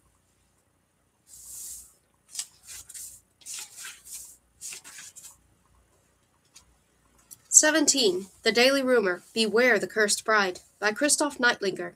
I heard a rumor that Belinda's famous sweetheart savior, Evangeline Fox, isn't the only well-known lady in attendance from the South. It seems that Belinda's infamous cursed bride, Marisol Tourmaline, is here to ruin Noct Never Ending. Evangeline's chance at winning the prince might currently be on rocky ground after last night's display, but it seems the cursed bride is so jealous of her, she's determined to crush any chance Miss Fox has of marrying the prince and becoming our next queen. My sources spotted Miss Tourmaline in several high-tiered spell shops with witcheries today, searching for ways to turn Evangeline back into stone. This cursed bride will no doubt be at tonight's festivities. If you see her, beware. Continued on page 334. Evangeline crumpled the sheet. Why would someone give them this? She couldn't believe a person had been cruel enough to shove this under the door, and she was disappointed that the lies about Marisol had followed her there. Marisol had gone off alone earlier that day, but even if she had wandered into a spell shop, as Kristoff had claimed, it must have been purely accidental. She probably thought it was a store for exotic recipes. Marisol had been too terrified of magic to even step inside the curiosity shop back home. I can't go now. Marisol wilted into a clamshell chair and started tugging at the buttons of her long silk gloves. Stop! Evangeline grabbed one of her stepsister's hands before she destroyed the sheets entirely. Everyone knows the scandal sheets aren't true. You said as much earlier today. People read them for entertainment, not reality. But people still believe them, Marisol moaned. There's always a piece of truth in those pages, enough to make the lies seem real. If I show up tonight like the paper says, people will take it as evidence that everything else printed about me is correct.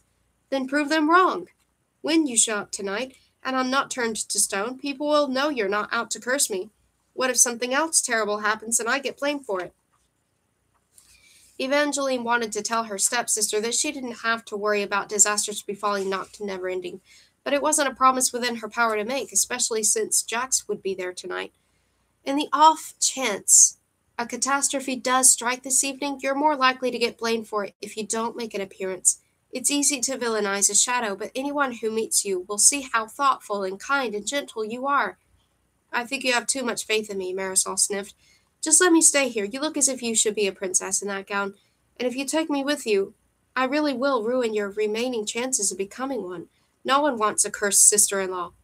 You are not cursed, and I'm not concerned about what happens with the prince. Evangeline was tempted to say that after what had been printed about her in the scandal sheets that morning, her chances with Apollo were slim. But Evangeline didn't actually believe that. She believed that she still had a chance with Apollo, or another wonderful happily ever after, and she believed the same for Marisol. Marisol was not the rumors and lies that had been printed about her, and if she and Marisol showed up tonight together, smiling and happy and untouched by fear, people would be able to see the truth and stop believing all the lies.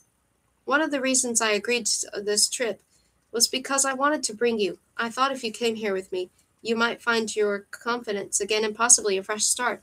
Noct Neverending isn't just a ball. It's a chance at stepping into a fairy tale, at changing the course of your life and finding the opportunities that some people search their whole lives for. This is a night to reinvent who you are, to dazzle everyone you see, and prove to anyone foolish enough to believe the gossip pages that you're not so jealous of me that you've set up a magical plan to turn me back into stone. When you say it like that, I sound rather powerful. Marisol sniffed again, but it inched closer to a laugh this time. She was starting to change her mind. Her voice was lighter, and the right sort of pink was coloring her cheek. I'll go with you to the ball, but only because it's really silly of me to think I could ruin your chances when you look so beautiful. I bet you'll receive 5 proposals before the prince picks his first dance partner tonight. Marisol reached out with a gloved finger to touch one of the hundreds of silk flowers clinging to Evangeline's skirts. Oh, no! The cloth violet in Marisol's fingers tore free of the dress. I'm so sorry.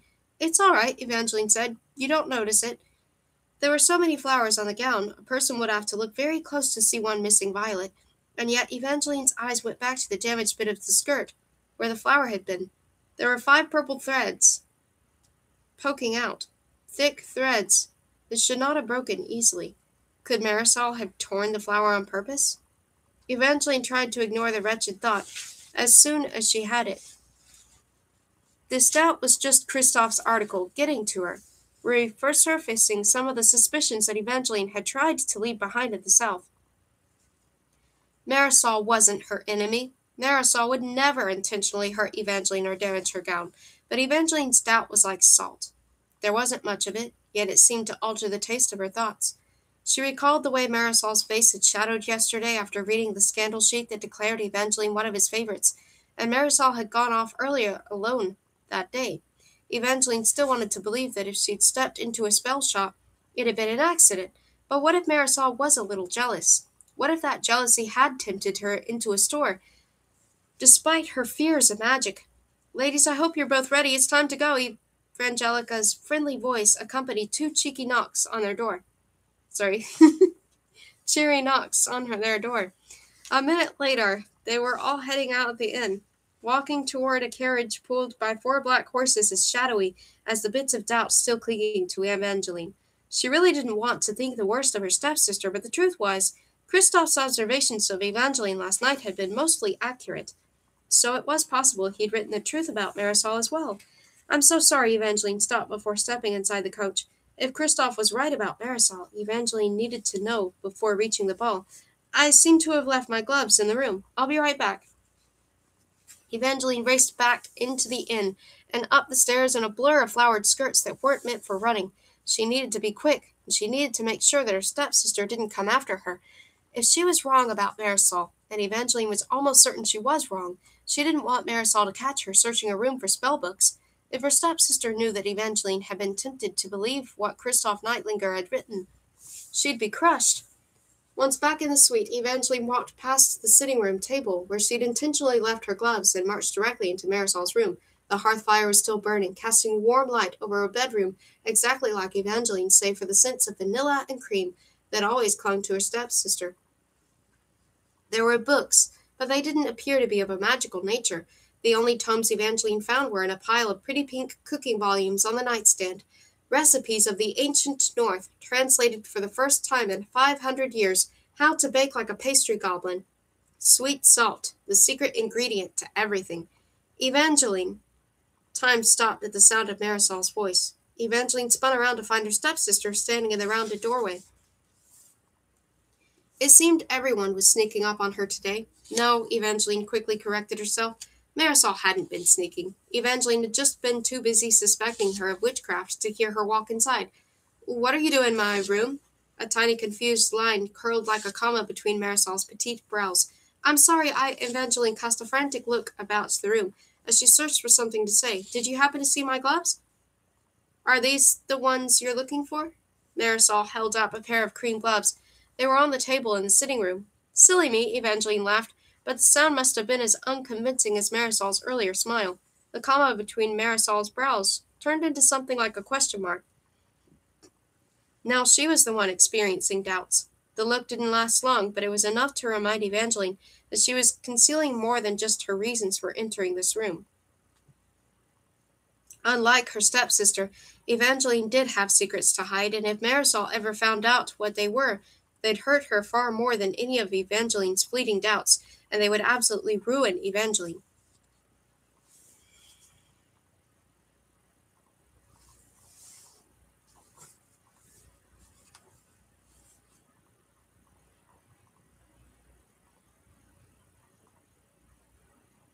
I feel like I should get something really warm to have, like something hot to drink briefly before I resume reading. But anyway, it's cool that she chose to put that on the inside cover of the book. So this is meant to look like. Anyway, you'll see why that's important later, if you've not already read this. Or if you don't remember, like I've read this before, but I read it on the other channel. Oh, that's another thing. I was going to answer that question.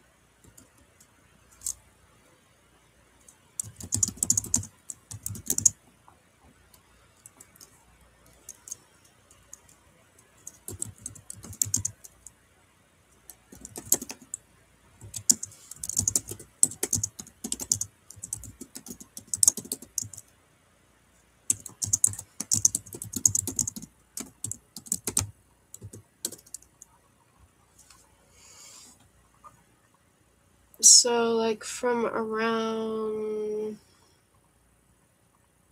like here now is where you'll see it's grown out, the amount of how much I lightened it up to, and you see more of the natural brown, if you can see that.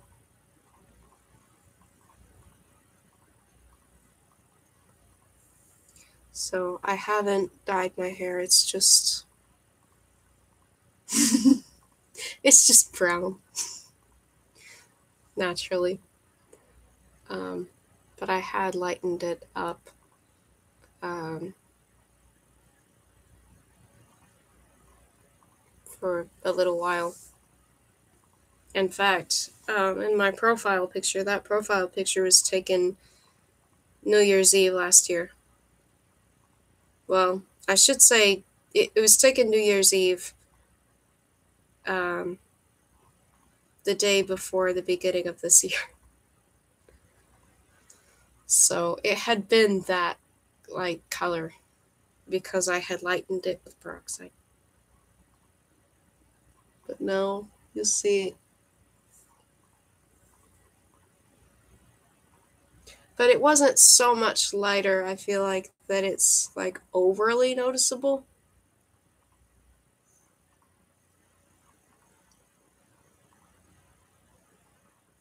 Because it's still close enough in color that it just kind of blends a little bit as it's grown up.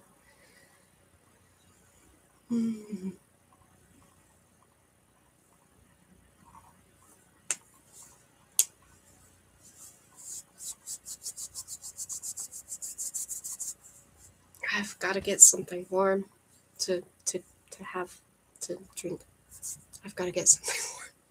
Okay, I will come back. I need to get something warm. Okay.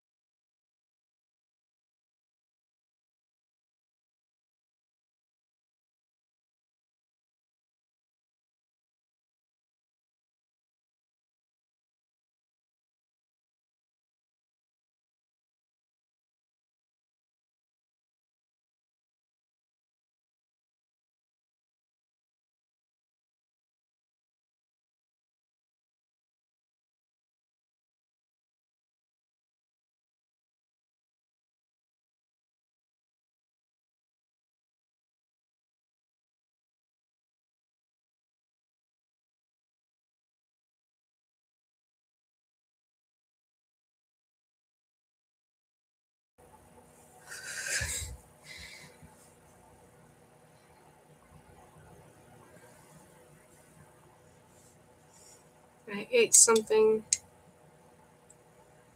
downstairs.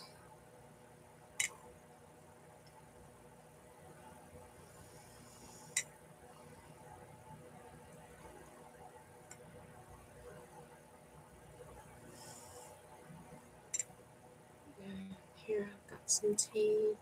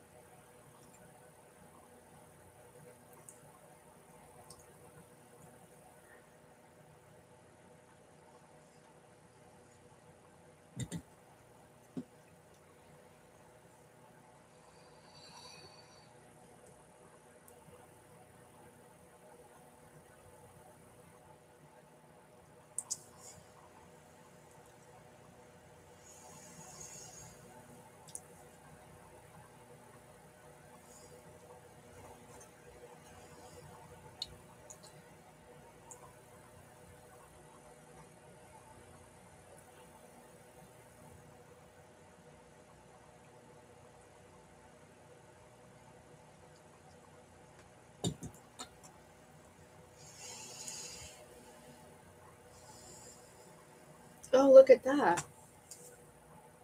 Looks like this is finished charging.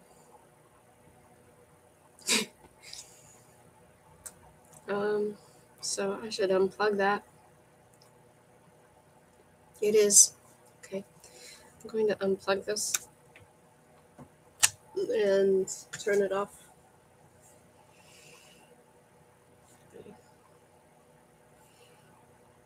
Especially since that's not what we're reading right now. This is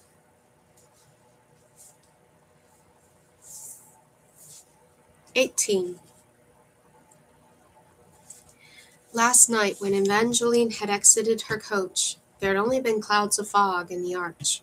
But now as she and Marisol arrived at the first night of Nacht Never Ending, Evangeline barely saw tonight's new arch in between all the brawny axe jugglers and the acrobats doing flips on the backs of armored horses. Music from the minstrels in puffed sleeves floated around white-haired men dressed as sorcerers with long silver robes and large cauldrons full of everything from sparkling cranberry cider to foaming luck punch. Although more people appeared to be drawn to the woman beside them, who sold gem-bright bottles of Fortuna's fantastically flavored water. Evangeline wasn't even inside the official ball, and already it felt like the start of a northern fairy tale when everything was just a little more than it should have been. The happiness felt touchable, the magic in the air was tasteable, and the sky seemed a little closer to earth. If Evangeline had a dagger, she imagined she could have sliced into the night as if it were cake and stolen a piece of it to take a bite of all the wondrous dark. Despite some flinching at a few of the slightly magical things, Marcel appeared to be enjoying herself as well. All the earlier awkwardness and doubt was gone, and Evangeline hoped that nothing would happen tonight that might bring any of it back. Evangeline cast a quick look about for Jax, relieved that he wasn't in the throng of people waiting to enter tonight's arch. Not that she could picture the fate lining up for anything.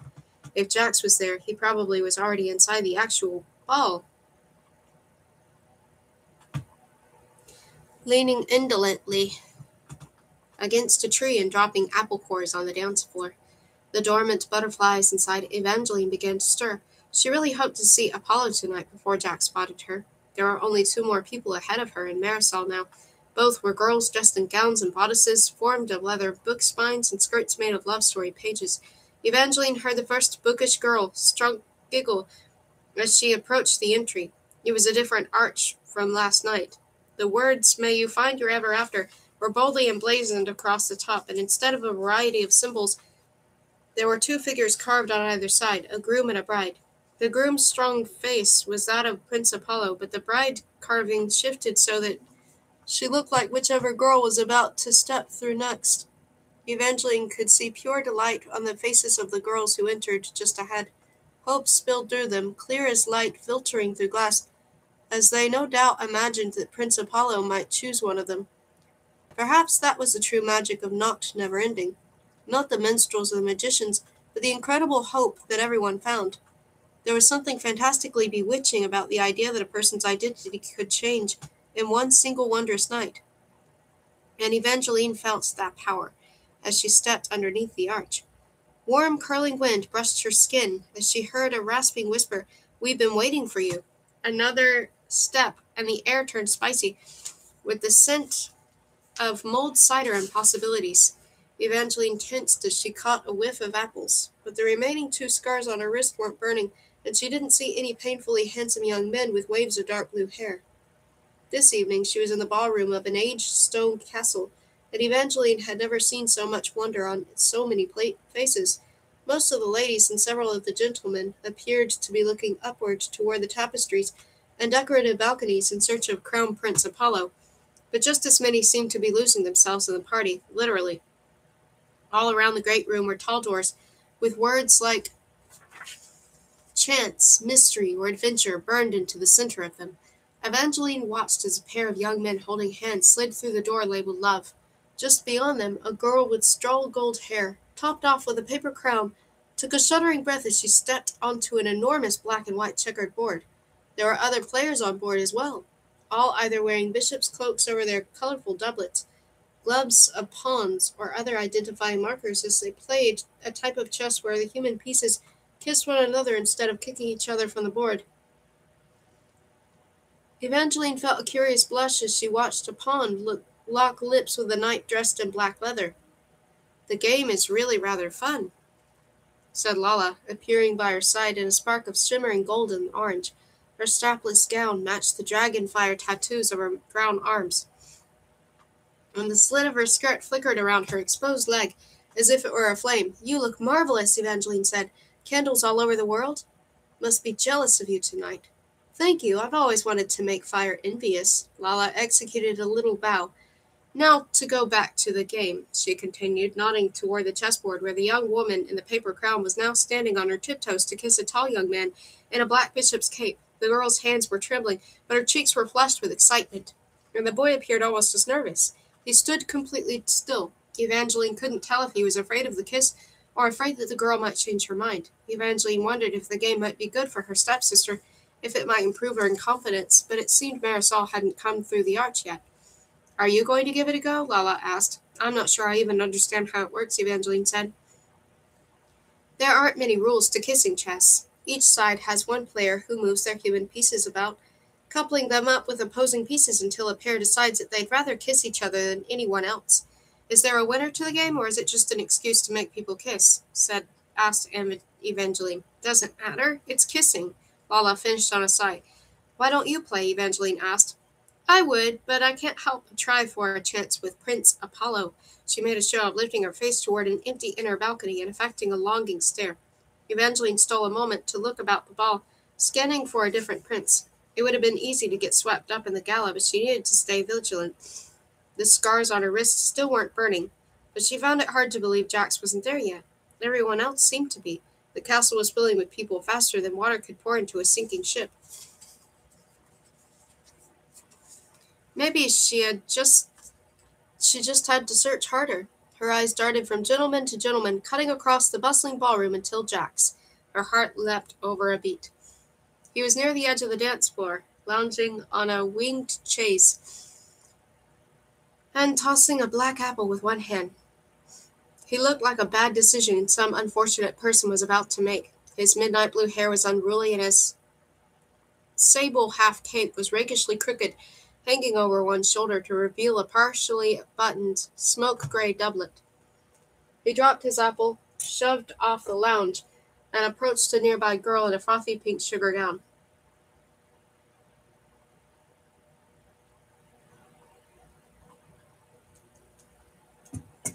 A girl that bore an unnerving resemblance to Marisol. Evangeline blinked as if the vision before her might shift and she'd see Jax conversing with a pink fountain of punch instead.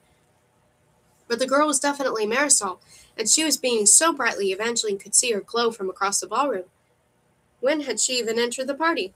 Evangeline assumed that the arch would have deposited her stepsister the exact same place it had brought her, but either it hadn't or Marisol had crossed the ball after failing to see Evangeline, and then walked straight over to Jax like an innocent bunny hopping into the path of the hunter. Evangeline watched in horror as Marisol smiled coyly. Jax turned his mouth into a tempting twist, and he gave her a gentlemanly bow. Last night, Jax had ignored everyone except for Evangeline and Apollo, but now it appeared he was asking Marisol to dance. Something uncomfortable tightened around Evangeline's ribcage. Of all the young men that her stepsister could have met at Knocked Never Ending, why did it have to be Jax? Evangeline doubted it was purely a coincidence. She still had no idea what sort of game Jax was really playing, but she couldn't let him drag poor Marisol into it as well. She'd already been through enough. Evangeline needed to stay far away from Jax, but she couldn't let him hurt her stepsister. She turned to Lala, about to excuse herself from their conversation, when the entire castle began to rumble and quake. The stone balconies filled with the trumpeters in crisp copper coats. Every head looked up. Then every head turned as a door labeled Majesty flew open, and Crown Prince Apollo Acadian rode into the ballroom on a thundering golden horse. "Your Highness, Prince Apollo!" "I love you," people shouted as if they couldn't help themselves. Apollo looked less refined than he had last night. He'd forsaken his crown. He didn't even wear a doublet. Tonight he was dressed like a hunter in rugged boots, wood-brown breeches, an open-collared shirt, and a fur vest decorated with crisscrossing leather straps, which held a golden bow and a quiver of arrows against his straight black. He could have been the archer from Evangeline's favorite northern tale, The Ballad of the Archer and the Fox. As he searched the ballroom, his eyes burned with the same level of intensity they'd had when he'd watched her leave the balcony last night. "I think he wants to find you," Lala threaded her arm through Evangeline's, tugging her close as she squealed. "You must be his fox." "Is that a good thing or a bad thing?" Evangeline murmured. "I still don't know how that story ends."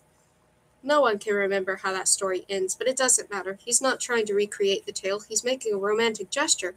Evangeline was at a loss for words. Apollo must have been truly affected by last night's kiss. She was tempted to look for the Prince of Hearts again, to see what he was thinking of this, but she couldn't take her eyes off the Prince of the magnificent North as his golden steed slowed its steps and stopped in the center of the ballroom. "Good evening," Apollo announced, his deep voice quieting the sound of his subjects. "I know I'm supposed to ask 5 ladies to dance, but I can't hold up this full tradition tonight." He paused, looking briefly torn. "This evening, I only wish to dance with one girl." His dark eyes finally locked onto Evangeline's, and they were ravenous. Her legs turned to custard. Ladies all over the ballroom swooned. "I knew it," Lala crowed. "You're right beside me. He could be looking at you," Evangeline whispered. "We both know he's not." More swooning followed. Apollo dismounted his horse, and then he was striding her away with unabashed confidence, the way someone who'd never been rejected could move. Evangeline unlinked her arm from Lala's and stepped forward to curtsy, but Apollo stopped a few feet away and reached his arm out for another girl, a very pretty in a champagne gown with shining curtain of straight black hair, topped off with a slender golden circlet. Evangeline could have turned back into stone. Lala quickly took her arm once again and drew Evangeline back into the crowd, but it wasn't before several laughs and snickers reached her ears. "Did you see her?" She thought the prince was coming for her. "Ignore them," Lala said. "I thought he was going to ask you too." "I suppose I've learned my lesson about listening to what they say in the gossip pages." Evangeline tried to joke, hoping to staunch any embarrassed tears. Lala was kind enough to laugh, but the sound of it was quickly drowned out by all the other voices. The pretty girl Apollo had chosen was the favored Princess Serendipity Skystead, and it seemed everyone else had expected it. "I knew it.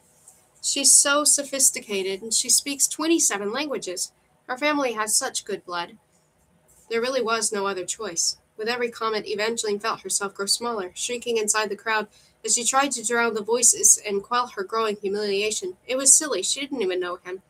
She shouldn't have felt so rejected, but it was hard to believe that this was how her adventure in the North would end, before it had even truly begun. And a part of her really had thought that their kiss would have left an impression, but maybe it had just left an imprint on her. Evangeline extracted herself from Lala's arm. "I think I'm going to get some punch, maybe enough to drown in." Self-pity doesn't look good on you, little fox. Evangeline froze. The low voice in her head sounded a lot like Jack's. She had never heard his voice like this. She wasn't even certain it was really Jack's. It could have been her imagination, but it did remind her of Marisol that Evangeline still needed to rescue her. Evangeline scanned the ball for her stepsister and Jack's, but she didn't find them. The crowd had grown too dense. "Excuse me," a deep voice said from right behind her. It sounded a lot like Prince Apollo, but Evangeline knew better than to give in to another mortifying delusion and imagine he'd find her hiding by the punch fountain. "Evangeline!" The voice was a little louder and followed by a brush of soft leather gloves touching her bare shoulder. "Would you mind turning around? Lovely as your back is, I'd much rather see your face." Evangeline hazarded a cautious look over her shoulder.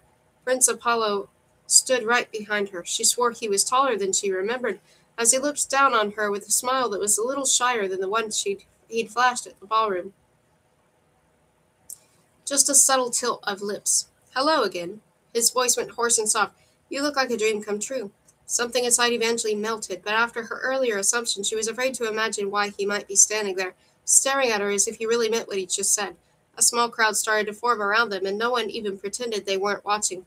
Attempting to ignore them, Evangeline finished turning and managed to give the prince a steady curtsy. "It's a pleasure to see you again, your highness. I'd hoped that after last night you'd just call me Apollo." He took her hand to his lips and gave her knuckles a careful, almost reverent kiss. The touch sent soft shivers across Evangeline's skin, but it was the look in his burning bronze eyes that stole her breath. She could feel her legs going boneless again, and her hope imagining things it shouldn't. She waited for him to say more, but the prince only swallowed. Several times, his Adam's apple bobbed up and down. He appeared to be at a loss for words. Nervous. She was making the prince who draped himself across the balcony last night nervous. It gave her the burst of courage to say, "I thought you were only asking one lady to dance tonight." "I wouldn't have even done that. But there's an unfortunate law that says I had to ask at least one girl." Another swallow, and this voice went a little deeper. "I would have asked you, but I knew that if you were in my arms, I wouldn't get through an entire dance before doing this." Apollo went down on one knee. Evangeline abruptly forgot to breathe. He could not be doing what she thought he was doing. She didn't even want to think about what she thought he was doing. Not after how she'd made such a fool of herself earlier, but all the people she was trying to ignore must have been thinking that things she was trying not to think. The whispers were starting up again, and the crowd around them was increasing, caging Evangeline and Apollo in a circle of ball gowns, silk doublets, and shocked faces. She could see Marisol among them, grinning widely. Evangeline didn't spy Jax, but she wondered what he was thinking of this. She still didn't know what he wanted, but if Jax was Apollo's rival, she couldn't have imagined Jax had planned for this turn. Apollo took both of her hands in his warm grip. "I want you, Evangeline Fox. I want to write ballads for you on the walls of Wolf Hall and carve your name on my heart with swords.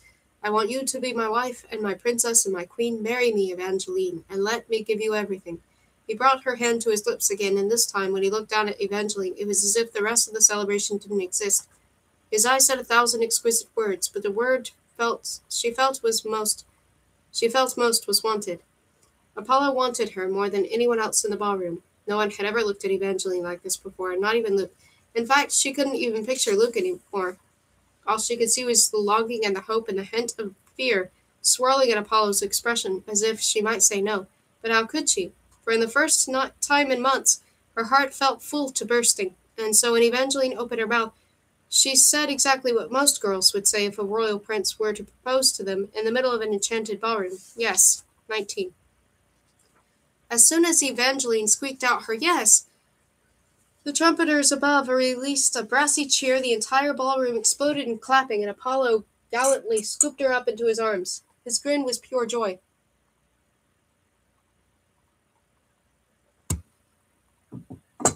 He might have kissed her then. His eyelids were glowering. His mouth was descending, and Evangeline tried to lean into it. She was in the midst of a fairy tale, floating in the middle of an enchanted castle held by a prince who had just chosen her over every other girl there. But the way he was leaning in to kiss her made her think of another kiss, of their last kiss, a kiss Jax had orchestrated for reasons she still didn't understand. What if this was why he'd wanted it? Evangeline didn't want to think this proposal was Jack's doing. He couldn't have known one kiss would do this, and she didn't understand why he'd even want this engagement. It was much easier and more pleasant to imagine this wasn't what Jax wanted at all. Weren't fates supposed to be jealous? Are you all right? Apollo's warm hand climbed her spine, rubbing softly as if coaxing her back from a bad dream. You haven't changed your mind, have you? Evangeline took a timorous breath. She still didn't see Jax among the crowd, but it felt as if the entire kingdom were watching. The whole ballroom had gathered, surrounding them with looks that ranged from awe to envy. You're overwhelmed. Apollo's fingers found her chin and tilted her face toward his. I'm sorry, my heart. I wish I could have made this private for us, but there will be plenty of secluded moments for us in the future. He dipped his head, preparing once more to lean in for his kiss. Evangeline just needed to close her eyes and kiss him back. This was her chance at happy ending. And when she pushed aside her doubts, Evangeline did feel happy. This was what she'd been hoping for, the entire reason she'd come to this north. She'd wanted a love story like her parents. She'd wished for love at first, and a chance with the prince, and now it was hers. She lifted her head toward his. Apollo's mouth met hers before she could close her eyes. Last night he hesitated at first, but tonight he took with the confidence of a prince who had never been denied. His lips were soft, but the kiss was flowers falling off her gown and shocked sighs from the crowd as he picked her up and spun her around and kissed and kissed and kissed her. It was a sort of kiss fever dreams were made of. A blur of dizzying heat and touch. And this time Jax didn't end it. Evangeline didn't feel his cold hand on her shoulder or hear his word and his voice in her head, telling her she made a mistake. All she heard were Apollo's murmurs promising her everything she could ever want was about to be hers. 20. After Evangeline's father died, she would have dreams where both her parents were still alive. In her dreams, Evangeline would be in the curiosity shop, standing by the door, looking out the window, and waiting for them to arrive. She'd see them coming down the street, walking hand in hand, and just as they would reach the door, right as she was about to hear their voices and feel their arms wrap her in a hug, Evangeline would awake. She'd always try desperately to fall back to sleep, to just have one more dreaming minute. Those dreams had been the best part of her day, but now waking up felt like dreaming. A little unreal and a little wonderful, Evangeline didn't dare open her eyes at first. For so long, her hope had been as fragile as a soap bubble, and she was still afraid the hope might burst. She was nervous that she might find herself all alone inside her cramped room in Valinda. But Valinda was half a world away, and soon she would never be alone again. When Evangeline opened her eyes, she was still in Valorfell, in her treasure chest bed, at the Mermaid in the Pearls, and she was engaged to a prince. Evangeline couldn't stop the smile that spread across her face, or the giggle that erupted from her chest. Oh, good, you're finally awake, Marisol popped her head through the door, bringing a rush of warmth from the fire in the neighboring room. She must have been up for some time. She was already dressed in a gown the color of peaches and cream. Her light brown hair was neatly plaited. She'd held 2 cups of steaming tea that filled Evangeline's chilly sweet with the scent of winter berries and white mint. Both girls had been so exhausted by the time they'd finally left the ball, they'd practically collapsed inside their carriage and then slept the entire way back to the inn. You are an angel. Evangeline sat up and gratefully accepted the hot cup of tea. I can't believe you managed to sleep in with all that happened last night. Marisol gushed, but her voice was unnaturally high, and her fingers wobbled as she held her tea. Evangeline imagined that although her stepsister appeared excited, this couldn't have been easy for Marisol, watching Evangeline find her happy ending, while people still called her the cursed bride, all because of Evangeline. And now Evangeline had even more to lose if she told Marisol the truth about her dealings with Jax. The tea suddenly tasted like tears and salt as Marisol continued, Prince Apollo's proposal is the most romantic thing I've ever seen. It might actually be the most romantic thing that has ever happened. You're going to be such a beautiful bride. Thank you, Evangeline said softly, but we don't have to keep talking about this. Marisol frowned. Evangeline, you don't have to hide your happiness to make me feel better. You're going to be a princess. No one deserves it more than you. And you were right about last night. Not a single person recognized me as the cursed bride. Someone even asked me to dance. Did you see him? Marisol bit down on her lip and smiled. I think he was the handsomest person there, next to Prince Apollo, of course. He had dark blue hair and bright blue eyes, and the most mysterious smile. His name is Jackson. I'm already hoping— No! Marisol reared back as if she'd been slapped. Evangeline cringed. She hadn't meant for that to come out so harshly, but she had to protect her stepsister from Jax. Sorry, I've just heard dangerous things about him. Marisol's lips pinched tight. I know the gossip sheets have been kind to you, but I would think that you'd still know better than to listen to the nasty words whispered behind other people's backs. You're right, I shouldn't listen to gossip, but it's not just the rumors. Evangeline tried to say it softer this time. I've met Jax. He was at the party that first night, and I don't think he's good for you. Marisol snorted. We can't all marry a prince, Evangeline. Some of us are lucky to get any attention at all. Marisol, no, I'm sorry. Marisol rushed out, color draining from her face. I shouldn't have said that. That's my mother, not me. It's all right, Evangeline said. No, it's not. Marisol looked down at the splash of tea she just spilled on her skirts, and her eyes turned watery. But Evangeline knew she wasn't really crying about the skirts. It was never about the skirts. Marisol perched on the edge of the bed, still staring at the stain on her gown, her voice far away. Did you ever play that game as a child? The one where there's a circle of chairs, and when the music stops playing, you have to find a chair to sit in? But there's never enough chairs for everyone, so one person is always left without a seat in the circle, and then tossed out of the game. That's how I feel, as if I missed my chance at a chair, and now I've been tossed out of the game. Marisol took a shuddering breath, and Evangeline felt it in her own chest. It had always been a challenge for her to connect with Marisol. They had never seemed to have much in common except for Luke, which was a terrible thing to share. But that was starting to feel like the least of what they'd shared. Looking at Marisol now reminded Evangeline of those months when she had worked in the bookshop and started to feel like one of the forgotten novels on the used shelves in the back, overlooked and alone. But Evangeline always had hope that things would change. She might have lost her parents, but she had their memories to hold on to, their stories and their words of encouragement. But all Marisol had was her mother, who had torn her down instead of building her up. Evangeline set aside her tea, slid across her bed, and hugged Marisol tightly. She wasn't sure if she'd ever be brave enough to talk to her about Luke, or confess what had really happened the day of Marisol's wedding. But she would keep trying to find ways to make it up to Marisol, especially now that Apollo was putting Evangeline in an ideal position to do so.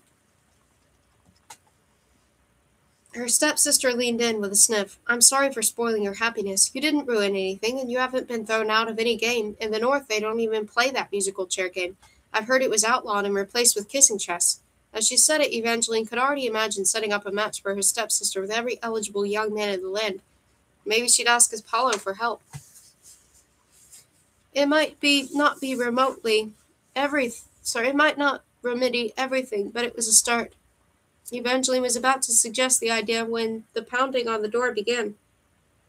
Both girls quickly leapt from the bed, spilling more tea on the carpet this time. The only person who'd ever knocked on their door was Frangelica, but her taps were gentle. These sounded almost angry. Evangeline only spared a second to throw on a wool robe before rushing to the door. The wood shook as she approached. Evangeline, Apollo's voice cried from the other side. Evangeline, are you there? Open it, Marisol urged her. It's the prince, she mouthed, as if his title meant his actions weren't at all alarming. Evangeline, if you're there, please let me in, Apollo begged. His voice held shades of fear and desperation. She undid the latch. Apollo, what's... Evangeline was cut off as the door opened, and Apollo poured into the girl's suite, along with a dozen royal soldiers. My heart, you're safe. He took her in his arms. His chest was heaving. His eyes were shadowed in circles. I was so worried. I should never have let you leave last night. What's wrong? She asked. The closest soldier held out a damp gossip sheet for Evangeline to read as Apollo loosened his hold on her. The Daily Rumor. Engaged by Christoph Neitlinger. In the past, Noct Never-Ending has gone on for weeks, sometimes months, but last night, mere minutes after arriving at the ball, Crown Prince Apollo Arcadian proposed to everyone's favorite Southern wild card, Evangeline Fox. Apollo sealed his engagement with a kiss that left half the ladies weeping, although a number of girls appeared more angry than sad, after the prince abandoned Princess Serendipity Skystead in the middle of the dance floor to propose to his nude bride. The princess looked practically murderous. The cursed bride didn't succeed in harming Evangeline, but as she watched Apollo's declaration of love, it looked as if she wanted to turn the couple to stone, and one of my keen-eared sources also heard the matriarch of House Fortuna mutter to her granddaughter, Thessaly, how the prince should have chosen her, but that it wasn't too late to change that. Prince Apollo and Miss Evangeline Fox are to wed in 1 week's time. That is, if no one harms her first. Evangeline stopped reading. What does it say? Marisol asked. Just another twist on the truth, Evangeline hedged. She took the paper from the guard and tossed it into the fire before Marisol could see any of the words about her. Christoph is just trying to sell papers by saying I'm in danger. No one has tried to harm me, she assured Apollo. After you, I parted last night. Marisol and I returned here, and I slept until a bit ago. Apollo cracked his jaw and turned to Marisol, as if just now noticing her presence. Marisol tensed. She had stopped her tears, but she still looked small and fragile. and Evangeline knew she needed to jump in before more mistakes could be made. My stepsister would never hurt me. In fact, is it possible to stop Mr. Nightlinger and the Daily Rumor from printing more nasty lies about her? Apollo looked as if he wanted to object. Clearly he believed the gossip, but the longer Evangeline looked up at him, the more he seemed to soften. The lines around his eyes disappeared, and the hard set of his broad shoulders relaxed. Would that make you happy? It would. Then I'll make sure it's done. But I need a favor from you. Apollo cupped Evangeline's cheek.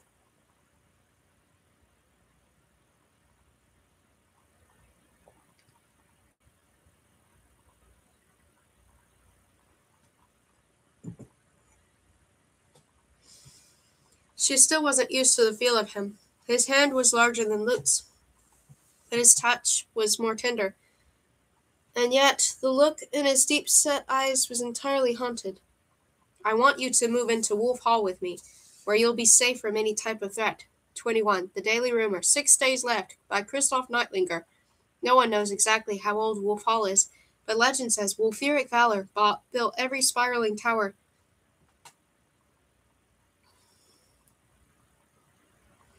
every vaulted great room, every torturous dungeon, every romantic courtyard, and every secret passage to the castle as a wedding gift to his bride, Honora. I don't know what Apollo plans to give Miss Evangeline Fox as a wedding gift, but I've heard a rumor that he's already moved her into Wolf Hall, along with her stepsister, Marisol Tourmaline, who my sources have assured me is not cursed, nor does she have plans to curse her stepsister. In fact, it has been confirmed that Miss Tourmaline will remain here as part of the Northern Royal Court after the wedding. Continued on page 7. 22. The following day the wedding dress arrived. Evangeline found it spread across her princess bed inside of Wolf Hall. The gown was white and gold, and it came with a pair of feathered wings that touched the ground. My dearest Evangeline, I saw this gown and thought of you because you are an angel. Forever your truest love, Apollo. 23. The day after that, Evangeline woke to find her bathtub full of what looked like glittering pirate treasure. My dearest Evangeline, you deserve to be bathed in jewels. Forever your truest love, Apollo. 24. Then it was an entire stable of horses. The steeds were gleaming white and adorned with rose gold saddles, the same color as Evangeline's hair. So we can ride off into the sunset together, Apollo said. His eyes were full of adoration as his hands reached for hers. Her fingers felt small in his warm grip, but they were starting to fit. You don't have to give me so many gifts, she said. I'd give you the world if I could. The moon, the stars, and all the suns in the universe. Anything for you, my heart. 25. It was all more than Evangeline could have dreamed or wished for. The last few days had been a whirlwind of wonderful. Her royal suite was covered in colorful gowns and flowers and gifts. Even Empress Scarlet had sent her something, though how the small package had been delivered so quickly Evangeline had no clue. Evangeline should have felt flutters. She should have felt excited and romanced and loved.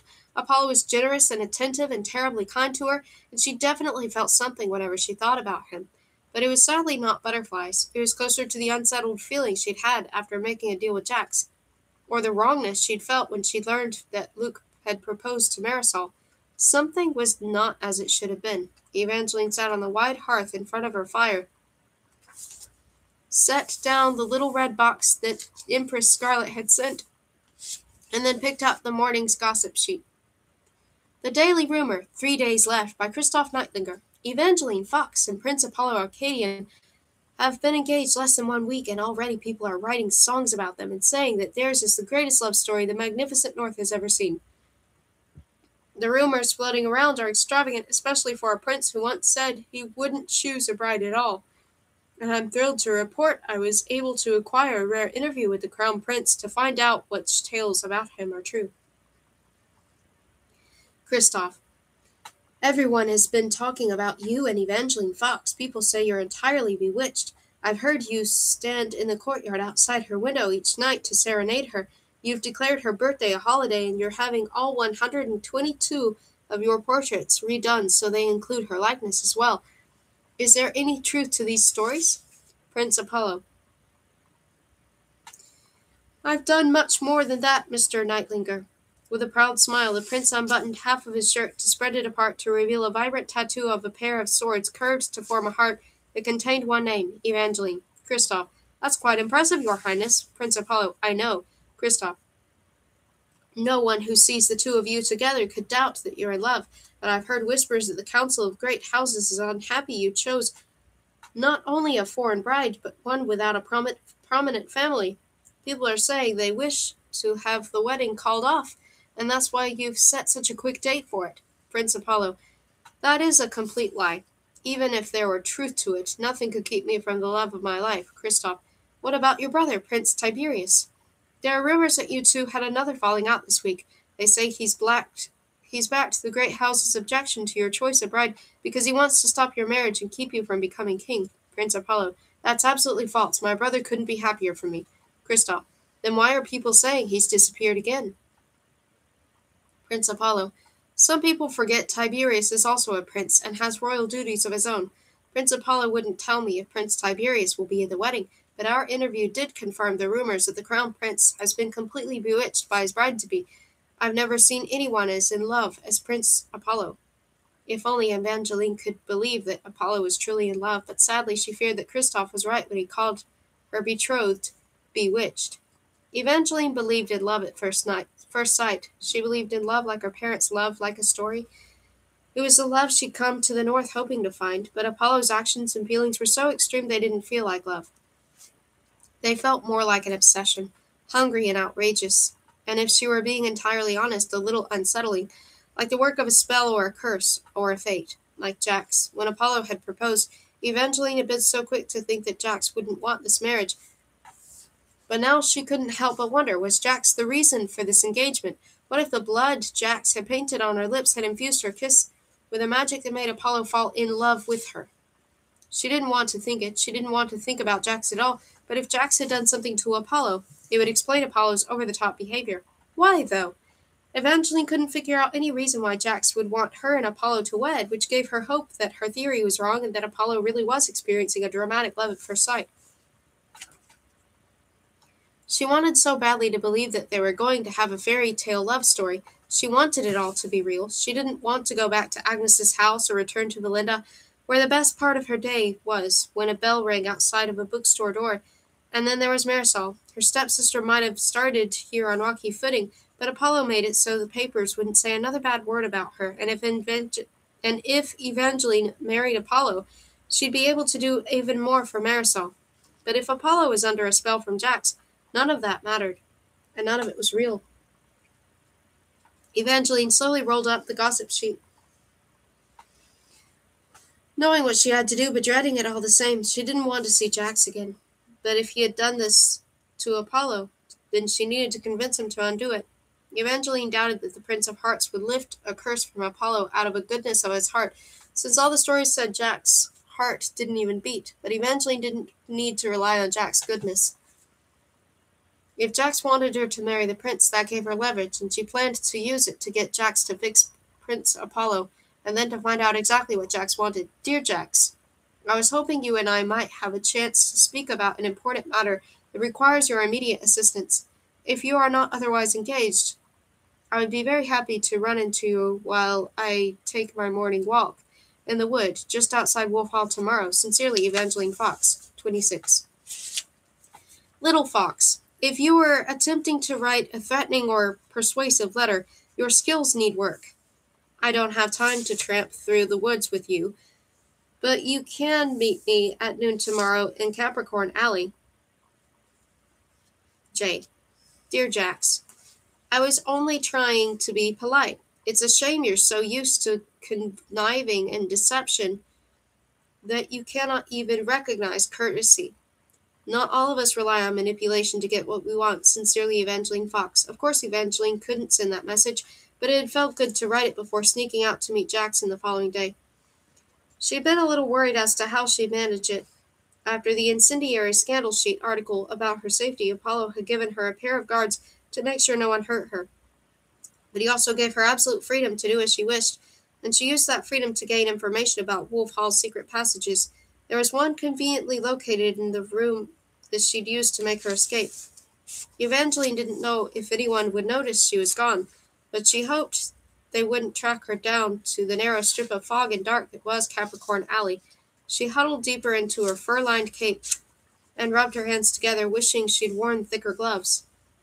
Away from the docks and the shops, this alley felt like the sort of place a person would only find if they were lost. Snow had fallen across all of Valorfell overnight, but it seemed to have missed this uninviting spot, leaving its grim gray stones untouched.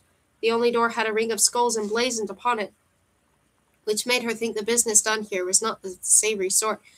An unmarked black-lacquered coach pulled up. Her heart kicked out several extra beats. She wasn't doing anything illicit or wrong, but she was trying to do something right, something noble, but her heart must have felt a threat, for it continued to race as the door swung open and she slipped inside the carriage. Jax looked like a debauched stable boy who'd stolen his master's coach. He lounged across one side of the carriage, one scuffed leather boot propped carelessly up on the cushions. A smoke-gray doublet was crumpled on the soft leather seat beside him, leaving in him a linen shirt with rolled-up sleeves and half-done buttons. Evangeline caught a hint of rust scar on his chest, right as he set his jeweled dagger to silver apple and began to slice. "Do you stare at everyone like that, or just me?" Jax looked up. Vivid blue eyes met hers. It shouldn't have made her blood rush the way that it did. It wasn't even that much of a gaze, more than an idle glance, before he went back to slicing the metallic peel off his apple, filling the air with crisp sweetness. Evangeline decided to get straight to the point. "I need you to undo whatever you've done to Prince Apollo." "What's the matter, Slice? Has he hurt you?" "No, I don't think Apollo would harm me. He practically worships me. That's the problem. I'm all he thinks about. He gives me bathtubs full of jewels and tells me that I'm the only thing he needs. I fail to see how that's an issue." Jack's sullen mouth settled somewhere between a frown and a laugh. "When you first came to my church, you'd lost your love. Now I've given you a new one. So this is your doing?" Jack's eyes met hers, returning to ice. "Leave, little fox. Go back to your prince and your happily ever after, and don't ask me that question again. In other words, yes." One by one, the tiny bubbles of hope inside Evangeline broke. Pop, pop, pop. She had known it was all too much to be true. She'd sensed that she was living in an illusion, and if she looked closely, she'd see that everything she thought was stardust was really just the burning embers of a wicked spell. Apollo didn't love her. For all she knew, he didn't even like her. He'd once said she was his dream come true, but she was really his curse. "I'm not leaving this carriage until you fix Apollo." "You want him to fall out of love with you?" "Apollo doesn't actually love me. What he's feeling isn't real." "It feels real to him," Jack drawled. "He's probably happier than he's ever been in his life. But life is about more than happiness, Jax." She hadn't meant to yell, but the fate was absolutely maddening. "Don't pretend you've done nothing wrong." "Wrong and right are so subjective," Jack sighed. "You say what I've done to Apollo is wrong. I say I've done him a favor, and I'm doing one for you as well. I suggest you take it, marry the prince, and let him make you a princess and then a queen." "No," Evangeline said. This was not as bad as when Jax had turned an entire wedding party to stone, but Apollo's condition wasn't something she could live with. She wanted to be someone's love, not their curse, and if Apollo knew what had been done to him, she imagined he wouldn't want to live with it either. She also didn't believe for a second that this was some sort of favor. Jax wanted this wedding to happen. She still didn't know why, but he'd gone to a lot of trouble for it. "Fix Apollo, or I'll call off the wedding," Jax smirked. "You're not going to break an engagement with a prince. Try me. You don't even believe I'd drink from Poison's goblet, either, but I did it." Jax clenched his jaw. She smiled, triumphant. Then the coach started rumbling ahead. Evangeline clutched at the cushions to keep from falling forward in Jack's lap. "Wait, where are we going?" "Your next assignment." Jack's gaze landed on her wrist, and the 2 remaining broken heart scars started to burn. Prick, prick. It was like hot teeth digging into her skin. Evangeline gripped the cushions tighter, suddenly feeling uneasy. She was still dealing with the consequences of her last kiss. She wasn't ready for another one, and she was engaged, at least for now. Jack's blue eyes twinkled as if he found her worry amusing. "Don't fret, little fox. This will be a different sort of kiss. I'm not about to ask you to do something that could put this wedding in jeopardy. I already told you there's not going to be a wedding if you don't fix Apollo. If I fix Apollo, there also won't be a wedding. Then I guess I'm canceling my engagement." "Do that, and you'll be the one destroying him, not me." Jack stabbed his apple with the knife. "If you don't marry Apollo, he'll be more heartbroken than you can imagine. And it will never heal with time. It will only grow and fester. Unless I will it, Apollo will never get over his unrequited love for you. He will spend the rest of his life consumed by it until it eventually destroys him." Jax finished with a smile that bordered on downright cheerful, as if the idea of leaving someone forever broken-hearted put him in a better mood. He was terrible. There was no other word to describe him, except maybe heartless or depraved or rotten. The way Jack seemed to enjoy pain was absolutely staggering. The apple in his hand probably possessed more sympathy than he did. This was not the same young man who'd practically bled heartbreak all over the nave of his church. Something inside of him was broken. Lala had said there was a rumor that Jax had been heartbroken by the Empress's younger sister. Evangeline hadn't believed it initially. Jax hadn't appeared sad her first night in Valorfell, just crueler and colder, but maybe that's what the heartbreak did to Fates. Maybe it didn't leave them hurt and lonely and horribly unhappy. Maybe broken hearts just made Fates even more inhuman. Was that what had happened to Jax? Are you feeling sorry for me? Jax laughed, harsh and mocking. Don't, little fox. It would be a mistake for you to tell yourself that I'm not a monster. I'm a Fate, and you are nothing but a tool to me. He brought the tip of his dagger to his mouth and toyed with his lips until he drew several drops of blood. If you're trying to scare me, careful with your threats. Jax shot across the carriage and pressed the bloody tip of the dagger to the center of her mouth. Evangeline might have gasped if she'd not feared he'd slip the blade between her lips. His blue eyes were back to bright as he taunted her with the blade, pressing it to her closed mouth until she could taste the disturbing sweetness of his blood. The only reason I'm entertaining this conversation is because, as you've realized, I need you to marry Apollo. So I will give you a wedding gift. I promise to restore the prince and erase all his artificial feelings for you after you marry him. The coach rocked to a sudden halt, but Jax didn't move, and neither did Evangeline. She didn't even look out the window to see where they'd stopped. She just kept her gaze on him. Jax had backed her into a corner. She had to marry Apollo to save him, and if she saved him, if Jax erased Apollo's feelings for her after they were married, Apollo would surely hate her almost as deeply as he thought he loved her right now. The only person who'd truly win would be Jax. Cautiously, she leaned back until Jack's knife was no longer at her lips, but she could still taste the sharp of his blade, the cold of the metal, and the sweet of his blood still staining her lips. She felt as if she'd taste it forever. At least tell me why you want this wedding. Just accept the gift. What I want isn't going to hurt anyone. She eyed the jewel dagger he'd just pressed to her lips. I don't think you and I have the same definition of hurt. Be thankful for that, little fox. Jax gave her a smile that was all sharp edges. A drop of blood fell from the corner of his mouth, and something godforsaken washed over his expression. Hurt is what made me. 27. Evangeline's mother once told her that there were 5 different types of castles in the north. The fortress castle, the enchanted castle, the haunted castle, the ruined castle, and the storybook castle. Evangeline had yet to see all the different types of castle, but she immediately thought the word storybook castle as she stepped out of Jack's carriage and took in the lovely structure before her. Made of sparkling purple bricks, gabled blue roofs, and pink-lined windows with golden light blazing through, Evangeline imagined this was the place where fairy tales were formed. Then she immediately hoped she was wrong, given that Jax would only ruin whatever was inside. Did you bring me here to destroy someone's happily ever after? She asked. Jax glared at the castle, eyes like daggers, as he started down the cobbled path. You will not find any happy endings here. The matriarch of the House Fortuna lives inside these ridiculous walls. She likes to pretend she's a loving storybook grandmother, but she's about as sweet as poison. If you want to get through this visit alive when you meet the matriarch, you'll kiss her cheek or hand as quickly as possible. Why? Evangeline asked. What do you want from her? Jax gave her a look that said he couldn't believe she actually thought he would answer. She didn't, of course, but she had to try. Will this hurt her? She pressed, a frustrated sigh.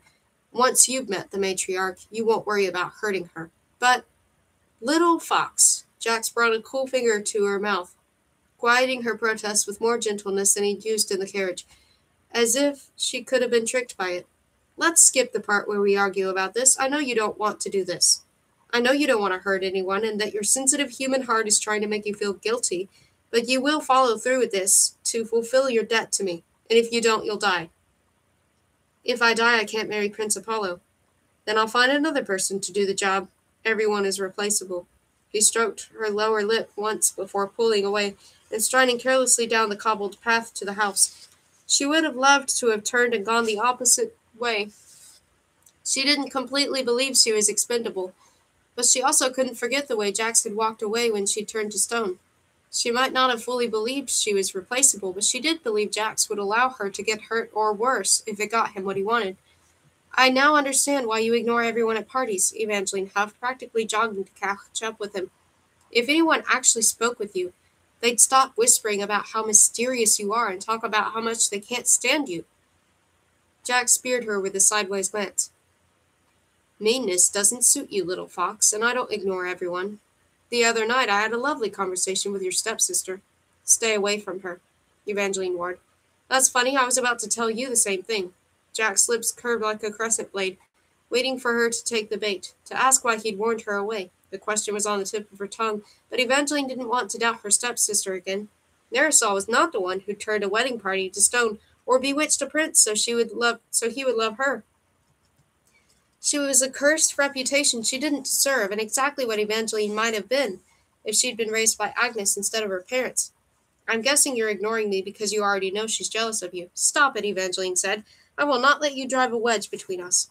The wedge is already there. That girl is not your friend. She might tell herself she wants to be, but she wants what you have even more.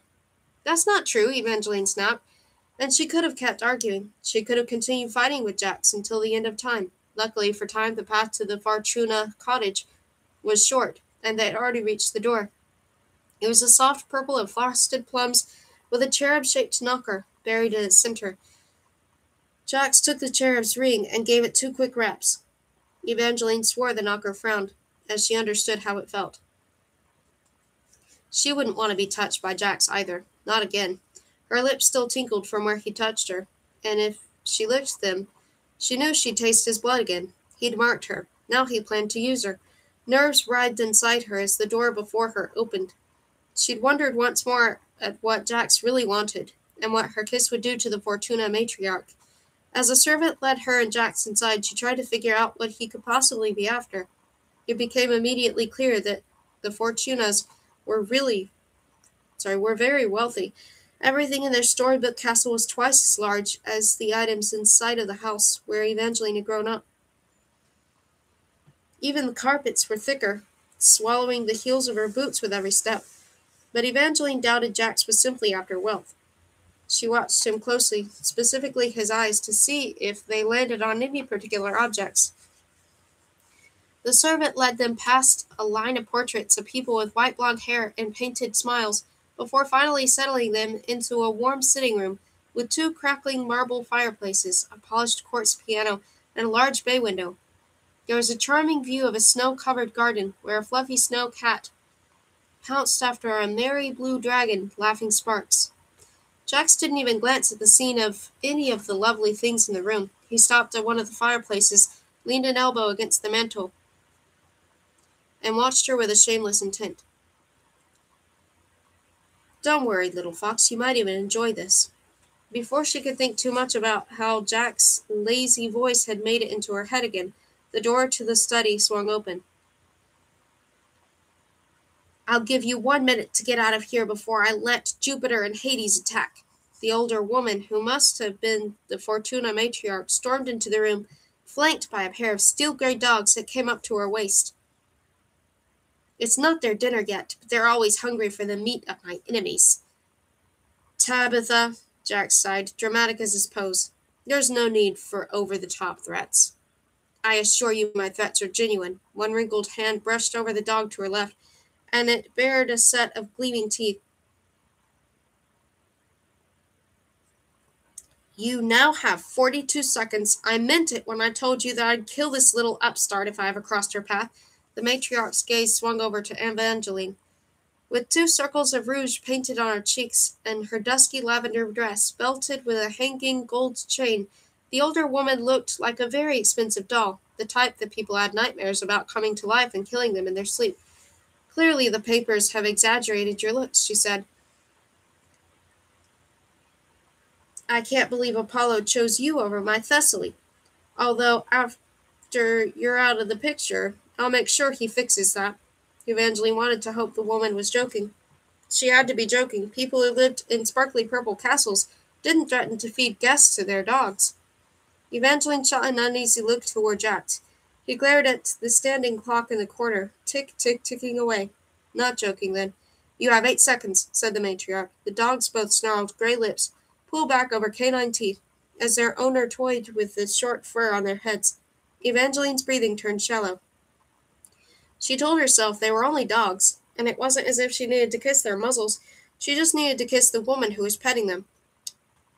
What pretty animals you have, shuddered Evangeline, heart racing with every word. She moved as if to pet the beasts, but she grabbed the woman's shoulders instead and pressed a kiss to her papery cheek.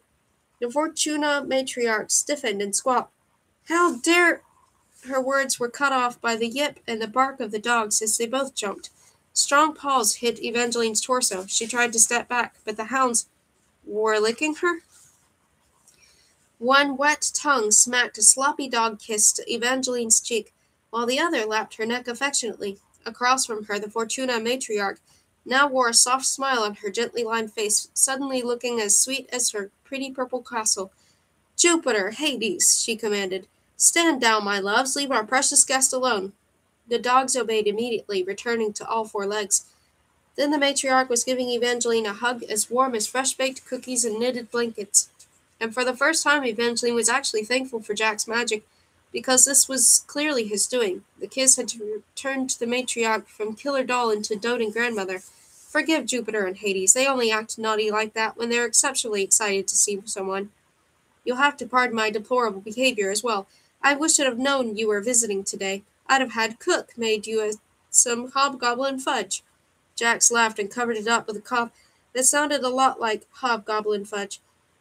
The fudge is my Thessaly's favorite, the matriarch prattled on. Have you met her yet? We thought Prince Apollo might actually propose to her, and even though she was rather upset he didn't. I think the 2 of you would be dear friends. I could send a carriage to have her brought here right away now. That won't be necessary, Tabitha. Jax shoved off from the fireplace and sauntered to Evangeline's side with insouciant grace. I believe that Miss Fox would really love to see the Fortuna vault. No, the older woman's silver head shook. Wouldn't, but insistent, as if she didn't want to say no, but something stronger than Jack's magic compelled her. I don't let anyone in the vaults. I'm sorry. Her shoulders sagged, and the lines in her face stood out more starkly as she turned back to Evangeline. The expression was uncomfortably reminiscent of Apollo whenever he thought Evangeline unhappy. It was as if his heart forgot how to beat, and the rest of him began to fail along with it. I don't like this, Evangeline muttered to Jax. Then help me end it, he whispered. The sooner I get what I want, the sooner she gets her nasty temperament back. There are other places I could take you, the matriarch went on. What if I gave you a tour of the house and show you portraits of all my favorite grandchildren? As interesting as that sounds, Jax is right. Evangeline felt a pang of guilt for willingly aiding Jax, but this wouldn't end until he achieved his goal. This was also her chance to figure out what he was after and why he wanted her to marry Apollo. I would like to see the vaults. The Fortuna matriarch gnawed on her lip and squeezed the broken skeleton key dangling around her neck. She didn't want to do this, not even a little. There must have been something very precious or dangerous in her vaults. But since this request came directly from Evangeline, the enchanted woman seemed unable to fight it. She was doll-like again, lips forming a jolly smile that was completely at odds with her shaking limbs as she turned and led them toward the vaults.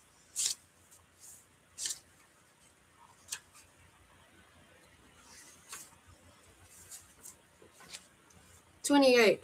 A twist of narrowing halls, a handful of locked doors, a passage hidden in a vanity, a long flight of iron stairs, 1,002 quick heartbeats, and they were almost there, deep underground, in the bowels of the storybook castle. It was the sort of place that made Evangeline want to hug her arms to her chest. The damp granite walls were covered in soot-stained sconces, but only a few were lit, and all their flames were too weak to chase the shadows from the corners. It was merely enough light to reveal the lonely arch in the center of the chamber. Evangeline hugged her arms to her chest. Since coming to the north, she had seen 3 other arches. The enormous gateway arch to the north, the symbol-covered arch at Apollo's first party, and the ever-changing arch of the brides that led her to not never-ending.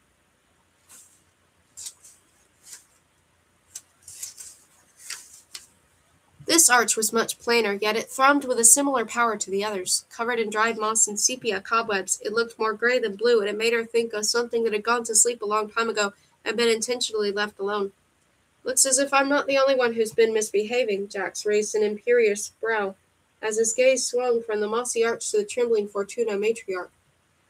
You can't tell anyone, the older woman cried, arms flapping at her sides before his hands went to pat the dogs that had stopped following her at some point in their quest. Evangeline, please don't think poorly of me for having this here. Why would I think less of you? Because this arch was supposed to be destroyed.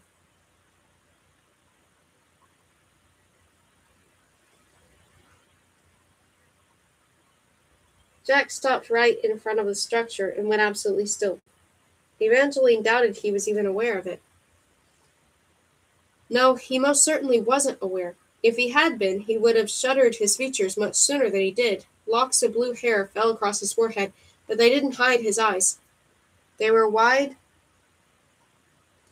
broken, star-bright, and full of something that looked a lot like hope. Evangeline felt as if she shouldn't stare so blatantly, but she couldn't turn away. The look in his eyes had softened some of the edges, making Jax appear more like the Prince of Hearts she'd imagined before meeting him, all tragically handsome and heartsick. They were getting closer to what he wanted. Evangeline only wished she knew what that was.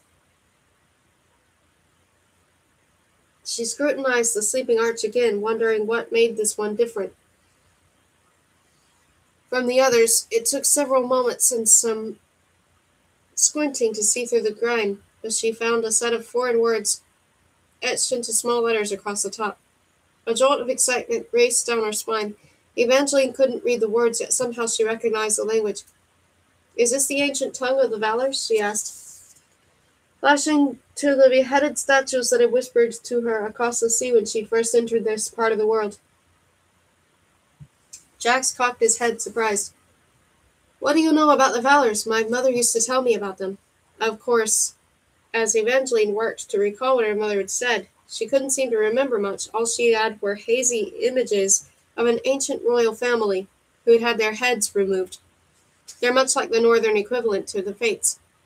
No, not at all, both Tabitha and Jax answered at once. The Valors were merely humans, Jax corrected. There was nothing mere about them, the matriarch bit back. Her spine straightened, making her look more like the formidable woman Evangeline had first met. Honora and Wulfric Valor were the first king and queen of the north, and they were extraordinary rulers. The matriarch's eyes took on a faraway glassy look, and Evangeline feared she might not say more. That, as with so many other northern tales, his story was cursed in a way that made people forget. But then the woman went on. Wulfric Valor was a warrior who could not be bested in battle, and Honora Valor was a gifted healer who could mend or cure abilities as well. Mend or cure almost anyone with life left in them. All their children possessed abilities as well. Their daughter Vesper had foresight. Their second eldest son could shift form, and when multiple Valors combined their powers, it was said they could infuse magic into inanimate objects and places. Of course, Jax cut in smoothly. Like all gifted rulers, the Valors became too powerful, and their subjects turned on them. They cut off their heads, and then they went to war against what remained of their magic. That wasn't how it happened, the matriarch volleyed back. The words were quick and sure, but then her jaw hung wide, as if the next words she wanted to say would not come out. It seemed the story was cursed after all. Jack's mouth curved as the matriarch struggled, until she finally looked at Evangeline and found her words again. But she was telling a different part of the story now. The arches were one of the most incredible things that the Valors created. They can serve as portals to faraway and unreachable places, and as doors they are impenetrable. Once locked, an arch can only be opened with the proper type of key. If a sealed arch is destroyed, there's no finding what's on the other side. However, Jax added, the main reason the Valors built the arches was so that they could use them to travel anywhere in the north. Some, like this one, may have been given as gifts, but even those have secret back doors built inside them that only the Valors could use, allowing them access to anywhere in the possession of an arch. Those are lies, the matriarch snorted. People made up those stories to take away power from the great houses. They condemned the arches, requiring they be destroyed, except for the royal ones, because the Valors are gone, and they are not returning. You see, Evangeline, it's completely harmless. The matriarch stepped closer to the arch and held an upturned palm toward Jax. If you wouldn't mind, young man. Not at all. Jax retrieved the jeweled knife he'd used in the carriage and flicked it across the woman's palm.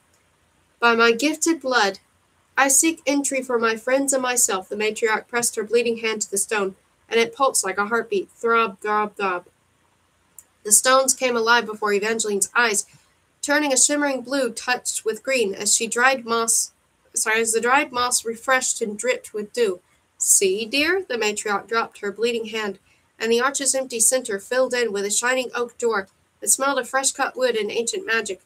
This can only be opened by freely given blood, straight from the hand of the head of House Fortuna, making it impossible to break into, mocked Jax, right as he opened the newly appeared door. Evangeline approached just like with all the other arches. Another rasping whisper came from the stones.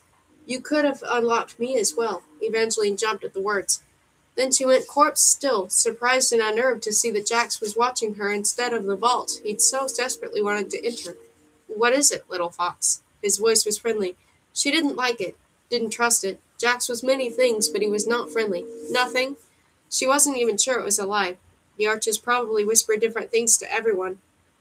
And if they didn't, she was not about to let Jax know they had been talking to her. Silently, they continued into the vault. She'd expected it to be hiding something illicit or awful, but at first, it looked like a rather strange kitchen.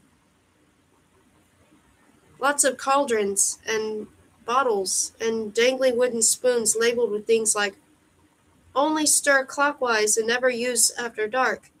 Here is my family collection of recipes for our fantastically flavored waters, the matriarch announced, pointing to a wall of thick tomes bound with a variety of ribbons and ropes and a few chains. Evangeline vigilantly watched Jax, noting if anything caught his attention. She expected him to be at least mildly intrigued by the shackled volumes, but he didn't spare them more than a cursory glance. Not that she thought he was after a recipe book. She continued to scrutinize his every move, but he remained unimpressed with all that they passed. His hands stayed in his pockets as if he stared at anything. It was always bleeding.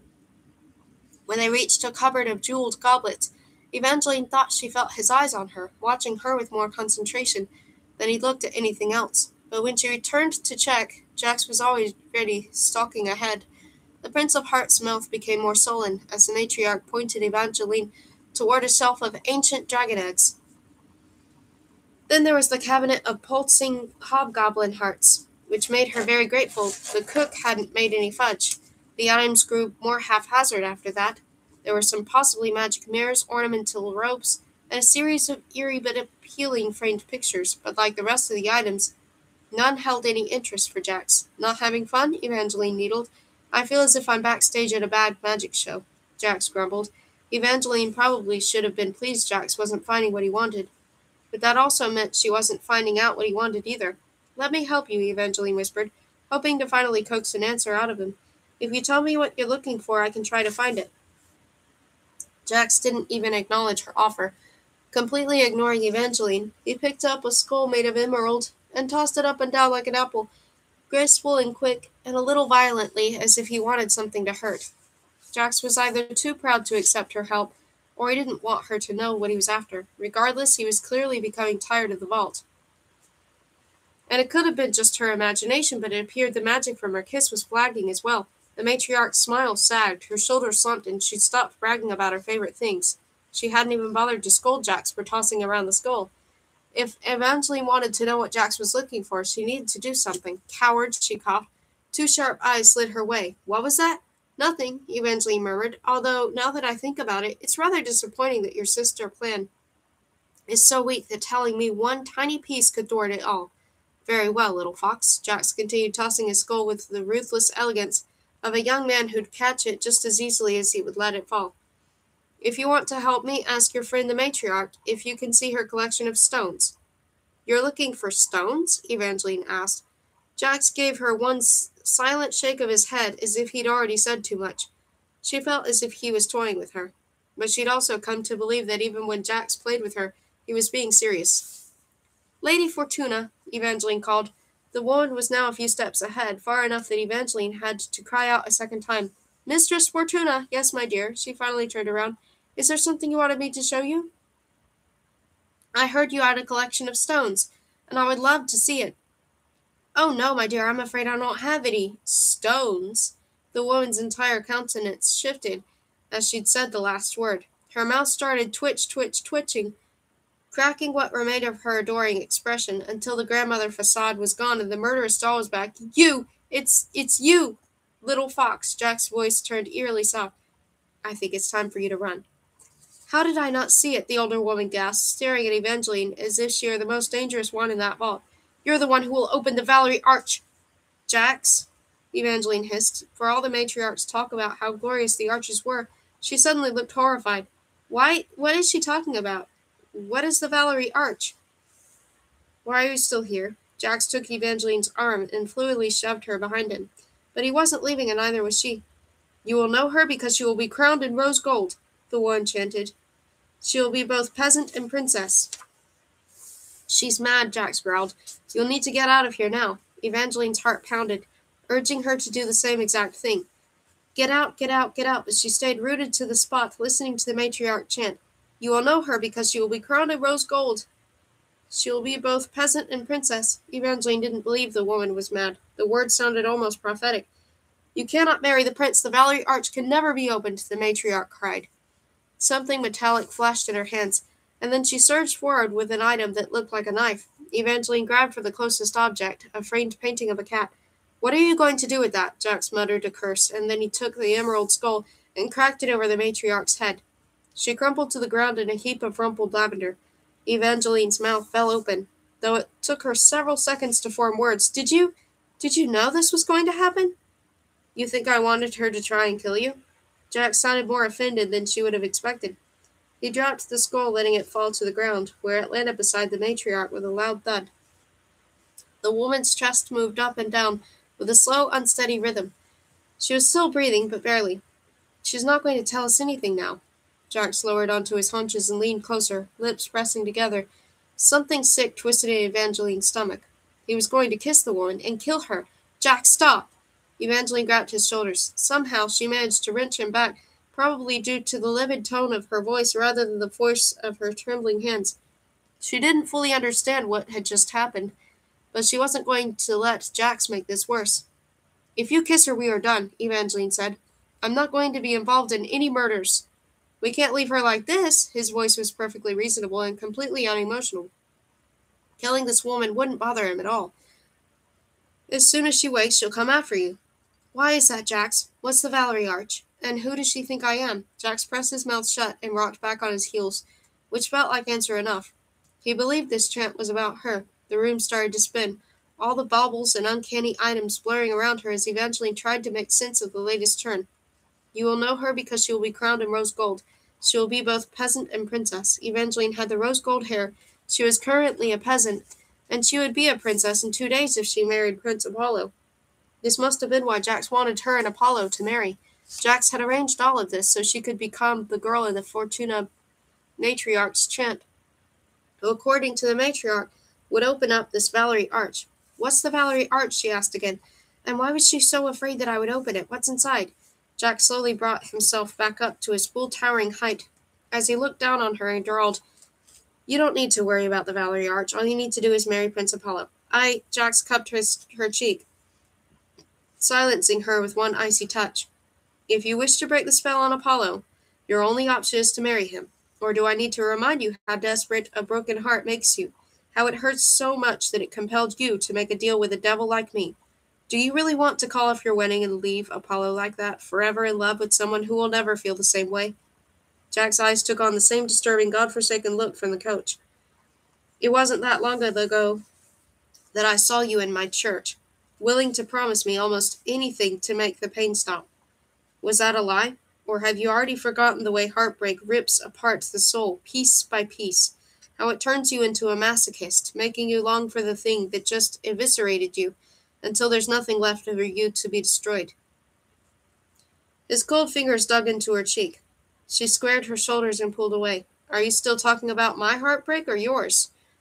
Jax laughed and gave her a smile so sharp it could have sliced a diamond. You're getting better at the meanness, little fox, but you have a working heart for it to break. But you have to have a working heart for it to break. I do not. I can keep Apollo under this spell for eternity. So you can either marry him and save him from a life of misery, or you can try to prevent a dusty prophecy that you don't even understand.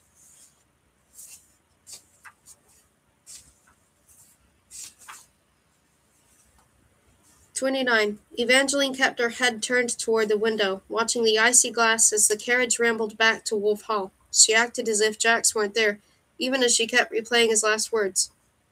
A dusty prophecy you don't understand. Now Evangeline could think of nothing else. She knew most northern stories were not entirely reliable, but was a prophecy considered a story? Her mother had never spoken of prophecies. Were they one of those pieces of magic that couldn't leave the north? A prophecy seemed more like its own type of magic than a story.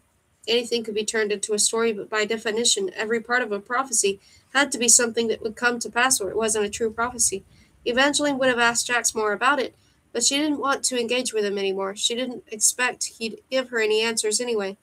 Jax had acted as if Evangeline didn't have much of a choice, but that her only option was to marry Apollo. But Evangeline rarely believed there was only one option. She believed what her mother had taught her, that every story has the potential for infinite endings. Although Evangeline couldn't imagine leaving Apollo forever broken-hearted by calling off the engagement now, what if Evangeline really was the girl with the rose-gold hair mentioned in this prophecy? What if marrying Apollo set off a chain of events that would open up this Valerie arch and release something horrific into the world? She didn't know what the arch actually contained, but the Fortuna matriarch left her with the impression that it was nothing good. Evangeline hugged her arms to her chest and continued to stare out of the window at the frosty northern streets. When the Empress had first invited Evangeline here, she had thought this was her chance at stepping into a fairy tale, at finding new love and a happily ever after, but now she wondered if it was actually fate manipulating her path. She wished she could talk to Marisol, but that was out of the question. If either of her parents were still alive, Evangeline tried to imagine what they'd say. They'd probably gently reassure her that her future was determined by her choices, not her destiny. They'd say she was not part of any calamitous prophecy. But since they were the sort of people who would have believed in things like prophecies, they'd also have gone behind her back and looked into it in secret, which was exactly what Evangeline planned to do. Wolf Hall was more of a fortress than a storybook castle, with sturdy slate-gray stones, tall towers, and crenellated parapet walls. Evangeline took an airy breath and pretended that she wasn't sneaking about as she re-entered via the same secret passage she'd used earlier. Someone had probably noticed her absence by now, but Evangeline planned to say she'd gotten lost in the vastness of the castle. It was easy enough to do. Wolf Hall was enormous, filled with stretching corridors and high-ceilinged chambers that fires were always working hard to keep heated. The rooms had all looked similar when Apollo had first given her a tour. Lots of wood and pewter and tufted carpets and rich earthy shades that made her think of damp forests and enchanted northern gardens. Thankfully, the castle was also full of helpful little signs, with the cheery pointing arrows that showed where everything could be found. Evangeline followed one sign to the scholars' wing and the royal library. It was cooler here than everywhere else, void of windows that might let in book-damaging light. Evangeline softened her steps as she entered, hoping to go unnoticed as she passed librarians in long white robes and scholars penning on parchments. Apollo had told her that she could visit any part of Wolf Hall, but she didn't want a soul to know what she was looking for in case it triggered a reaction like the one by the Fortuna matriarch. You cannot marry the prince. The Valerie arch can never be opened.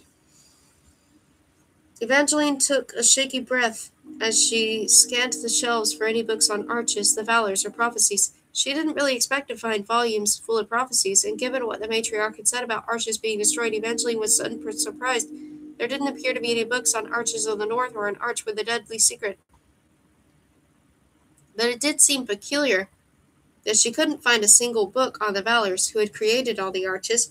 Evangeline found volumes on botany, puppetry, auctioneering, blacksmithing, and nearly everything else, but not one spine mentioned the Valors. It made no sense. The Valors were the famed first royal family. There were enormous statues of them just outside the harbor. The capital city, Bellerfell, was named after them, There should have been at least one book mentioning them. The light became fainter and the air thickened with the scent of dust as she ventured deeper into the library, where the shelves grew closer together and the volumes looked more impacted by age. "Is there something I can help you with, Miss Fox?" Evangeline startled at the scratchy voice, and she turned to find a diminutive librarian who looked as old as time. "Forgive me for frightening you. My name is Nicodemus, and I could not help but notice that you seemed to be searching for something." The smile he gave her was framed by a long silver beard with threads of gold that matched the trim on his white robes. "Thank you, I'm just a little lost," Evangeline hedged. She almost left it at that, but if she walked out of the library now, she'd be leaving with more questions than she'd come in with. She still didn't think it was wise to ask about the Valerie Arch, but maybe she could dance close enough to the subject without raising alarms that might lead to another attack on her life. "I was actually looking for books on your valors, but I haven't been able to find any." "I'm afraid that's because you've been looking in the wrong place." For someone so old, Nicodemus moved swiftly, rapidly disappearing down a nearby hall, giving her only a moment to decide and follow. She had no reason to hesitate, but clearly she wasn't past her recent experience with a matriarch. No one had ever tried to kill Evangeline before, and it left her feeling as if death was a little too close. She had to stop herself from turning around several times as Nicodemus guided her deeper into the library, past more bookshelves, broken up by occasional striking portrait of Apollo. A few steps later, the tiled floor shifted to aged green stones, and the walls changed from the shelves of books to a series of curious doors labeled with symbols of weapons and stars and a few other figures she couldn't quite make out. Finally, Nicodemus stopped in an alcove harboring a rounded door that was branded with the head of a wolf wearing a crown. "It is believed that every story about the Valors is on the other side of this door," he said. "Unfortunately, no one has been able to open this door since the age of the Valors."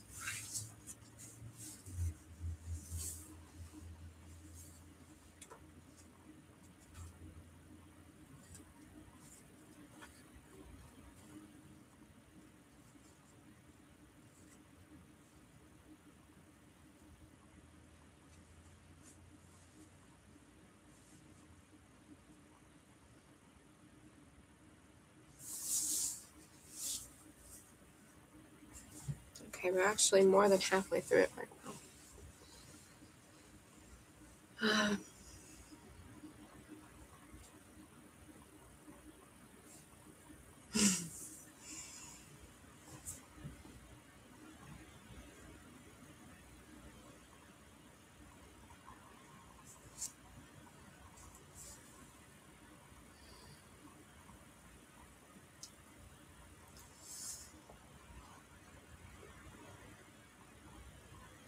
I'm not sure yet if I should actually have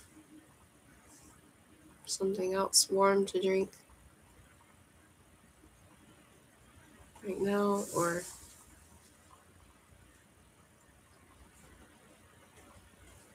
not.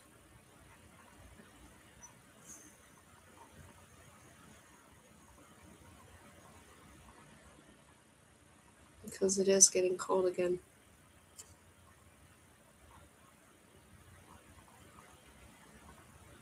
Mm.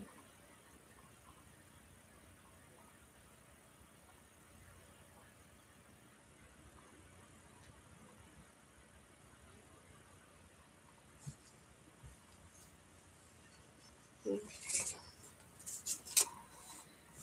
I think I'm going to get something hot.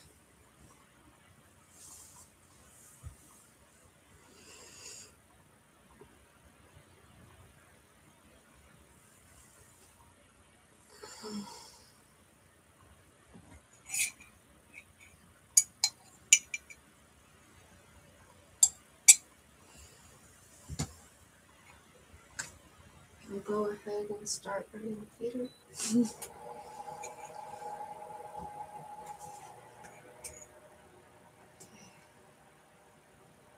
Should also, since it is so close to sunrise, should check something. Let's get it charged. So I'll need to plug that in. Alright,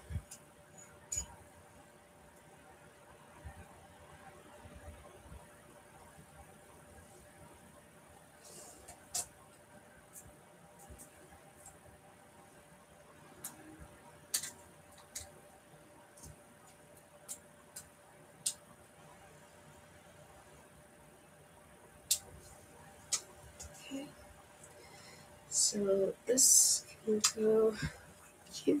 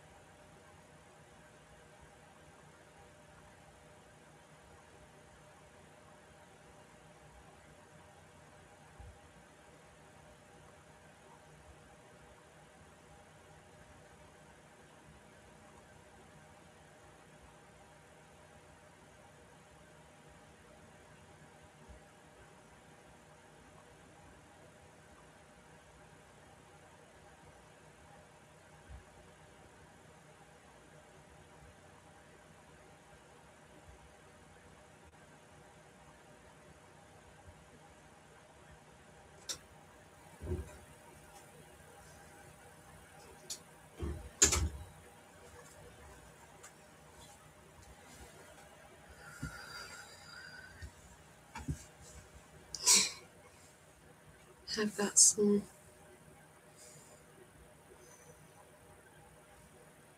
vegetable broth.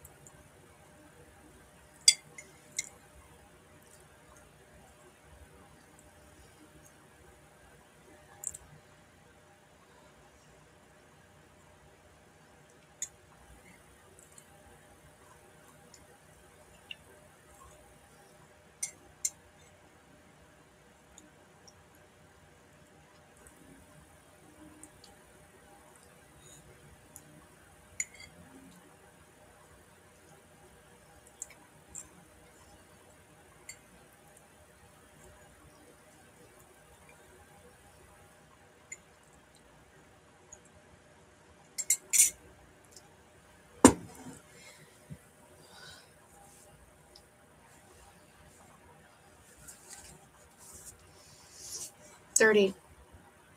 The handbell choir had arrived in the ground courtyard of Wolf Hall the day after Apollo's proposal to Evangeline.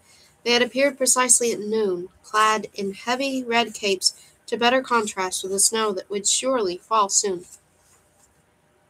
There had been 144 members of the choir, one for every hour of the wedding, and every hour one silently departed. Tonight there were only 12 ringers left, 12 hours until tomorrow morning's wedding, and then there was the cursed prince who had joined them.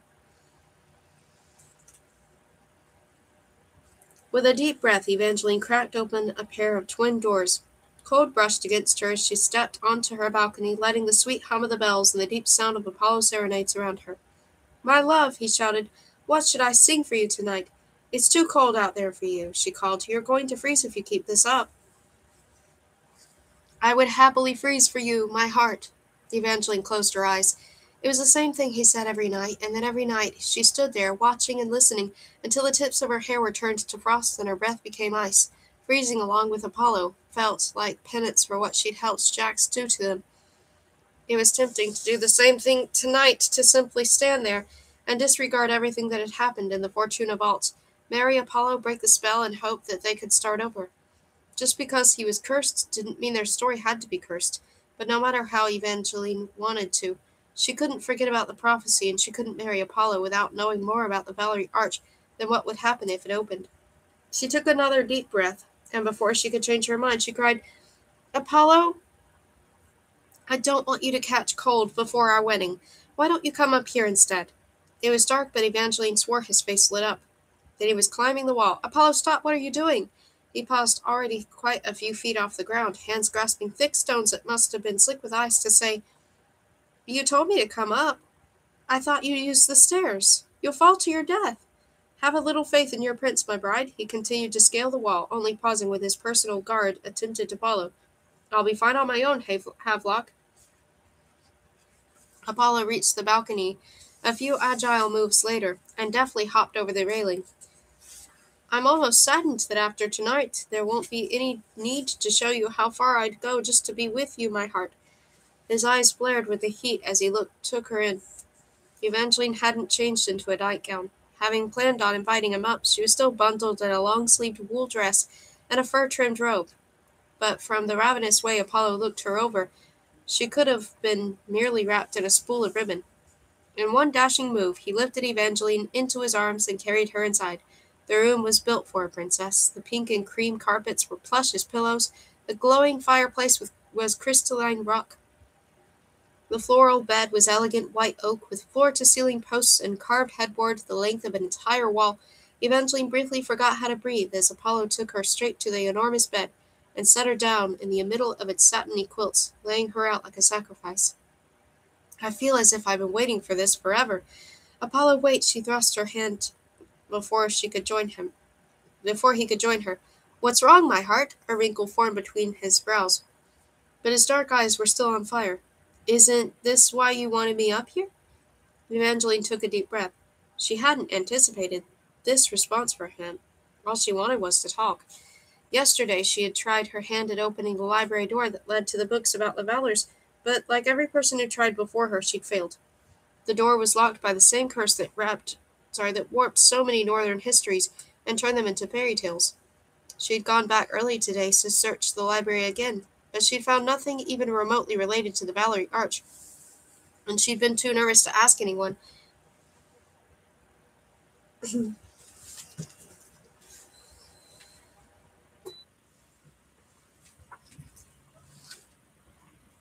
Evangeline was also nervous to ask Apollo about the Valerie Arch or the property connected to it. She shouldn't have been, if her questions did break Jack's spell, as they had with Fortuna Matriarch. It would be a good thing for Apollo. He would be free of the curse, and she would no longer have to worry about fulfilling a dangerous prophecy by marrying him. But if she was being honest, a part of her did want to marry him. She wanted the chance at the fairy tale, another chance at love. But she knew this wasn't really love. As soon as she married Apollo, he wouldn't be this prince anymore. He'd be the prince she'd met her first night in Valorfell, far more likely to dismiss her than to scale a wall to see her. She sat up and placed her legs over the side of the enormous bed, facing her betrothed like an equal rather than lying down like an offering. "I'm sorry for the confusion. I do want you here, but it's because I need to ask you about something private." "You can say anything to me." Apollo dropped to his knees, shook the damp from his hair, and looked up at her with utter adoration, eyes smoldering flecks of brown and bronze. "If this is about tomorrow," he said, "if you're nervous about our wedding night, I promise I'll be gentle." "No, it's not that." Although now that he mentioned it, Evangeline was suddenly anxious about that too.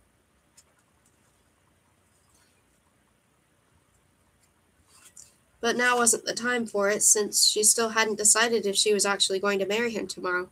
"I've been trying to learn more about your country, to prepare to be your bride." "That's a wonderful idea, my heart. You're going to be such an excellent queen," Apollo crooned, practically breaking into song again. Evangeline was tempted to end the conversation there. It would be a crime to leave him forever trapped like this, but she couldn't ignore the prophecy. She took a deep breath and braced herself, gripping the plush edge of the bed as she asked, "Have you ever heard of the Valerie Arch?" Apollo's grin turned boyish. "I thought you were going to ask me something frightening." She thought she had. The Valerie Arch is what you would call a fairy tale. Evangeline wrinkled her brow. Where I'm from, we call all of your history fairy tales. I know. His dark eyes twinkled with mischief, and for a moment he didn't look quite so enchanted. He just looked like a boy trying to tease a girl. Our history was cursed. But there are some tales we believe in more than others. Everyone believes certain things to be real history, like the existence of the Valors. But some of the stories about them have become so twisted over time, they're considered to be what you would call fairy tales. Among these is the myth of the Valerie Arch. His voice deepened, turning more dramatic as he slid into the bed beside her, close but not quite near enough to touch. The stories about the Valerie Arch are among our cursed tales. Stories on the Valors can only be passed down via word of mouth, and in the case of the Valerie Arch, there are two different versions of the tale. Lucky for you, I know them both. He graced her with a proud grin, and Evangeline felt more of the tension uncoil inside of her. The Valerie Arch is believed to be the gateway to the Valerie. In one version of the story, the Valerie was a magical prison built by the Valors. Magic cannot be destroyed, so the Valors said they created the Valerie to lock away any dangerous magical objects of power, or foreign captives with magical abilities. They said the Valerie was built to protect the North from forces who would wish to destroy it, but Apollo paused, looking as if he were searching for his next word as they slyly slid closer until their legs touched. Evangeline's heart skipped over a beat. Is this all right? He asked, deep voice suddenly soft and utterly sincere. He would move away if Evangeline wanted, but it would crush the fragile hope that he were trying to hide behind his shy smile. This is nice, she said, and she was surprised to realize how much she meant it. Ever since first suspecting Apollo was under Jack's spell, everything Apollo did felt like a little too much and a lot too unreal. But this, having him tell her a story as he timidly tried for the smallest touch, felt as if it could be real, as if this was how things might have been if Apollo actually cared for her, and it felt too good to feel cared for. And it felt good to feel cared for. She reminded herself it wasn't genuine. This was just Jack's spell making Apollo act this way, but it had been so long since she'd felt so important to anyone, and Apollo didn't know that he was under a spell. All he knew was how he felt for her. Evangeline gently put a hand on his knee, and Apollo smiled as if she'd given him the sun. Unfortunately, he went on, the Valors lied. They didn't build the Valerie to protect the North from its enemies. They built it to lock up an abomination they just created. No one knows exactly what the Valors made, but it was so terrible that all the great houses turned on the Valors and chopped off all their heads. Alas, they did this before the Valors had locked away their horrible creation, so it was left to the great houses to imprison this abomination in the Valerie and seal the arch that led to it. Normally the arches are locked with blood, but no one wanted to risk this arch being opened, so a special sort of lock was created, a prophecy. Evangeline fought the temptation to panic. This was only one version of a story that was cursed, and therefore unreliable, but she still asked, how do you lock something with a prophecy? The way I always heard it told is that the lines of a prophecy work like the ridges of the notches of a key.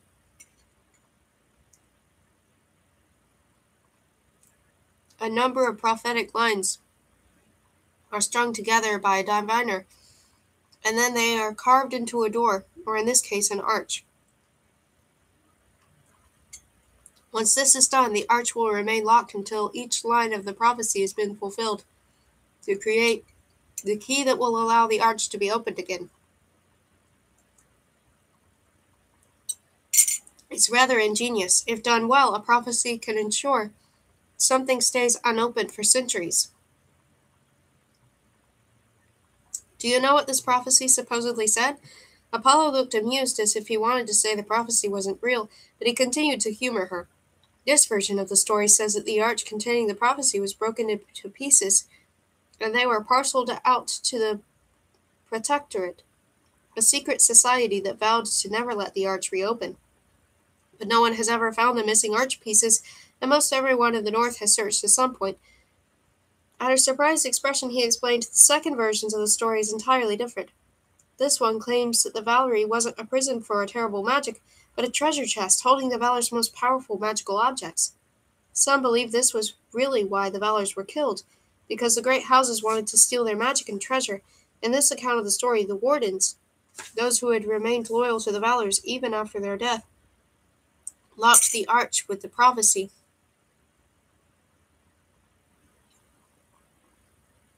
so that the Valor's powers and treasures would be prevented from falling into the wrong hands like Jack's. Evangeline could definitely see Jax being interested in the magical treasure. Unfortunately, she could also picture him being interested in the magical terror from the first version of the story. She tried to remember what Jax had said about the Valors to see if she could figure out which version of the tale he believed in. But all she knew for certain was that whatever it was locked away. Jax wanted it desperately. The look on his face when they reached the Fortuna's arch had been one of utter hope. But why? Why did he believe in a story that Apollo clearly thought of as a fairy tale? Was Jax hoping to find the Valor's greatest treasure, or their greatest terror? When I was younger, Apollo went on, my brother, Tiberius, and I would go on quests to search for the Valerie. It was one of our favorite games. Apollo's voice turned wistful as he trailed off, lost in the memory of a brother he rarely mentioned. When Evangeline had first moved into Wolf Hall, a chatty servant had told her that Tiberius's room was right next to hers, but when Evangeline had tried to ask more questions, the servant's lips had sealed shut. Apollo kept denying the rumor that he and his brother had had another falling out after Apollo's engagement to Evangeline. Evangeline had yet to see Tiberius inside the castle, and whenever she'd asked Apollo where his brother had gone or why he'd left, Apollo had just told her she loved Tiberius when they finally met. Then he would abruptly change the subject.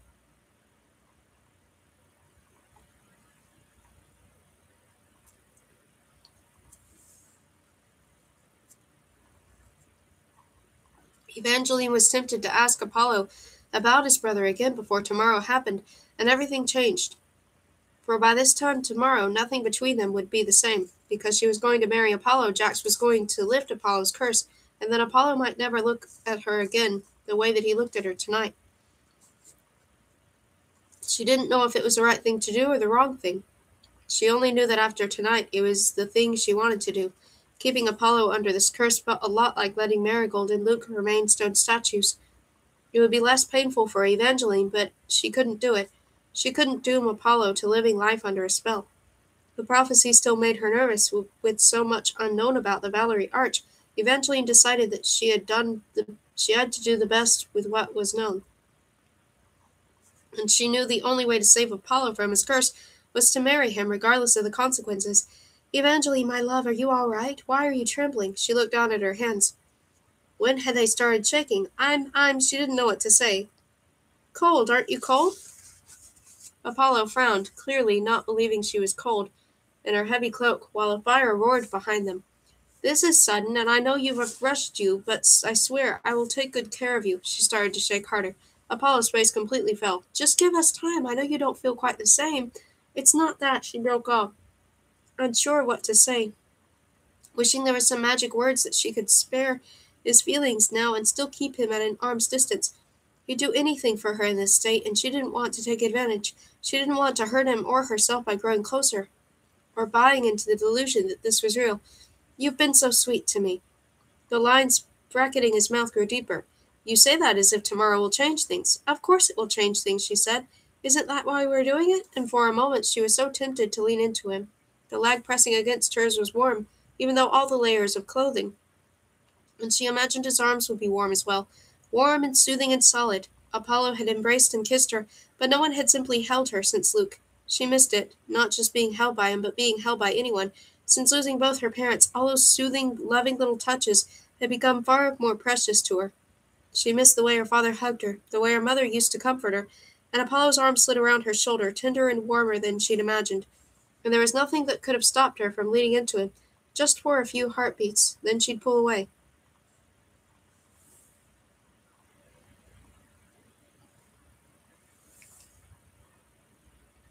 If you want, I could stay. He said each word, as if he were holding his breath. We don't have to do anything. I could sleep in my clothes and just hold you.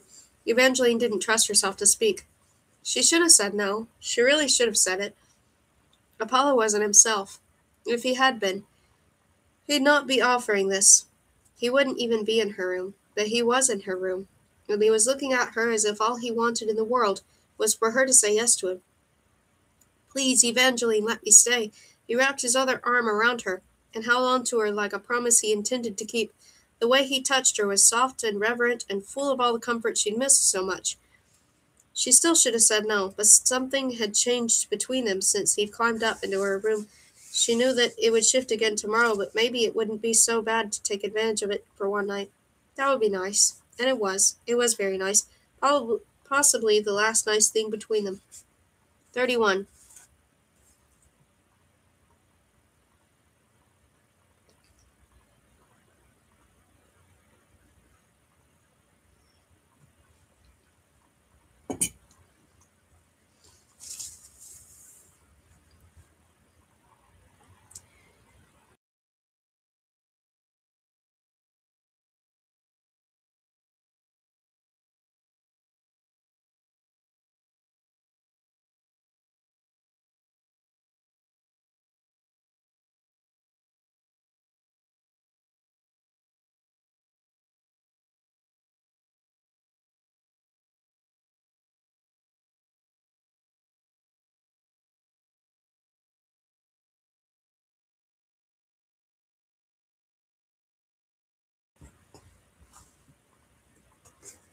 The Daily Rumor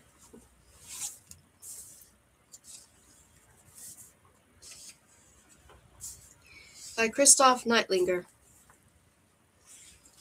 I'm almost certain that today Prince Apollo and soon-to-be Princess Evangeline Fox will wed. There's been so much excitement, I'm loath for it to end. Although if half the rumors I've heard about the wedding are true, it should be a spectacular day. Unfortunately, it seems that there will be at least one notable person missing from the royal celebration. Tabitha Fortuna of House Fortuna had a terrible fall several days ago. It's hard to believe that someone so formidable could be bested by a set of stairs. But apparently the fall was so bad it's done some damage to her mind. I've heard people mutter the words sedated, mad, and magic curses, making it sound as if it could have been more than just a fall. Or could it be that someone is trying to steal the sunlight from our fair Evangeline Fox? 32. Months ago, on a damp, blustery day, when rain clouds did battle with the sun and clouds came out victorious, Evangeline Fox planned her wedding to Luke Navarro. She hadn't meant to plan a wedding. Before that stormy afternoon, she hadn't even thought about marrying Luke. She was only 16 then. She wasn't ready to be a wife. She just wanted to be a girl, but the mighty rain had kept everyone from the shop that day, leaving her alone with a new shipment of oddities that included a fountain pen with a curious label, "For finding dreams that don't exist yet." Evangeline had been unable to resist trying the pen, and as soon as she did, a fledgling dream had taken form. She didn't know how long she'd spent drawing, only that when her piece was done, it felt like the picture of a promise. Evangeline and her love were at the end of a dock covered in candles, which made the ocean glow so that it looked like a sea of fallen stars. Only night and moon watched. No one else was there, just Evangeline and her groom. Their foreheads were pressed together, and she might not have known exactly what they were doing, if not for the words her pen had etched into the sky. And then they will write their vows on their hands and place them over each other's chests, so they may sink into their hearts, where they will be kept safe forever and always. It would have been a ceremony her parents would have approved of. It would have been a simple wedding, made of oaths and love and promises of an ever after spent together. It was the opposite of what would happen today. The enormous wings attached to Evangeline's bridal gown dragged across her suite as she looked out a window edged in webs of frost. In the towers at every corner of Wolf Hall, caged doves waited, ready to be released after Apollo and Evangeline exchanged their vows underneath an arch of gold-flecked ice that sparkled in the morning sun. Night and her moon wouldn't even glimpse the ceremony. But what felt like a kingdom of people would be there. They were already waiting, decked out in their finest furs and jewels. They would be there when Apollo kissed his bride and then promptly fell out of love with her. Evangeline's stomach fell. There would be no happily ever after following this wedding. Last night she'd felt good about her choice, but today it broke her heart just a little. She shouldn't have let Apollo spend the night with her. She shouldn't have let him hold her. She shouldn't have let him remind her of everything she didn't have and might not have again after today. She didn't want Apollo to fall out of love with her. Since he'd proposed, Apollo had been sweet and kind and thoughtful, if a little extreme in his declarations. But who would he be when Jack's spell was broken? Would he still be the tender Apollo who had held her all night long? Would he be the vain prince who had been ready to dismiss her almost as soon as he met her? Or had something else happened, something even worse? Evangeline tried not to think about the Valley Arch prophecy. She had already decided that she couldn't trust anything she'd heard about the Arch. That she couldn't seem to fully erase her worries. If she was part of this prophecy, what would happen when it was fulfilled? "Why do you look so nervous?" asked Marisol, coming up beside her. She wore a candied apricot dress, with a sugary cream underskirt and a thick pearl belt, and she looked beautiful. No longer dubbed the cursed bride, Marisol had spent the last few days enjoying teas and dress fittings and all the delights of Wolf Hall. She looked happy and refreshed, but her eyes were full of awe as she took in the extravagance that was Evangeline's wedding gown. The gold-tipped wings were outrageous, but Evangeline rather liked the dress. Its heart-shaped neckline was flattering to her smallish chest, while its ball-gown skirt was terribly fun, made of endless layers of impossibly delicate white fabric, except for the wide train of golden feathers that flowed from her waist down the back of her dress. "There's nothing to be scared of," Marisol said. "You're about to marry a prince who adores you." He wouldn't for much longer. Ding, ding, ding. For one moment the distant bell felt like a warning, until Evangeline remembered. One bell ringer from the choir remained in the courtyard. Not a warning, just the sound of her soft music coming to an end. "What if he falls out of love with me?" Evangeline blurted. "What if we get married, he decides it was a mistake, and then he tosses you and me out of the north?" "I don't think you have to worry about that," Marisol said. "Most girls would have to employ magic to make someone love them the way Apollo loves you." Evangeline stiffened. "I didn't mean to imply that you put a spell on him," Marisol amended, cheeks blushing in a way that made Evangeline more inclined to think that it had been an accident and not a barbed insinuation. "It's not a surprise that he loves you so much," Marisol went on determinedly. "You're Evangeline Fox. You haven't married the prince yet, and there are already fairy tales about you. You're the girl who defied the fates and turned herself to stone, the girl who wasn't afraid to reject his street suitors to bring her cursed stepsister with her to a royal ball where she then captured the heart of a prince. Just love him the same way you live your life. Love him without holding back. Love him as if every day with him will be more magical than the last. Love him as if he's your destiny. The world will be better if you two are together, and he won't be able to ever stop loving you." Marisol finished her speech with a hug so warm and earnest it was easy to believe she was right. Evangeline had been so consumed with what Apollo's feelings for her might be that she hadn't thought much about her feelings for him. She knew that she didn't love him now, but she could love him easily. She had felt glimmers of affection last night, but she had felt even more this morning after spending the night in his arms.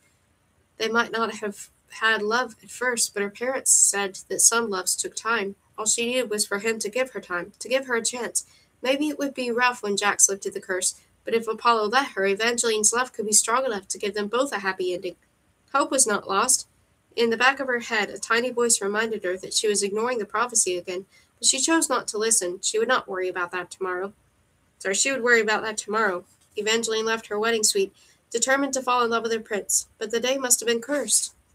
Or the story curse was affecting it, for she couldn't seem to hold on to any of the memories of her wedding, even as they happened. One moment she was stepping into Wolf Hall's snowy yard, cool air biting her cheeks, as a court of scrutinizing faces looked her way. Then she was holding Apollo's hands as the wedding master tied her wrists to Apollo's with silken cords. Evangeline felt her blood rushing through her veins. Her skin was on fire, and so was the prince's, as if they were bound together by more than just a gilded rope. "And now," the wedding master said, loudly enough for everyone present to hear, "by my words I join these two together. I tie not only their wrists but also their hearts. May they beat as one from this moment on. If one is pierced with an arrow, may the other bleed for them." "I would gladly bleed for you," Apollo whispered. He held his hands tighter as his eyes latched onto hers with even more burning intensity, as if the flames she'd lit the first night she'd kissed him had multiplied tenfold. She just hoped that Apollo's spark still remained after Jax broke his spell. 33.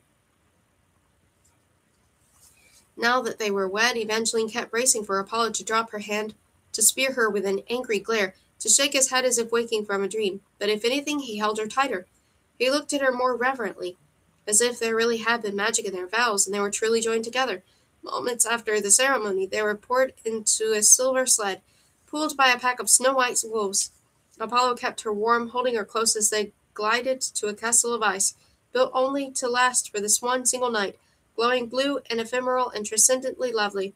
The sight made it easier to hope and believe that their story was just beginning. Oh, how she wanted to believe! Inside the gleaming glass-like walls, guests were given shining silver goblets of mulled wine and individual forest green cakes that tasted like luck and love. Instead of musicians, A grand music box opened and life-size clockwork players stepped out to perform an endless stream of ethereal sounds. The notes were like threads of gossamer and tails on kites, springy and enchanting in a way that made Evangeline think of warning fables of boys and girls so bewitched with magic songs that they danced until they died. Apollo downed the contents of a goblet in one draught before turning his attention to the chattering crowd of courtiers and northern nobles.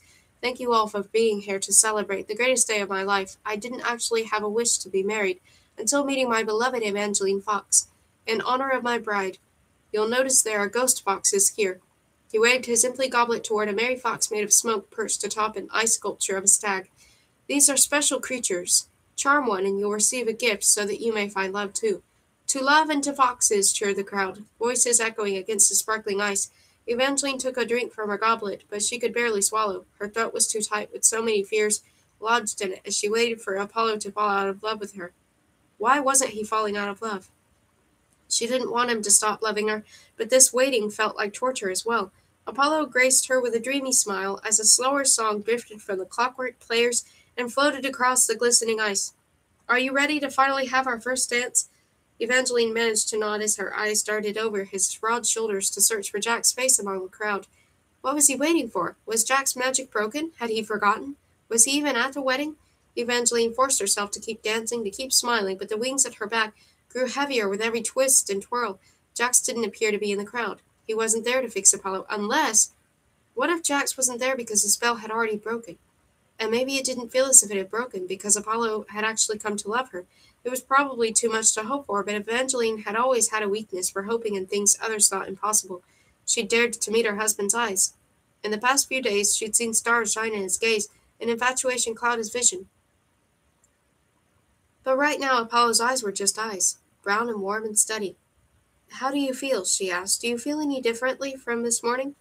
Of course, my heart, I'm married to you. He pulled her closer, the hand at her waist sliding under her wings as it traveled up her spine, sending fresh shivers over her skin.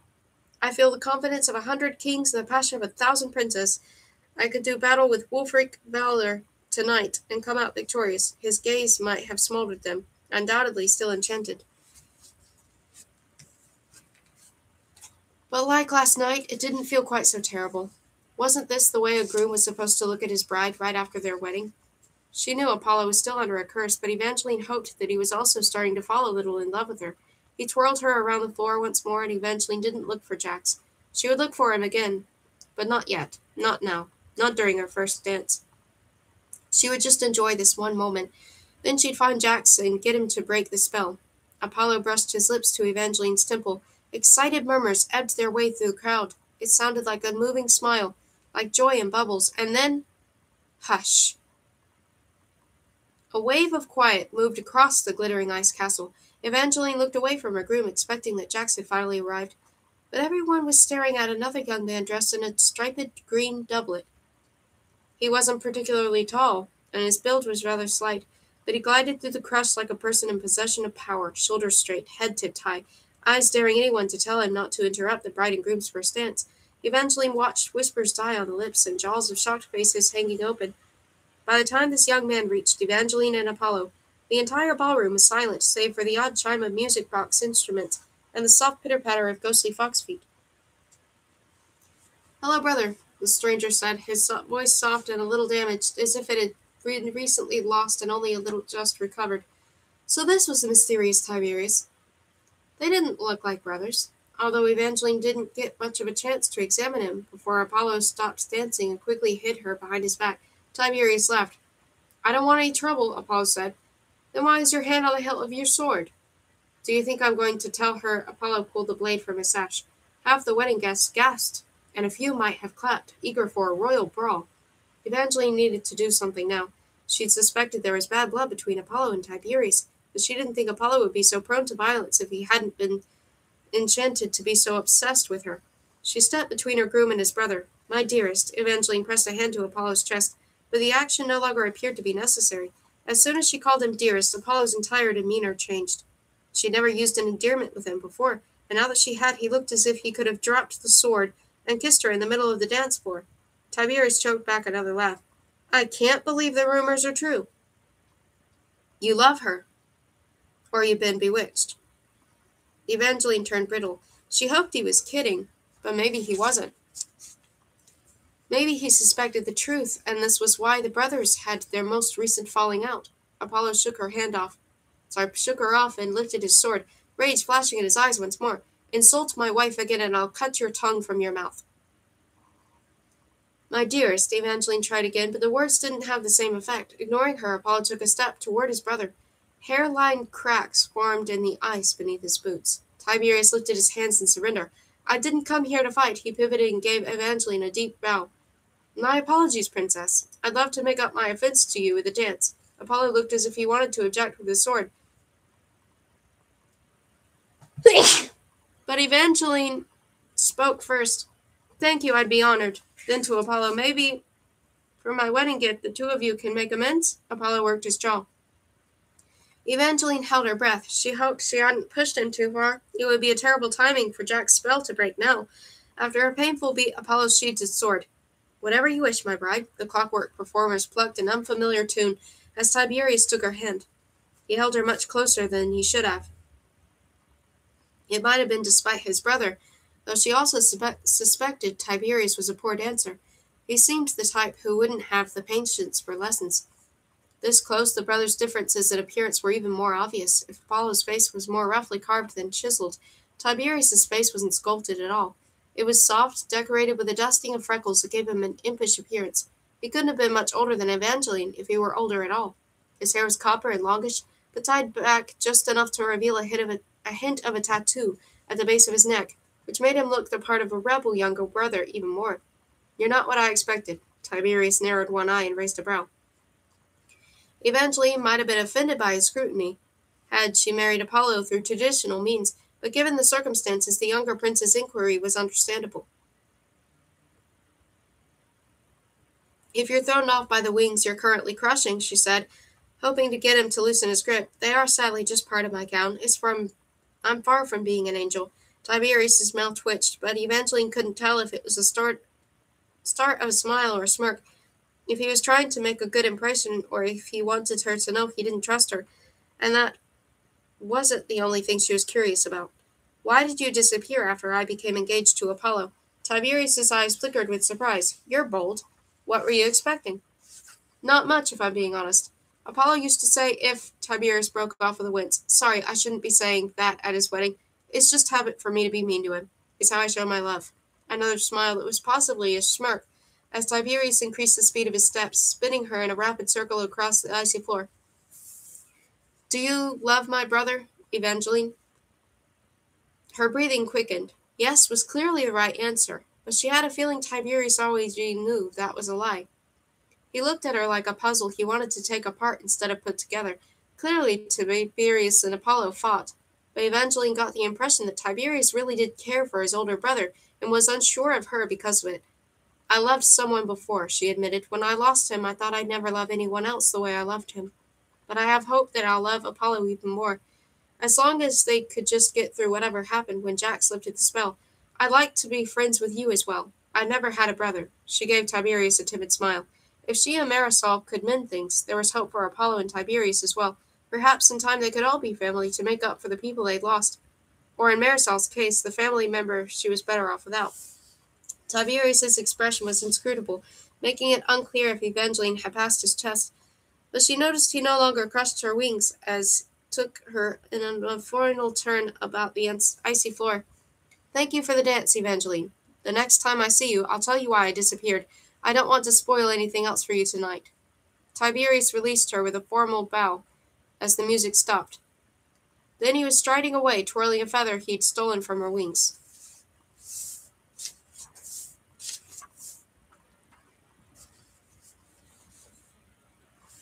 "34. Northern wedding receptions were supposed to last until dawn. People were meant to eat and drink until every cask was dry and every crumb of cake was gobbled up.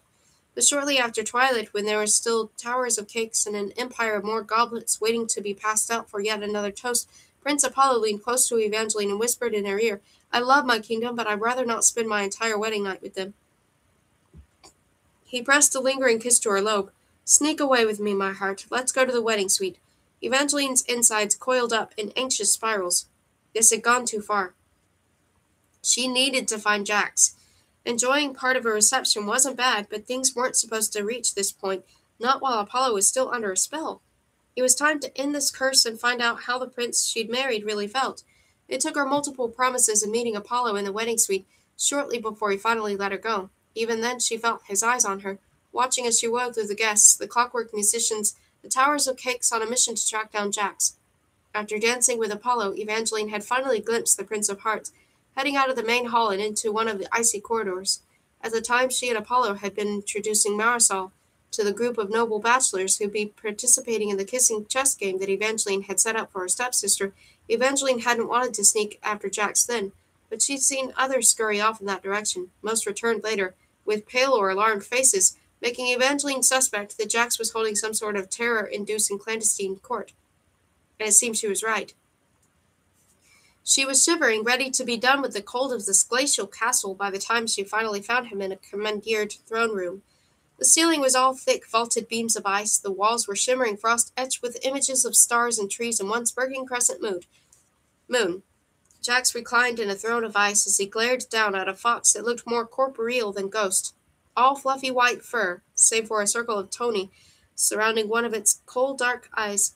He appeared horrified by the animal, as if its adorableness might somehow soften some of his nasty edges. Evangeline wished it would, as she stood back a little to watch, enjoying that for once Jax was the one in the uncomfortable position. He flinched when the creature nuzzled his scuffed boots. She laughed, finally drawing his attention. "I think it likes you." "I don't know why." Jax scowled at the beast. It responded by affectionately licking the buckle at his ankle. Evangeline continued to smile. "You should name it. If I do that, it will think it's a pet." Jack's words dripped with disgust, which only further convinced Evangeline that this fox might be the best thing that had ever happened to this fate. "How about I name her for you? What do you think of Princess of the Fluffykins?" "Don't ever say that again." She smiled softly. "Next time I make a deal with a fate, it will be the one who has a sense of humor, like poison." Jack slowly dragged his eyes up to Evangeline. They were pale blue, like the ice of his throne, and surrounded by a crown of dark blue hair that curled around his face from the cold. He wore a half-undone doublet of smoky blue-gray, raven-black pants, and a low-slung belt that rested just above his hips, giving him the appearance of a tousled winter king. An angry one, from the way he glared at Evangeline. "I would have thought you'd have learned your lesson about making deals with our kind." "I have, which is why the next time if I need something, if I make a deal, it won't be with you." "This isn't something to joke about," Jax growled. "I don't think you cared." "I don't. But you still owe me one more kiss, and until I collect it, you're mine, and I do not like to share." "If I didn't know you better, I'd say you sounded jealous." "Of course I'm jealous. I'm a fate." "If you're so envious, then why haven't you undone the spell that's on Apollo?" "I couldn't care less about what happens between humans." "Then undo it, because Apollo and I are married," she said firmly. "I kept up my half of our bargain. It's time for you to keep your promise to me." "Very well," Jax drawled, shocking her with his easy acquiescence. "I still think this is a short-sighted choice. But if you really want Apollo to no longer feel for you, I'll give you the means to do it." Jax pulled out his jeweled dagger and pricked the tip of his finger, drawing a drop of familiar gold-flecked blood.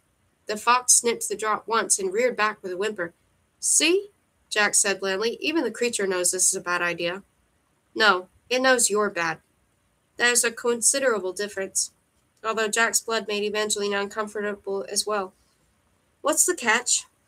Is it that difficult to believe that I'm willing to keep my word?" Fates were actually known for keeping their word when it came to bargains. It was why, despite all the warnings, people were willing to make deals with them. But something kept her from moving forward. Having second thoughts? "I'll be the last being to judge you if you want to keep him under your thrall." "It's not my thrall, it's yours." Evangeline took a step toward the throne. Jack's brows jumped up, betraying his surprise. It should have made her feel triumphant, but instead it made her think of the last time she'd shocked him, when she'd drunk from Poison's cup and turned herself to stone. She swallowed thickly. Jax leaned forward with indolent grace and lightly pressed his bleeding finger to her lips. Goose flesh pebbled across her skin. His touch wasn't colder than the castle, but it was always unnerving to be caressed by Jax. "Once you kiss him, any false feelings that Apollo has for you will disappear." Jax dragged his icy finger more firmly across her mouth, rough and a little punishing. Today his blood tasted bitter instead of sweet. The taste of a mistake. You must kiss him before the sunrise for the magic to work, but I warn you, if you do this, your prince won't think that you've done him a favor. Heroes don't get happy endings. 35. Evangeline had not thought this through quite enough. If she had, she would have asked Apollo exactly where the wedding suite was. Upon learning that it was at the top of one of Wolf Hall's spiraling towers, then she might have suggested they meet somewhere else, somewhere closer to the ground, preferably with multiple exits. She didn't actually believe that Apollo would throw her from the tower window once she'd rid him of Jack's magic, but Evangeline still didn't know who Apollo would be after she broke this spell. Would he be the sweet prince who had told her fairy tales? Or would he become the angry prince who had nearly attacked his brother tonight? Would this be the true beginning of their love story or the end of it?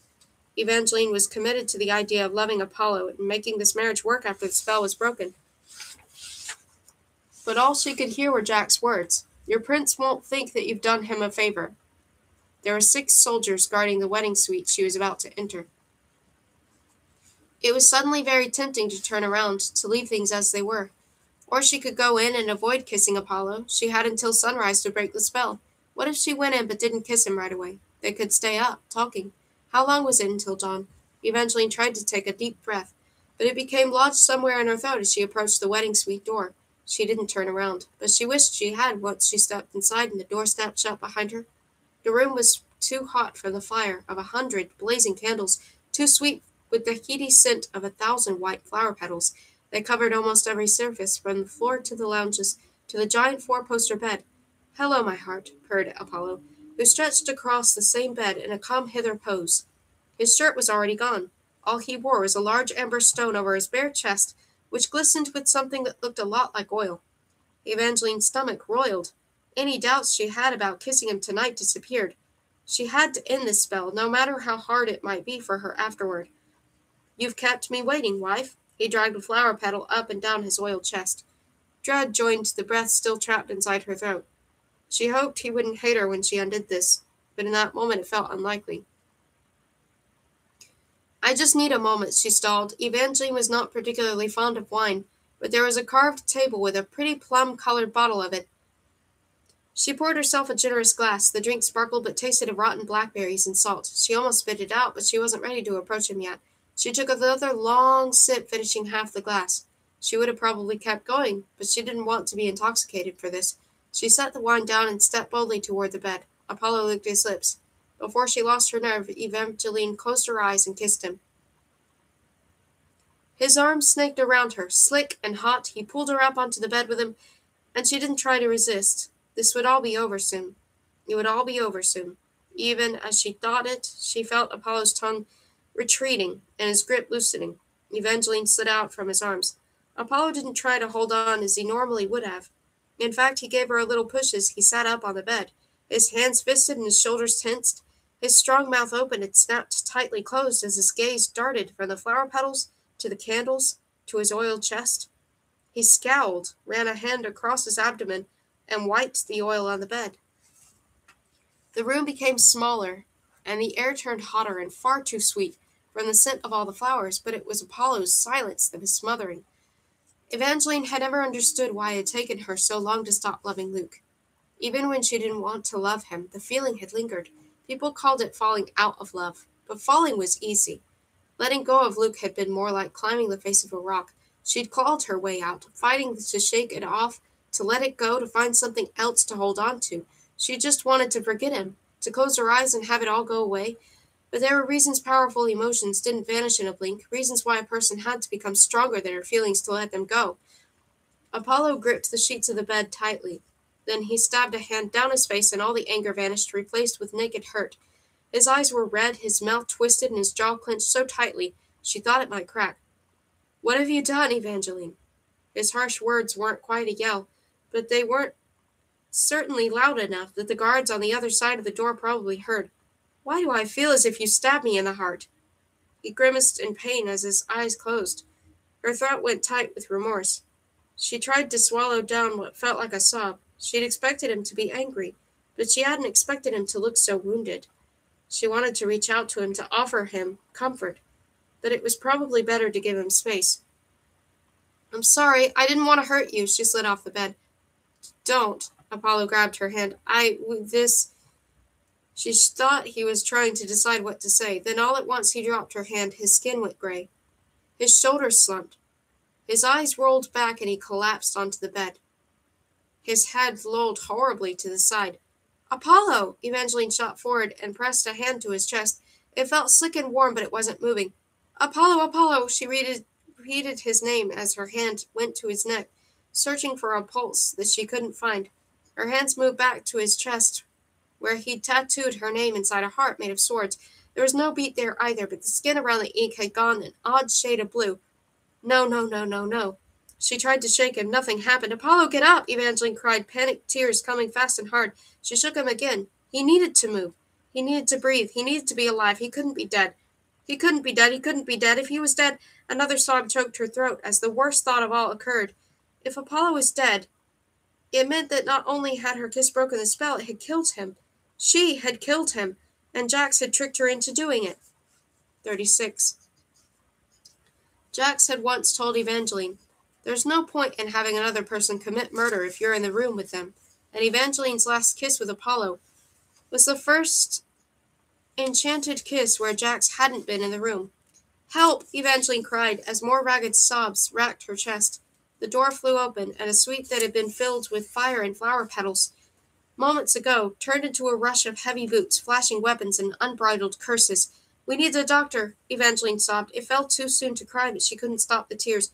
What did you do to him? I think he's dead. She killed him. The soldier's words flew like arrows, quick and sharp, as two men yanked her off the bed by her wings, sending feathers flying everywhere. Get out of here, someone ordered. Wait, Evangeline protested between tears. She knew this was partly her fault, but she wasn't the only one to blame. I didn't. We heard him yelling at you, and now the soldier didn't even finish. He let the words hang there as two other guards hauled her toward the door. Tie her up in an empty room. And you, he pointed to another pair of soldiers. Find Prince Tiberius and be discreet. We need to keep this quiet for now. Evangeline tried to protest, but her words were strangled by more sobs. Horrible, racking sobs so intense she barely felt the chill of the tower at the soldiers' punishing grip as they dragged her down the stairs, shredding her wings with every flight and leaving a trail of feathers and tears. You need to find Lord Jax, she finally managed. He did this. He's the Prince of Hearts. Grab a gag for her. The short soldier grunted as they jostled her into a dim room that smelled of damp and dust. Together they ripped off the rest of her wings. Ruthlessly cold air hit her back as they shoved her in a lone wood chair. Her wrists were promptly tied to the arms and her ankles to the chair's legs before the shorter soldier stuck a fetid cloth inside her mouth. He cut off her pleas and its foulness briefly stopped her tears, but it didn't last long. In the silence that followed, all she could hear were the words murderer and fool, and all she could see were Apollo's desolate eyes until a flood of tears blurred even that memory. Why hasn't that gag shut her up? Said the shorter soldier. Just let her cry, the other murmured. He was broader, and his head was shaved. He'd gone to build a fire in the empty hearth. She recognized him as Apollo's personal guard, Havelock. She couldn't imagine he cared if she was cold, but the abandoned room was like ice, and she doubted they'd leave her there alone. As if she could escape. Even if they untied her, she wouldn't get far in their current state. She sobbed harder. She'd killed Apollo. Apollo was dead. Apollo was dead, and she'd killed him. You need to shut it now. The shorter soldier lifted up one hand to strike. Is that how a royal guard treats his next queen? Drawled Jax, appearing at the half-open door.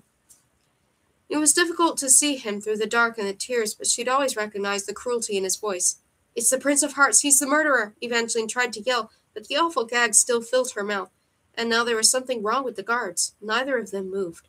Evangeline rocked her chair in a feeble attempt to break free. Stop her from hurting herself, Jax said flatly. The shorter soldier, who had been about to strike her, immediately put a firm hand on the back of her seat to keep all four legs on the ground. What was going on? It was as if the soldiers were possessed. Havelock stared at Jax the way one might regard a shadow holding a knife, yet he didn't move until Jax strode into the room and softly said, Get out. Wordlessly, both soldiers marched out, leaving Evangeline tied up and alone with the Prince of Hearts. Get away from me, she tried to scream, shaking the chair again as Jax stalked closer. In the dim, he should have been difficult to see, but his eyes faintly glowed, burning blue as he raked her over. He took in the broken gold wings at her feet, the torn hem of her full white skirts, the tracks of tears coating her cheeks. Stop crying. Jack's voice was low and even, and invading her thoughts once again. You're not sad. You're calm and happy to see me. Evangeline glared at him, wishing she could tell him just how unhappy his presence made her. She really didn't want to cry in front of him, but the sight of him standing there so cold and callous only reminded her of the way Apollo had died. More tears splashed down her cheeks. Jack's gaze narrowed and dropped toward a wet puddle at her feet. Are those all tears? Something like alarm flickered in his eyes. Not that she could believe for a second that he cared about her. He was going to kill her just as he killed Apollo, so that she could never tell anyone what he'd done. She braced herself as Jax reached for the gag at her mouth. And then she screamed as soon as it was off. Murderer, get up! Jack's hand flew over her lips. Do you really want me to put that nasty cloth back in your mouth? Evangeline stiffened. He gave her a sliver of a grin. I'm going to ask you a question now, and you're going to answer without screaming. How long have you been crying like this? His hand slowly slid away. To Evangeline's horror, more tears leaked out before she managed to speak. Don't pretend as if you care about my sorrow. You're going to kill me just as you killed Apollo. I didn't murder Apollo. I have no intention of harming you. I still need you for that prophecy. Remember? I'll never help you with anything ever again, Evangeline seethed, or she tried to. The words came out with an embarrassing sniffle, but she soldiered on. I'd rather stay tied up here forever than help you. You should not be so reckless with your words. Jax pulled out his jeweled dagger, but instead of reaching for her throat or her heart, he dropped to crouch and cut the rope binding her right ankle to the chair. Evangeline kicked out with her free leg. But of course Jax was quicker. His cold hand wrapped around her calf, lifting it high enough to make her dress slide out precariously and putting her completely off balance as he rose from the couch. If you want to live, you need to stop fighting me. I'll never stop fighting you. You tricked me into murdering Apollo. I thought I was helping him, and he died as soon as I kissed him. Jax worked his jaw. Apollo didn't die because of your kiss. There was no magic in that kiss. But there was never any magic in your kisses, Jax interrupted. When Apollo fell in love with you, it wasn't because you kissed him. It was because I willed it. How is that possible? I'm a fate. You really think my only power is in my kiss? Jax sounded more than a little insulted. I wouldn't be very terrifying if that were all I could do. And before you argue and waste more time by saying you don't believe me, you just saw me use the ability on the soldiers I ordered to leave the room. I didn't even have to touch them. I only had you kiss Apollo and Lady Fortuna because it was entertaining. And when the magic wore off, it would lead you back to you instead of me.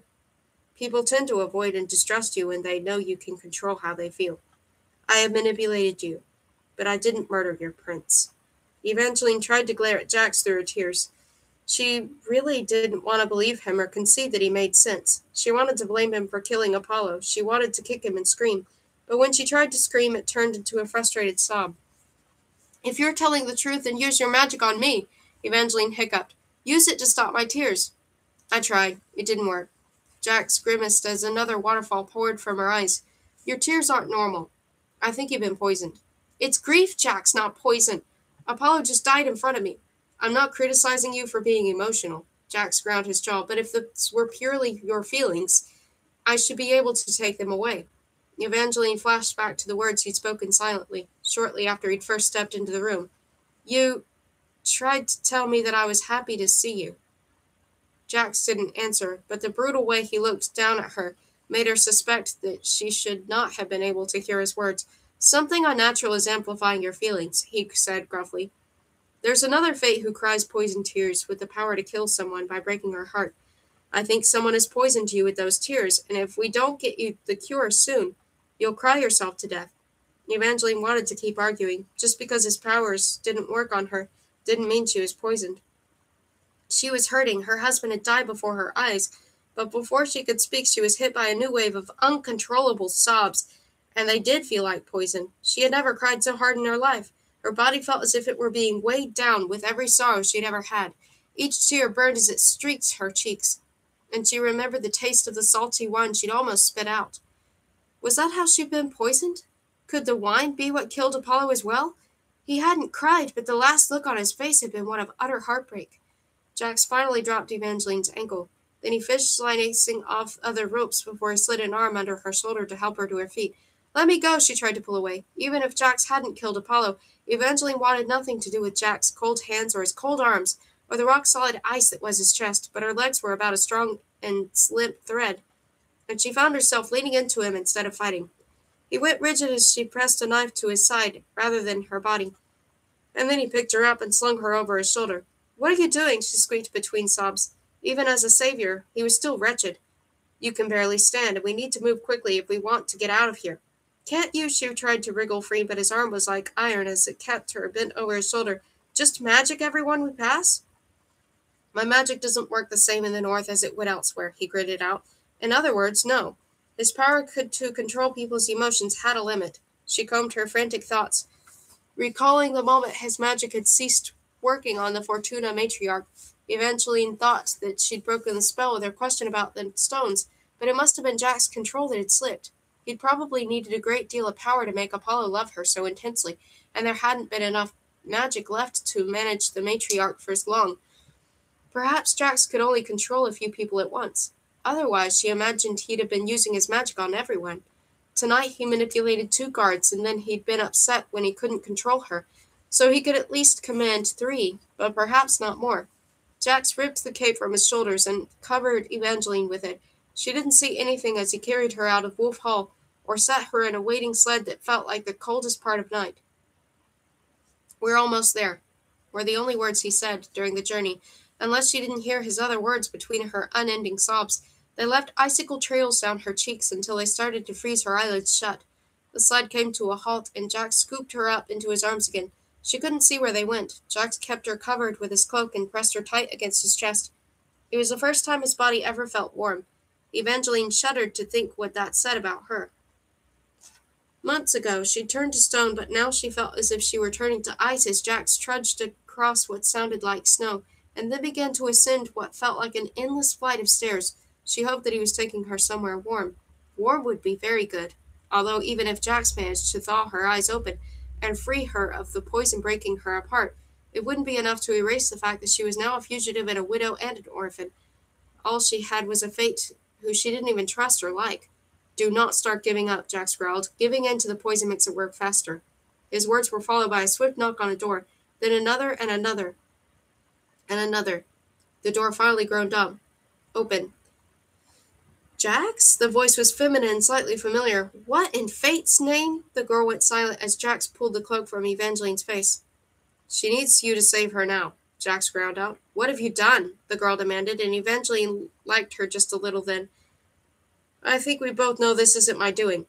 "Are you? Never mind, bring her inside. And do not let go of her," warned the girl. "If you stop holding her, she might slip away. Try to comfort her while I put together an antidote. Pretend she's someone you care for."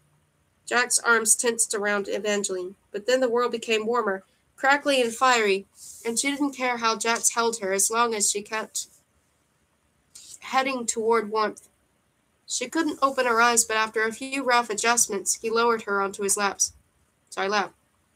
She imagined they were in front of a fire, and he was sitting on the hearth holding her with about as much affection as he might handle a log he was about to toss into the blaze. "There are much better ways to die than this, little fox." "Your attempts at comfort are tragic," Evangeline stuttered. "You're still alive," he grumbled. His fingers found her eyelids then, and with feather-soft touches he brushed away the melting ice. Maybe he wasn't entirely hopeless. She wondered if he just hadn't had much practice at this. Comforting someone was an intimate thing, and according to the stories, intimacy didn't end well with Jax. But he clearly knew how to be gentle. She felt herself thaw in increments as his fingers went to her cheeks, sweeping away the frozen tears. "Here," it was the other girl's voice. "Feed her this." Jack's hand left Evangeline's cheek. Then his fingers were back, tentatively touching her lips. He painted them slowly, carefully, much as he had in the past with his blood, but unlike his blood. This didn't taste sweet or bitter. It didn't really taste at all. It was more like that bubbly feeling that accompanied the moment right before a kiss. "The antidote's working," said the girl. "Does that mean I can let her go?" "Yes," Evangeline managed at the same moment that the girl said, "No, not unless you want her to die. She'll need close physical contact for at least a full day for the cure to take." Evangeline had a feeling that the girl was toying with Jax. She had to be toying with him. And even if she weren't, Evangeline couldn't imagine that Jax would hold on to her, or anyone else, for that length of time, and yet he made no move to release her. He held on to her as if she were a grudge, his body rigid and tense, as if he really didn't want her there, and yet his arms were tight around her waist, as though he had no intention of ever letting go. Part 3. Chaos. 37. Evangeline woke up in a pair of unyielding arms. She tried to wriggle free, but Jax held her tightly as her eyes opened and slowly adjusted to the warm light of day.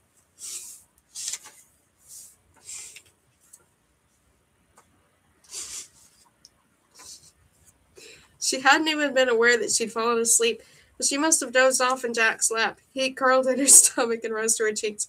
It was a silly thing to be embarrassed about. She'd almost died, and Jax had saved her life. Had it been anyone else who'd gone to so much trouble, rescuing her from soldiers, carrying her through the midnight snow, finding her a cure, she'd have thought it might have meant something, but even though Jax had held her all through the night, his arms were wooden in their grip. His chest was a flat rock against her head. They hadn't curved into each other as she slept. Jax had only saved her because he needed her alive for the prophecy. She'd known he was lying when he called the prophecy Dusty, and said she didn't need to worry about the Valerie Arch. Without the prophecy, Jax would never have saved her, nor would he have put her in so many terrible positions. Evangeline tried to move, but her limbs were like lead. All she could do was blink the remaining sleep from her eyes as she finally took in the rest of her surroundings. Butter-soft light streamed through the rounded windows, gilding every surface of the unexpectedly bright flat that Evangeline found herself in. The walls were covered in bold yellow and orange flowers, the shelves were speckled with glitter, and the books on them were arranged by the color of the spine, and yet none of it was nearly as bright as the girl dressed in a sequined robe, lounging in the striped ginger chaise, directly across from Evangeline and Jax. "Lala?" "Hello, friend." Lala's grin was nearly incandescent. Evangeline couldn't decide if it was terribly out of place or perfectly fitting for this strange tableau. She opened her mouth to do the polite thing and thank her. Evangeline was fairly certain Lala was the one who'd given Jax the cure to save her life. She probably owed Jax a thank you as well for bringing her here, and yet somehow nothing even remotely close to the words of gratitude came out. "I'm so confused. How do the two of you even know each other?" "She's the fate that poisoned you," Jax said. Lala gave Jax an impressive glare. "This is why everyone hates you." He laughed in response as if they were flirting. Was this how fates flirted with accusations of murder? Still imprisoned on Jack's lap, Evangeline couldn't quite see his face, but from the casual way he'd made his claim about Lala, Evangeline had the impression that he didn't really believe Lala had tried to kill her and succeeded in killing Apollo. Unfortunately, it was difficult to be sure about anything with Jax. Evangeline had the impression that Lala didn't like Jax, but perhaps she was attracted to him, or they had some sort of secret liaison. Lala's cheeks suffused with a pretty blush as they sparred. Lala then explained to Evangeline that she was indeed a fate, the unwed bride. Though she wasn't inclined to elaborate on that much, Evangeline didn't blame her. In Decks of Destiny, the unwed bride was always pictured in a veil of tears. She represented rejection, loss, and unhappily ever afters. It seemed that unlike Jax, Lala could easily find someone to love her whenever she wanted, but the love was doomed to never last. Every girl feared becoming the unwed bride, and Evangeline had pitied the idea of her, but the reality of Lala almost made Evangeline envious.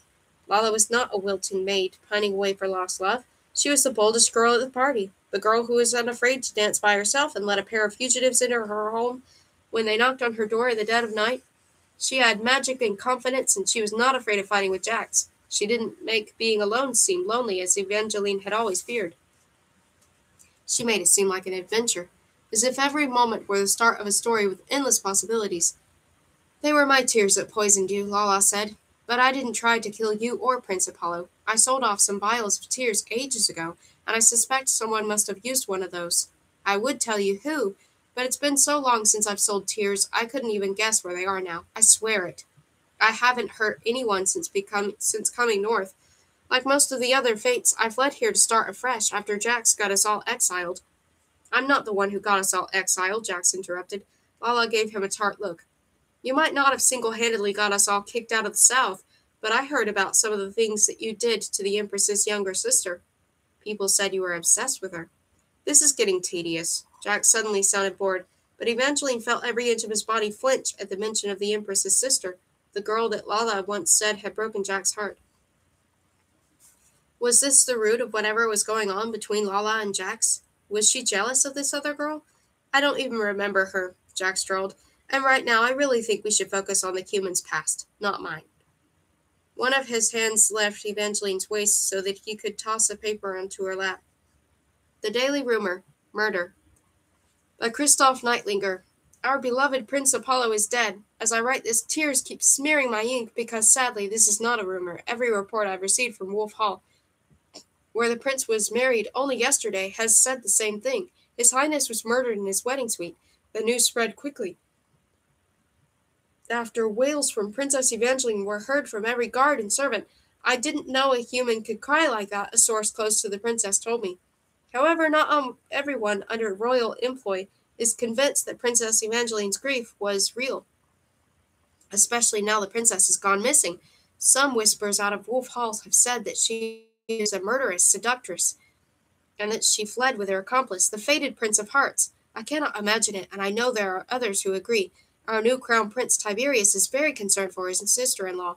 He believes she may have been kidnapped by Prince Apollo's real killer. Soldiers have been sent across Valorfell and the neighboring provinces to search for Evangeline and bring her safely back to the royal grounds. Evangeline got the paper.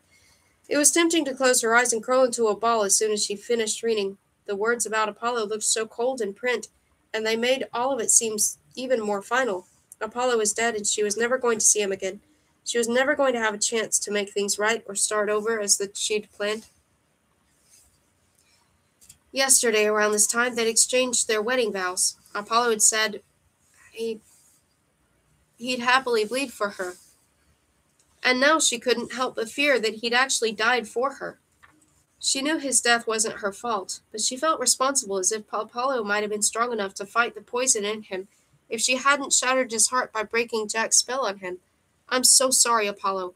Her chest tightened and her eyes burned, but it seemed that she'd shed all her tears last night, or she might have started crying again. With a dry sniffle, she looked back at the cold black and white paper she dropped. This time the words murderess and seductress were the ones that jumped out. She hoped that people didn't believe it, but if she continued to stay with Jax, they most likely would. Thank you both for saving me, but I need to return to Wolf Hall and tell Tiberius what really happened.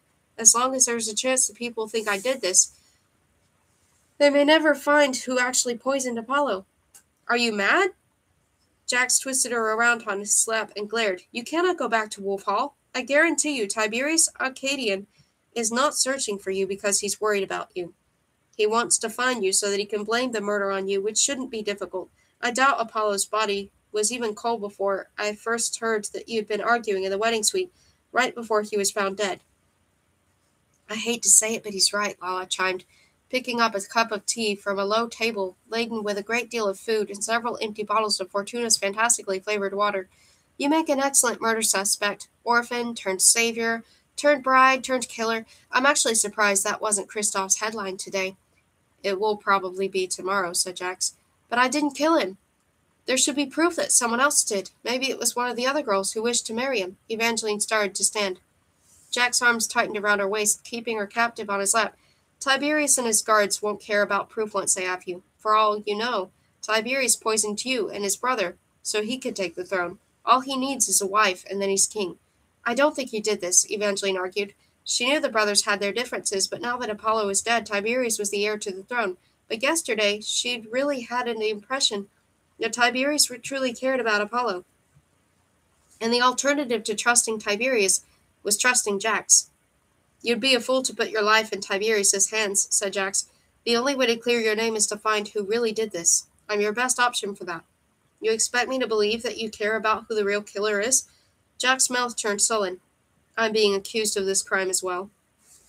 I'm fully aware of that, Jax, but I also know that the Prince of Hearts has been associated with murders long before Apollo died last night.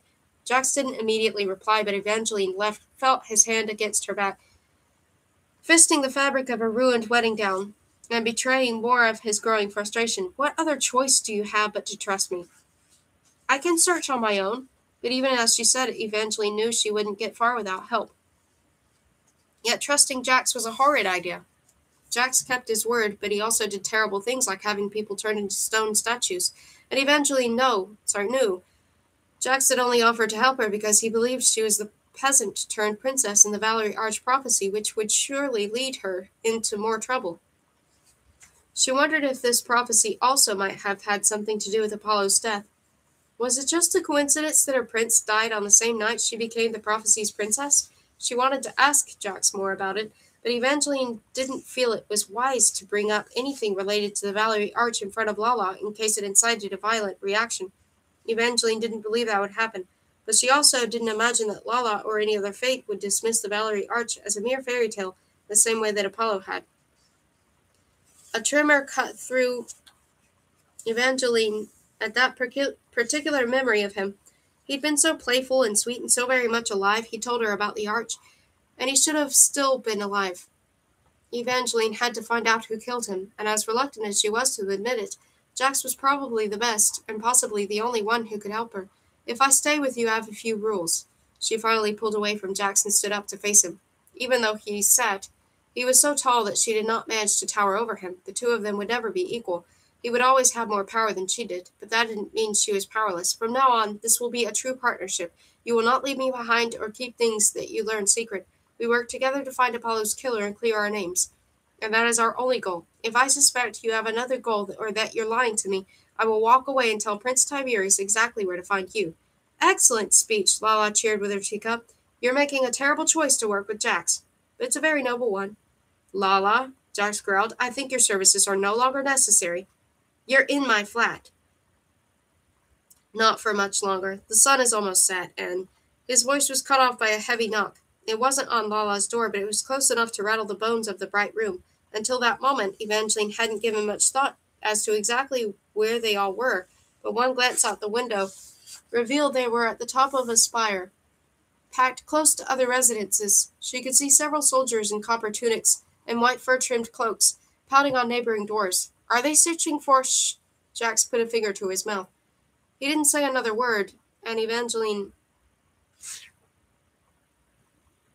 didn't see him so much as wrinkle his brow, but a heartbeat later the soldiers started clearing out of the spire.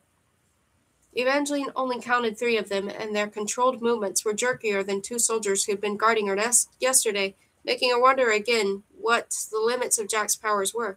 She may have been right when she suspected controlling these people at a time was his maximum, at least in the north, but it was still unsettling that he had the power to manipulate her emotions at all. Evangeline turned her gaze back to Jax. I think I need to amend the speech I just gave. Don't worry, little fox. You'd be far too much trouble for me to want to control. And we're partners, he said pleasantly, so I know you won't argue with me when I say we need to get out of here now. Since it seems you're embracing our new partnership, you'll have no problem with telling me where you want to go and why. To Evangeline's surprise, Jax answered without hesitation, We're going to pay a visit to Chaos. Lala choked on her tea. Chaos is a monster. I thought Chaos was another fate, Evangeline hazarded. Chaos isn't like the rest of us. Lala set her teacup down with so much force the porcelain cracked and tea spilled through. Jack slid her a taunting look. Still not over things after all this time? I'll never be over what he did. What did he do? Evangeline asked. Chaos is a murderer, Lala spat. He's also extremely useful, Jack said, kicking his boots up onto the low table. Chaos is old as the North, and unlike the rest of us, he is never trapped in a deck of cards. He's been here all this time, collecting favors and people and information. If anybody knows who wanted you and Apollo dead, it will be Chaos. He's the lord of spies and assassins. He's also a vampire, Lala supplied dryly. 38. Evangeline should not have been curious. Lala clearly thought Chaos was a devil. Jax didn't appear to feel the same way, but his expression had instantly soured when she'd said the word vampire. Evangeline still wanted to know more. She wanted to know if vampires really slept in coffins, or if they could turn into bats or maybe dragons, but Jax refused to answer any more questions about Chaos and vampires in general. These aren't things to be curious about, Jax warned. All you need to know is that vampires lock themselves away at dawn, so unless we want to be imprisoned with the creatures, we need to get in and out of Chaos's lair while it's still dark. He probably would have dragged Evangeline out of the flat directly out of that if Evangeline and Lala hadn't both insisted that Evangeline couldn't keep running around without eating or while still wearing her battered wedding dress. A few breakfast cakes later, Lala opened up a secret door in the floor. Let's get you cleaned up and find the perfect outfit for meeting a vampire. She stole Evangeline away from Jax with a surprising amount of enthusiasm. Lala clearly hated chaos, but she seemed quite eager to prepare Evangeline for this meeting, which made Evangeline mildly nervous as to what Lala had in mind. Their journey down a flight of creaky steps was brief and ended in darkness that smelled of tears and toll. "Stay right there while I light some lanterns," Lala trilled. The snick of match cut through the quiet, and light tripped across the room, flickering from lantern to lantern. They hung from the exposed ceiling beams, swinging blithely back and forth as they cast a warm umber glow on a jungle of dresses. The gowns came in shades of frost white, pearl pink, romantic blue, and fresh cream. Some were simple sheaths. Others had elaborate trains or hems covered in everything from silken flowers to seashells. None of them looked as if they'd ever been worn. "Are these all from your weddings?" Evangeline asked. Lala shook her head and looked unusually shy as she ran a hand over an off-white gown with a mermaid skirt. "I make the gowns and sell them. It's a good living, and it helps with the urges." "The urges?" "Fates aren't like humans, you know. We don't share all the same emotions. And humans think we are entirely unfeeling, but it's the opposite." Lala's face turned sharp as she gave Evangeline a smile reminiscent of one of Jack's deviant grins. "When we feel it's intense and consuming, it devours us and drives us, and the strongest of our feelings is always the urge to be that which we are made to be. I want to feel loved. I want so badly that I cry poison tears, even though I know every time I find someone to love me, it never lasts. It always ends with me alone at an altar, bawling out even more darned tears, so I sew." Lala released the off-white gown to run her fingers over a petal-pink dress with a sweetheart neckline, trimmed in sparkling bows. "I found that if I can help a bride with her wedding, it feeds some of the urge to have a marriage of my own. But the desire is always there. The same is true for Jack's." Lala looked so pointedly at Evangeline, the hairs on her arms stood up. Evangeline only knew pieces of Jack's history, but she knew what he was made to be. A fate who killed any potential love with his kiss. "Unlike me," said Lala, "Jax actually has hope of finding his true love someday. His story promises there's one girl who's immune to his kiss, so I imagine the urges he experiences are even stronger than mine." "If you're trying to warn me away, you don't have to worry," Evangeline said. "Jax and I don't even like each other." "I know, but that doesn't matter. Jax doesn't really like anyone." Lala ripped off one of the bows she'd been toying with, ruining the gown with one swift tug. "His curse is his kiss, and if there's even a hint of attraction to someone, he'll be drawn to that person in the hope that she might be the girl his kiss won't kill. But he always kills them, Evangeline." "Lala, I promise." "Jax doesn't feel any attraction toward me. I'm not a threat to the two of you." "What?" Lala laughed, so light and luminescent a few unlit candles burst into flames. "Humans are so funny. I'd never be foolish enough to develop feelings for Jax. Jack's idea of love is, well, rather terrifying." "So you don't fancy him?" "Not at all." She looked genuinely horrified. "Then why? Why are you warning me about him? And why did you save my life for him?" Something like hurt danced across Lala's pretty face, and the candles that had just burst to life died out. "I did it because you and I are friends." Her voice was almost childlike in its sincerity, and Evangeline felt a pang of guilt and sheer stupidity for having so badly misjudged her. Lala had just been saying that Fate's emotions weren't like humans. Evangeline needed to get better at understanding them if she was going to try and read them. But one thing she could read was at Lala's actions, and they had been one of a friend. "I understand if you feel differently now that you know I'm—" Lala trailed off to pick up a jeweled veil. As if the object could complete the sentence, she seemed scared to finish. "I won't curse you or anything. If you don't want to be friends with a fate, curses aren't really my bit anyway. I just have the toxic tears and the excessive engagements. And you have a friend as well," Evangeline said.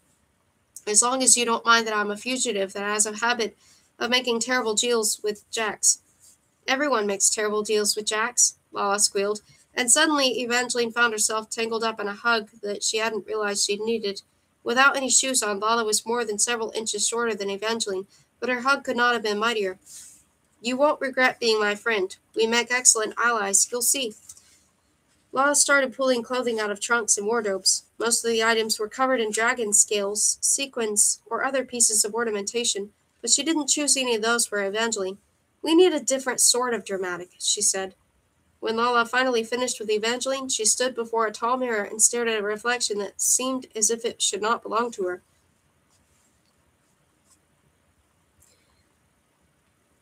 Lala had disguised Evangeline's hair with shimmering golden powder and dressed her in a ruffled cape that, instead of fastening around her neck, attached to a thin straps of a shapely black lace corset, which fed into a tiered midnight blue skirt made of tulle that only went to her knees, making it easier to move and giving a clear view of the daring black leather boots that went up to her thighs. Lala had also given her a knife that she could place in the sheath attached to the skirt. Evangeline looked like a fugitive princess, and even though that was exactly what she was, it was not the sort that she'd been yesterday, and she felt a strange pit in her stomach as she realized that she would never be that girl again. She wasn't the person she had been before. Maybe she hadn't been that girl for a while. She'd know the day she entered Jack's church that whatever she did would change her, and now that she was seeing the effect of that choice. She still believed in love at first sight, but she no longer believed it meant forever love. If it had, she would still be with Luke, living out her happily ever after, but now it was tempting to wonder if there really was a happy ending waiting for her. Months ago, Poison had warned, even if you never want to see Jax again, you'll gravitate towards him until you fulfill the deal you made with him. And now here she was. She'd come to the north because she thought this was her chance of finding love and happiness, but she wondered if she'd really just been drawn towards Jax. A dark wig would probably be a better disguise, but your hair is too pretty to completely cover up.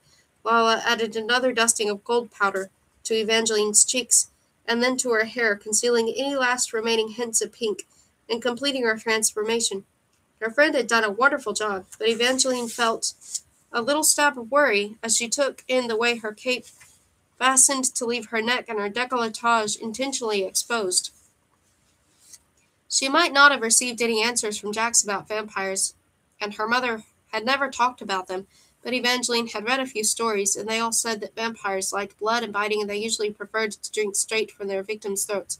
All the skin will drive Chaos mad, said Lala. But trust me, he deserves far worse than being a little tortured. With that, Lala trotted up the stairs as if turning Evangeline into vampire bait was a perfectly reasonable thing to do. Jax had also cleaned up while Evangeline had dressed. Once she was upstairs again, she found him in the leather chair beside the crackling fire. He'd changed into a steel-gray doublet, with silver matched buttons, which he'd acquired from some unknown source. His sharp face was freshly shaved, and his hair was damp. Blue locks curled haphazardly across his forehead, while he idly tossed a pale pink apple, the same soft color as the book in his hand. He looked up and then directly at her. As soon as she entered the room, Evangeline's stomach tumbled. She told herself it was because she was starting to feel hungry, not because of the way Jack slowly took in every inch of her black thigh-high boots, her shortened skirt, and the form-fitting lace corset cinching her waist, and he abruptly stopped when he reached all the skin that went from her chest to her neck. A muscle jumped his jaw, the color deepened in his eyes. For a fraction of a second, he looked murderous. Then suddenly, without warning, Jax tossed her his apple, and his expression cleared. You should bring a snack. It's going to be a long night. The pink fruit landed gently in Evangeline's hands. It was heavier than an apple should have been, but before she could puzzle that out or consider what had just happened with Jax, her thoughts shifted their course as she noticed the title of the pink book in his hands. Recipes of the Ancient North, translated for the first time in 500 years. It was the same volume that had been on Marisol's nightstand. Evangeline didn't know how she managed to recall the title. She'd only seen the book once, and it had been over a week ago. She shouldn't have remembered it so well, but she shouldn't have remembered her stepsister before now. I forgot about Marisol. Who's Marisol? Asked Lala. Her stepsister, but I don't understand why we're talking about her now, Jack said. Evangeline nodded to the book in his hands. That volume was on Marisol's nightstand, and it made me realize how defenseless she is. She's at Wolf Hall unless the royal soldiers have taken her somewhere else for questioning about me. Jax laughed because, of course, the idea of someone in danger was amusing to him. I don't think you need to worry about your stepsister. She doesn't have anyone here besides me. If the soldiers have taken her, your stepsister can take care of herself, Jack said, especially if she was reading this book. Are you certain she had that book? Lala worried her lip between her teeth as her R started to the volume in question. Nothing could have looked more innocuous. The fabric on the cover was pretty pink, with lovely foil titling. It looked like the sort of tome one would wrap in a bow and give as a gift, but Lala eyed it as if it would jump from Jack's hands and cross the room to attack her. Which is why it looks like this. You see?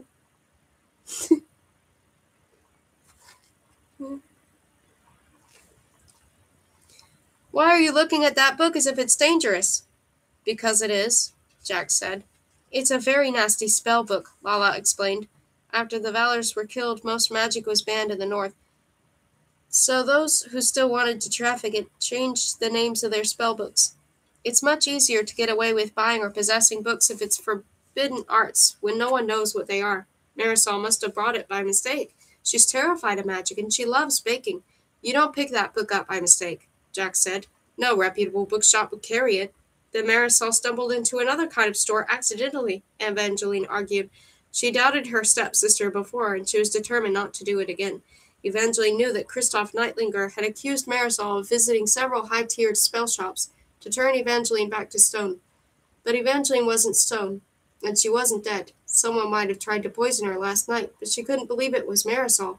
Marisol wasn't a killer, and if Marisol had really wanted to murder her, she had had plenty opportunities.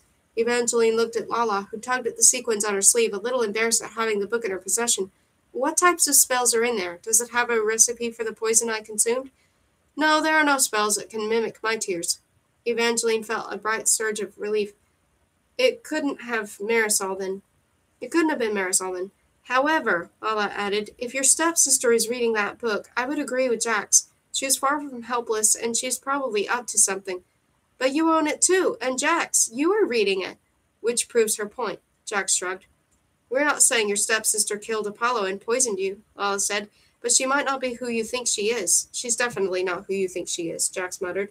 But if you want to really find out if she's involved in this murder or if it's someone else, we need to leave now and talk to Chaos.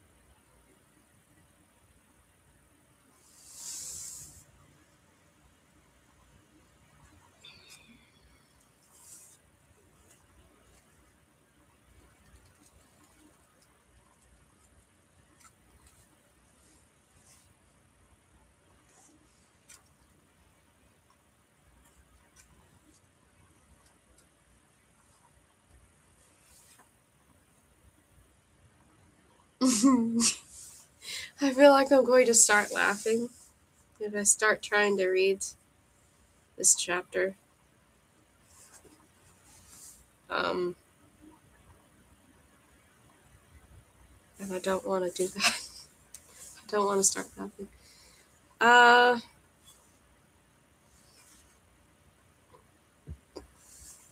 Maybe I should stop for now and come back later. I know it's at chapter 39 and we've got only this much left, but I'm thinking maybe I should stop for now.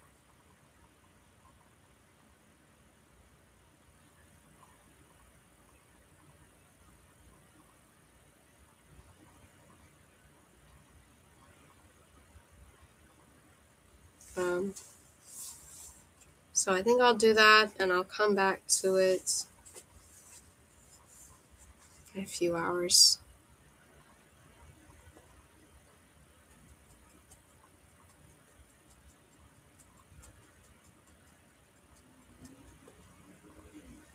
Thank you for listening.